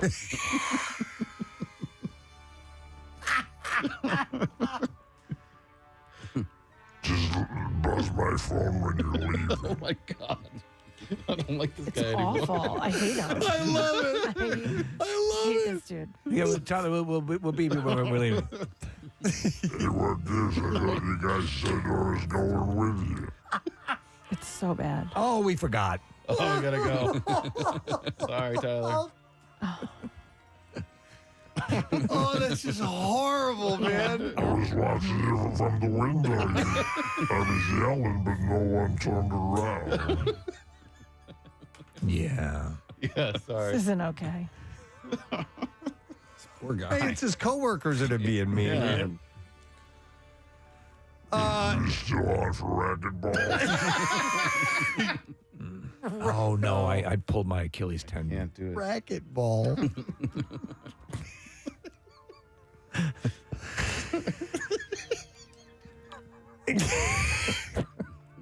This poor guy. So he visited several specialists near the couple's home in Kinder, Louisiana since the discoloration, but they have all been stumped.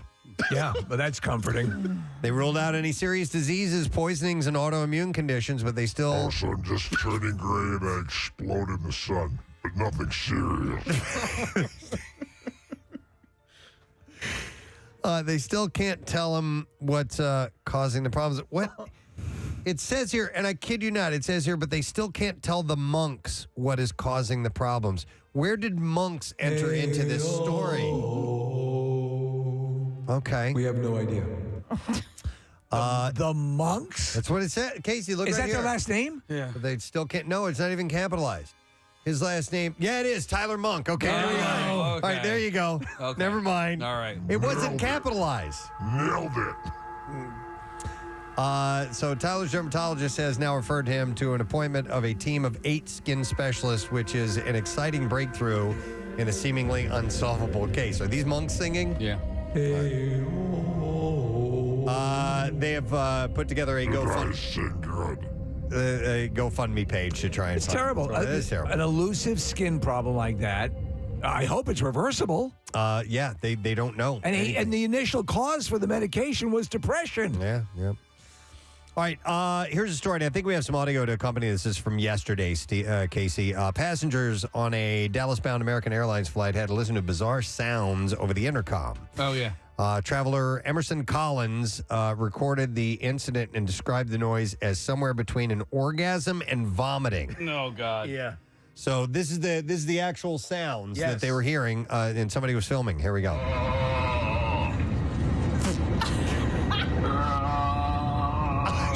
Shut up.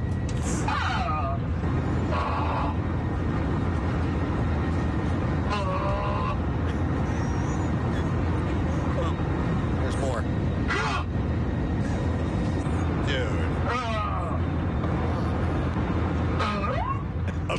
Now they're getting creative.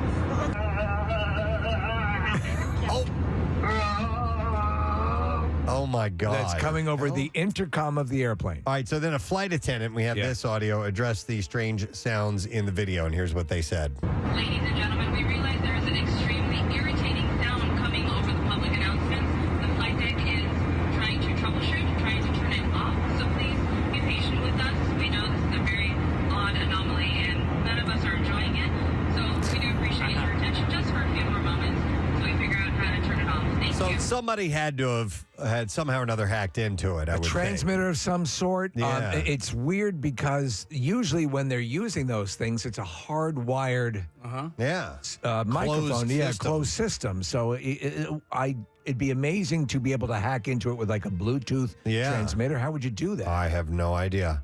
Commenters have various theories saying perhaps a passenger was having bathroom troubles. No. While others believe the intercom system was somehow hacked by a prankster. Yeah, so that seems what. I don't really know. Yeah. All right, and then that's it. We got to wrap it up there. Oh man. Oh man. Right, that's all we have time for. Sorry, guys. The gray dude took up most of the time. A reminder that you have about 5 minutes left to enter the word TIP, T-I-P, for you. For you who loop. So text the word tip right now to, what's our number? 45911. That's it. Or enter it with the MMR app or WMMR.com. I keep thinking about the gray guy. Milton Tyler. We will take a break. We'll come back in a second. We'll do the lesson question, trash and music news. And don't forget, we're zeroing in on Tattoos Day as we are going to give that away at the end of the program. So text word tattoo to 39333 if you want to win from Floating World Tattoo in Pearson. We'll be back in a moment. Preston and Steve on 93.3 WMMR. Want to see something funny? For 1 second. Can they just try it? Can like a smaller, wants lesser to network just do it with ugly people? No, they did. Rock of Love. No, I mean like actual ugly people. You know what? They have shows that are average people, like that Married at First Sight thing. Yeah. And those people aren't. So they're just kind of average looking. So and people watch that, but it does have the added level of they've never met before and they're going to try to stay together. Regular people, it's just you have these stunning people. Many of them very loose sexually. Right. You have these dream dates that no one on earth ever goes on, but people on The Bachelor and Bachelorette. Yeah. And that's Could why you people imagine, watch. like The Bachelor shows up, and then you got 20 or 30 bachelorettes, and then Mama June Shannon gets out of the limo. Some of the bachelorettes are like, you know what, I'm out. You know, so immediately the 30 goes down to 20. Well, that would be cool if at the point, but they've already it's the formula works so well. I know. It's been on, even though it's 90,000 different iterations of This it. is season 22. Yeah, and I don't know how many it's different showing no versions. signs of slowing down. Bachelor, Bachelorette, Bachelor in Paradise. Imagine Casey if the Bachelor shows up and he looks like that doctored picture of Tom Cruise that makes him a little fat. And he's wearing a baseball hat or booger. Yes, something like that. It's not gonna work. So anyhow, I have to go. The limo's still running. Yeah. People with great personalities, all no one across cares. the board. Yeah. Look at this picture here. Yes. That guy. That's it. I love it. I'd tune in. I totally would have watched that show. At least the first episode. It's a fantasy for everyone. I got just what love is really like. But if you're one of the girls and you show up and Fat Tom Cruise is waiting for you instead of Ari Lewandowski Jr., you got ripped off on that season. You're gone. Yeah. You're out of there. So anyhow, he was first introduced on season 8 of The Bachelorette when he vied for the affection of Emily Maynard. So he goes, love you. He goes, I want to be with you. He goes, forever. I love you. I love you. I look into the future and I see you and I together, like two people together. Poetry. I want to walk down the aisle with you, the same aisle, and get married. I want to write our own vows and use ventriloquist dummies to convey them. Please welcome Mr. M. Night Shyamalan. Hey guys, I like the music. You like that? That's a cello actually played through, through an electric. Thing Oh, that's really cool. To Yeah. make it sound like a growl. That's, Oh, really? That's Music from Split. Yeah. Yeah, this was. Hang on, wait. Yeah, Yeah, so now you on can hear it. Yeah, and the composer actually plays the cello. He played it himself, like in a bathroom, like off the tiles, and you can. Anyway. Who was the composer? No. I mean, Wes Thornton. I got him from the HBO show The Jinx. You know, making. Yes. So just an amazing talent. I want to talk about, or ask you about Split, and so I don't want no spoiler alerts, but I recently went to a screening of Unbreakable. Do you look at Unbreakable differently than you did 10 years ago? Split and Unbreakable are very, very connected, and they've always been. Even when I wrote the original movie, both these movies were in my head and actually on paper. Okay. So it was just one of the things when I started doing smaller movies, which give me a lot of creative control, and for me, whether it's even just in my own head, a sense of being able to be daring and different and original and not worry because the budgets are low and I can do something that's unexpected. I felt like, wow, I could do this other part of this story in a very unusual way. In fact, in a way that hasn't been done before, which is not even tell you how it's connected to something else unless you come see the movie and then forbid it to be mentioned in the marketing. It was really strange, I'll tell you, because I write only originals, but this is the first time I've ever written something where I already knew the characters, so it was very bizarre. Like, as soon as I started writing, I knew all the characters' voices and how they were going to react. So it was a very different process. And, Okay. Yeah, really interesting. Well, speaking of that, I apologize, but how did you come up with all the different voices and characters for the one character in Split? Yeah, James plays, if you guys haven't seen it, Split is about James's character and who suffers from DID, and he has 23 personalities, and there's a 24th one coming, which is a very threatening personality. And in this movie, he plays... I don't want to tell you how much because I think it's going to be fun, but it's an enormous number. But that's crazy to have to come up with 23 characters for one. You know what? Really, it's not any different for me as a screenwriter because they are who they are. Mm-hmm. So they're real characters. They're just being funneled through one person. Yeah, it's James that has the problem. I have to. I'm just writing different characters. I watched the Blu-ray had a different ending. Which I find this stuff fascinating. Yeah. And one you didn't go with, and it was the exact right call to go with the one you went with. But do you when you shoot those things and you actually just sit there and see them side by side and run them, do you go, that's it, or are you back and forth? Well, I mean, part of art is listening, right? Yeah. So you can have an agenda. Again, if I write you this movie about you guys, you five guys right here in this thing, I can have an agenda. Oh, I want Preston to be this person and that person, and but you have to really listen because the character of Preston or the character of Kathy will start talking to you and telling you something, and if you're being arrogant in the process, it's literally in a relationship, and if you're not listening to say, oh wow, the Kathy character wants to be the dominant character, doesn't want to be the way you were thinking of her, and so it's listening to it and making the movie and looking at it, you go, wow, I thought James's character was going to do this, or I thought Bruce's character was going to go this way, but actually it's Sam's character that wants to do this, and that process of I've gotten better at listening. You sort of step aside and let the voices come. I know it seems very it all bizarre, sounds really bizarre and overly artsy, but I would understand that when you're writing for multiple characters.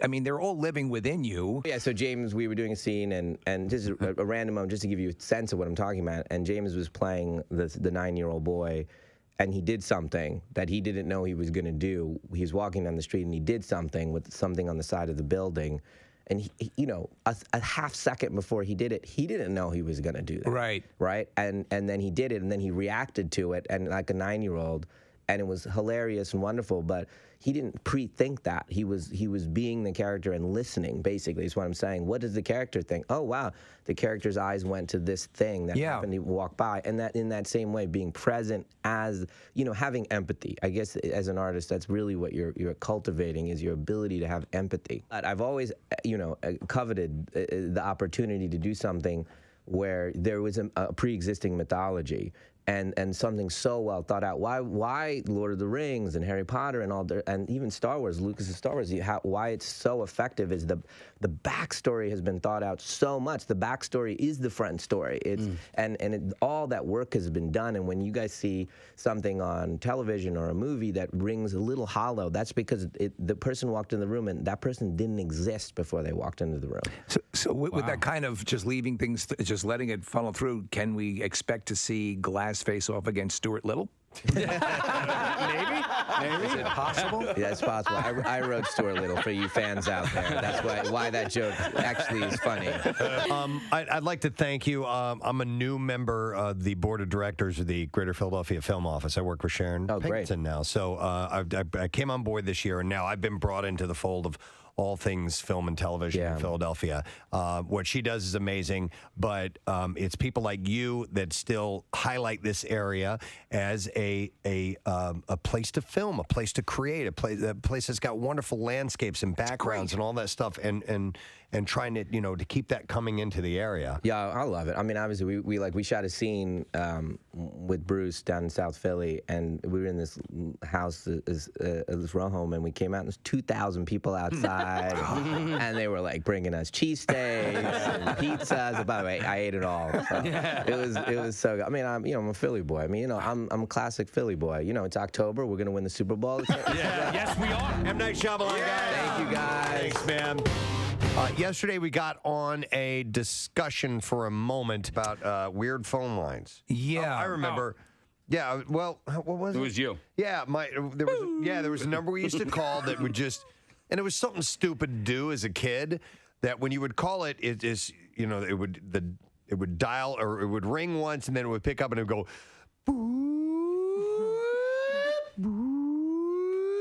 I mean, over and over, nonstop. It had to be like maybe for service guys working on the lines, like a calibration thing. Maybe that was something like that. Something along and you those happened lines. upon it. And no, but the You started reason it.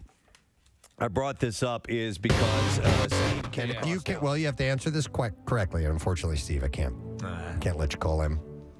But the question we're going to ask is, what is the rallying cry for the new Avengers, Aaron Carter and Charlie Sheen? 215-263 WMMR. What is the rallying cry for the new new Avengers, Aaron Carter and Charlie Sheen? 215-263 WMMR. It's from our 6 o'clock hour. If you were listening, maybe you heard it, maybe no. Call if you do, because we'll do the trash while we wait for you to get through. The trash business is a gold mine. 93.3 WMMR with Preston and Steve's Hollywood Trash.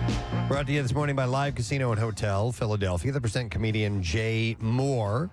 Coming Saturday, October 8th, and tickets are on sale at livecasinophilly.com. Must be 21 or older. Gambling problem? Call 1-800-GAMBLER. What's up, Steve? Well, Robin Wright and husband Clement Giroux have split after 4 years of marriage. Robin says Clement once quoted the Princess Bride to her, saying, "As you wish," and what she wishes now is for him to eat a bag of D's.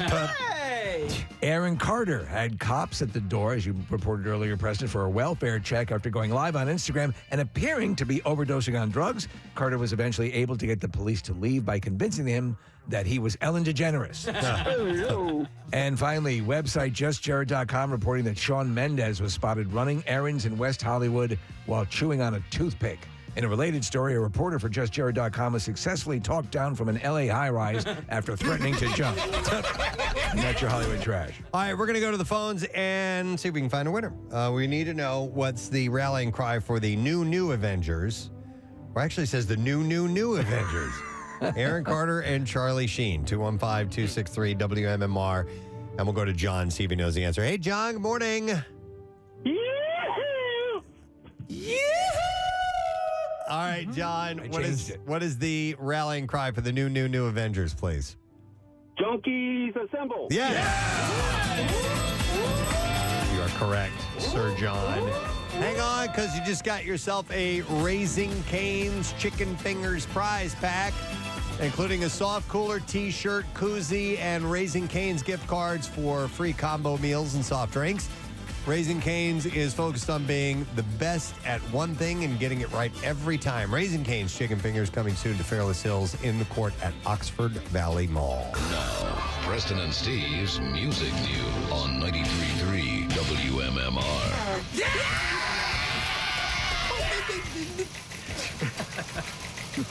Brought to you by Jersey Mike's. Planning your game day football feast? Well, Jersey Mike's got you covered with everything you need for a great party or tailgate, and order ahead on the Jersey Mike's app and skip the line. Jersey Mike's, a sub above. So I just have two stories from music news for you this morning. Red Hot Chili Peppers frontman Anthony Kiedis shed light on the band's new tribute to late Eddie Van Halen.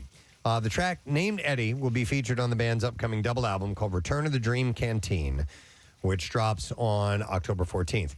Kiedis explains how the song came about, posting on Twitter, "Sometimes we don't realize how deeply affected and connected we are to artists until the day they die." Right. Eddie Van Halen was one of a kind. The day after his death, Flea came into rehearsal with an emotional bass line. And he went on to write, "John, Chad, and I started playing along, and pretty soon, with all our hearts, a song in his honor effortlessly unfolded. And it felt good to be sad and care so much about a person who had given so much to our lives." Kiedis closed by saying, "Although the song doesn't speak..." What are you doing? I thought it was a very emotional This is a bass line. rip-off, man. That's the Barney Miller theme. He goes on to say, although the song doesn't speak to Eddie by name, it talks about his... Because it's Barney. His early days on the Sunset Strip and the rock and roll tapestry that Van Halen painted on our minds. In the end, our song asks that you not remember Eddie for dying, but for living his wildest dream. I was watching some classic Van Halen video footage yesterday. I was watching them playing Dance the Night Away. It had to have been from like 1979, somewhere around then, and they were just in their prime, man. So awesome. And I've always just been fixated on Eddie. Well, and watching him play and pull off what he did was just astonishing, the sound that he created and how original it was. And the fact that everybody from, classic sort of progressive musicians like Billy Corgan to country stars all around, all over the place, loved Van Halen. Yeah.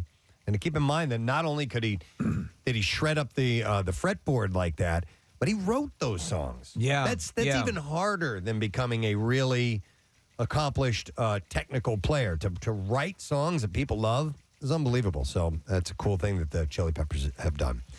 And then finally, speaking of great musicians, ahead of her appearance at tonight's tribute concert at LA's Kia Forum, Heart's Nancy Wilson has posted the video to her new musical salute to her dear friend, the late Taylor Hawkins. We have a clip of that to play. Wilson spoke about the tune, titled Amigo Amiga, explaining to Consequence of Sound. I heard myself in tears saying, too soon, which became a refrain in the song. And I spent quite a few sleepless nights trying to express it all. He was a wonderful friend, and we always had funny pet names for each other, like Amigo and Amiga, as well as Love and Darling. And she went on to say it was such painful loss, but it also feels like Taylor has galvanized and re-energized rock and roll with so many of his musician friends and fans coming together. It's a new renaissance for Taylor and the Foo Fighters family that they have gifted us all. So let's play a little bit of this and see what this sounds like. 2, 3, 4.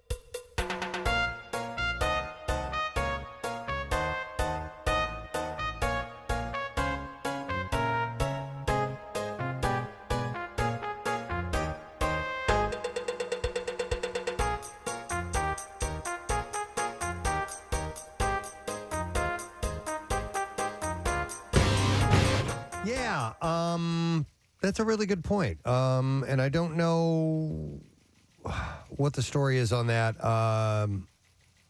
They had talked about Van Halen reforming and doing some kind of tour or something like that. But that's a good question. Guitarists coming together to celebrate the night of Eddie Van Halen should certainly be something that is, and I got to imagine would happen. But you're right. The Taylor thing.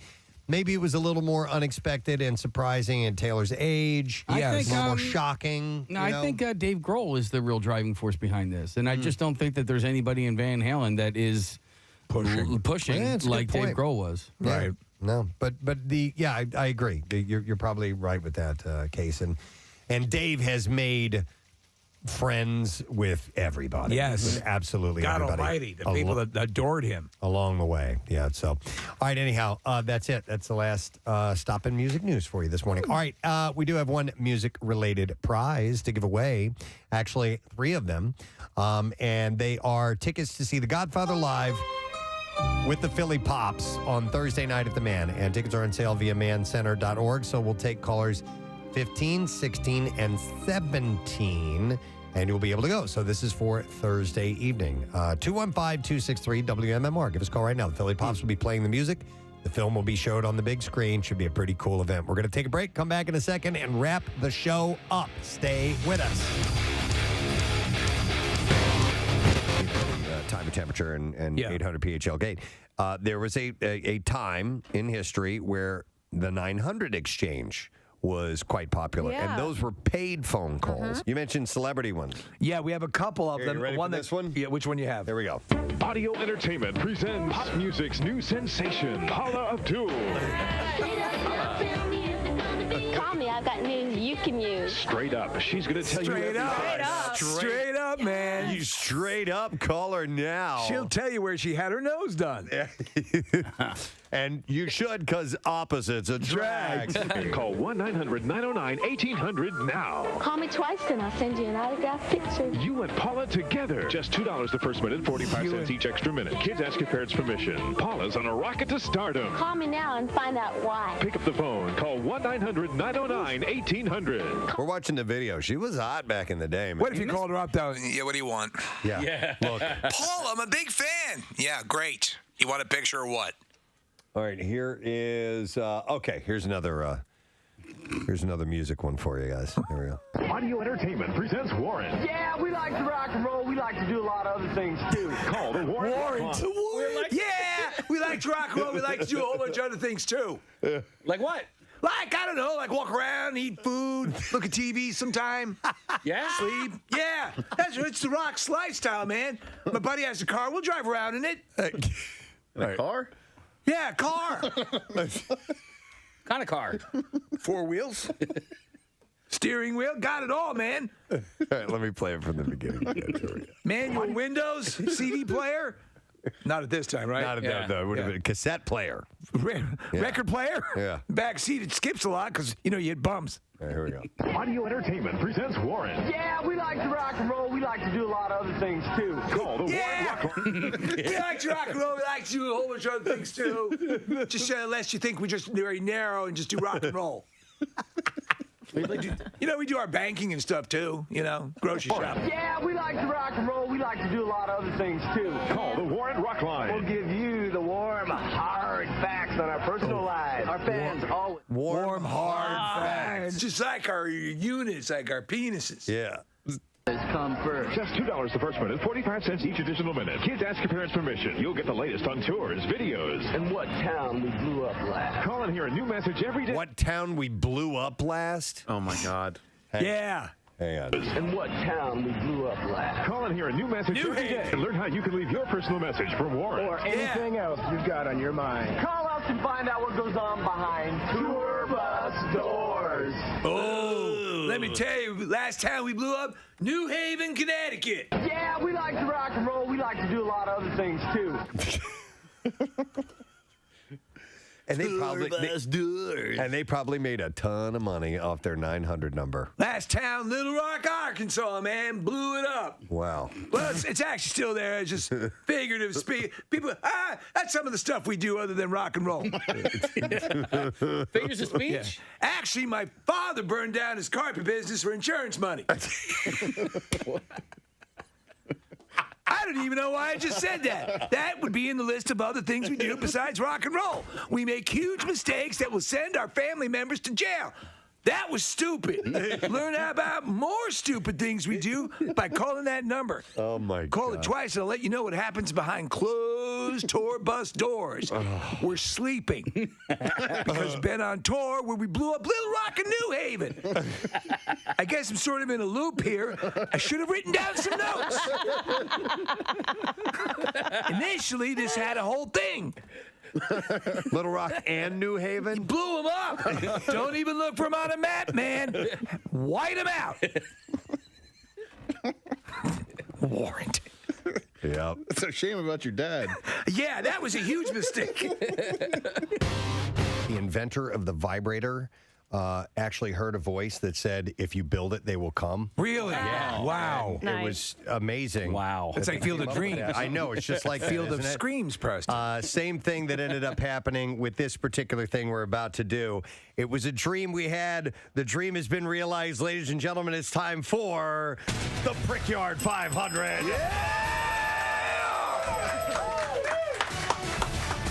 In the corner of the Preston and Steve studios stands a track that is ready to receive racing apparatus. It is called the Brickyard, and the 500 comes from the $500 in cash that we're going to be giving away. All right, Nick is on location at the track, which is about 8 feet away from where I am right now. We can see him from our vantage point, which is 8 feet away. You guys are up in the sky booth. Yes, we are. How is the weather trackside, Nick? That's beautiful out. You should see it from down here, Preston. It is gorgeous out, and you're close. You're close to the track, and I got to say, I have to imagine it looks pretty spectacular from where you are. Perfect conditions for racing. Yeah. All right, so let's meet our racers, if that's cool. We're going to start with our first one, and then we'll explain how the race is going to happen.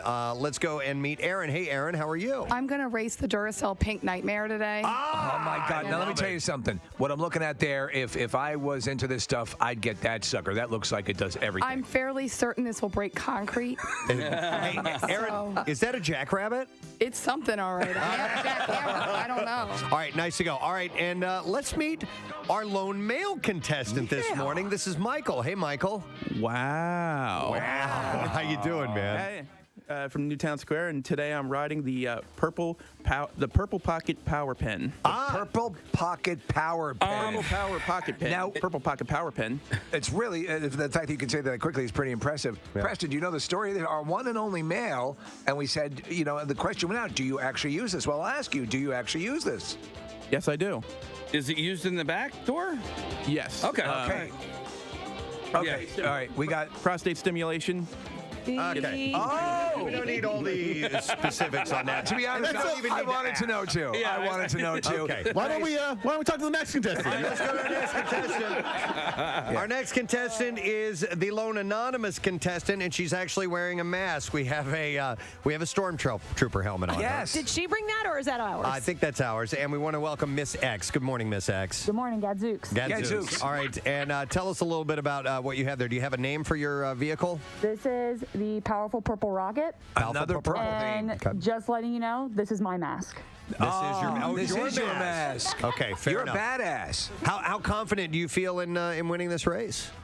I think this thing's pretty powerful. Okay. So I think this is going to be no competition. Okay. All right. Hey, Rachel. Hi, everyone. My name's Rachel. Nice to meet you. And Hi. Rachel, what do you have there? What's your vehicle? I call this is what I came for. This is what I came for. That's a perfect name. I like it. I don't want to handicap the race, but I think this one is going to come in dead last. I think so too. Because of the shape of it. It's not.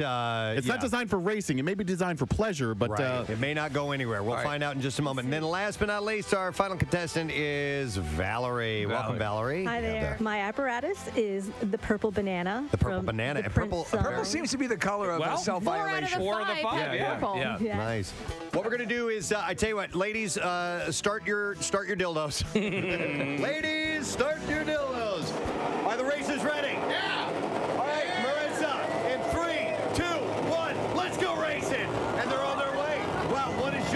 X. Whose is that?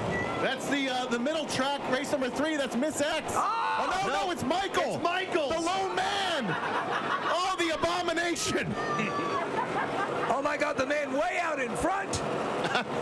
The giant pink one hasn't even left the starting line. He's just sitting there spinning out of control, not moving at all. Michaels is almost to the end. Almost to the end. Ladies and gentlemen, from race number 1, we have a winner. Oh, my God. And let me tell you something Okay. here.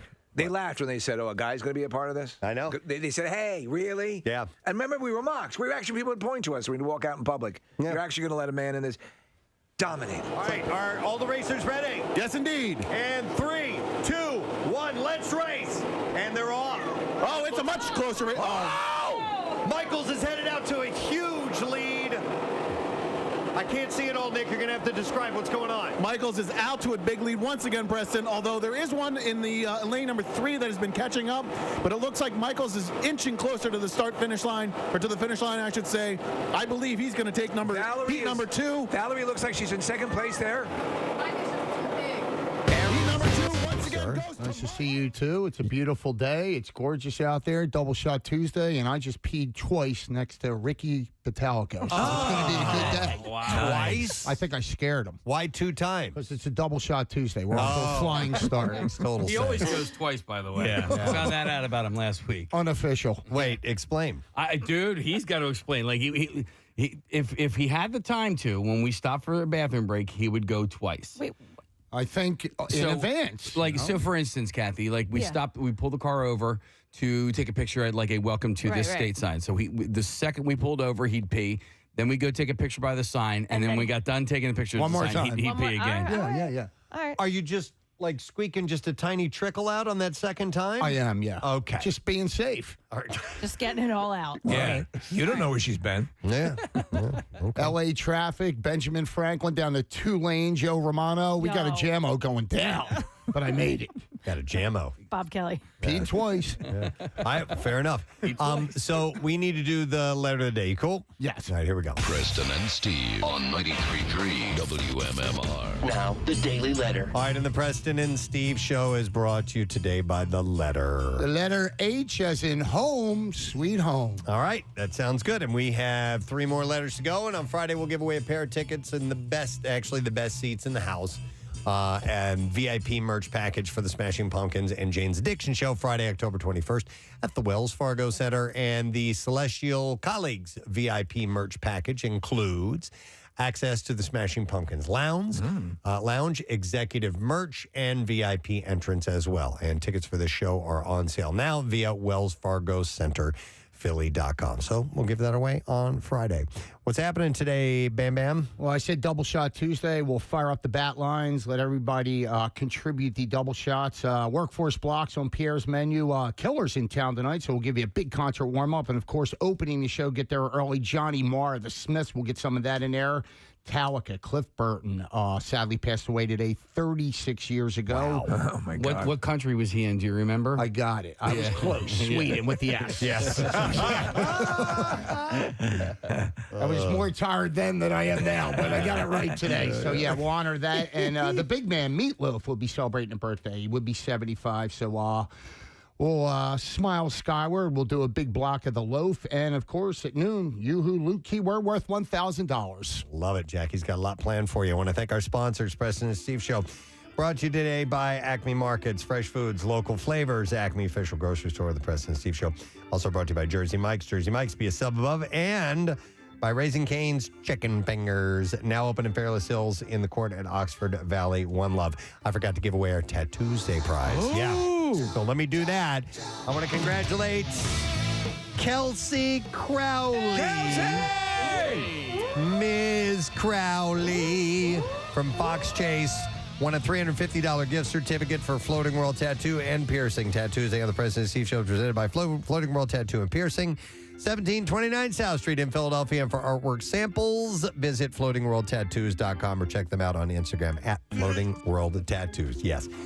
Tomorrow on the program, we are going to go live on Fox Good Day. Hang on. It's all right. I've done that before. With Fox. This wasn't the 1st time you've done that. I did FUX. Yeah, it wasn't the 1th. Fox Good Day.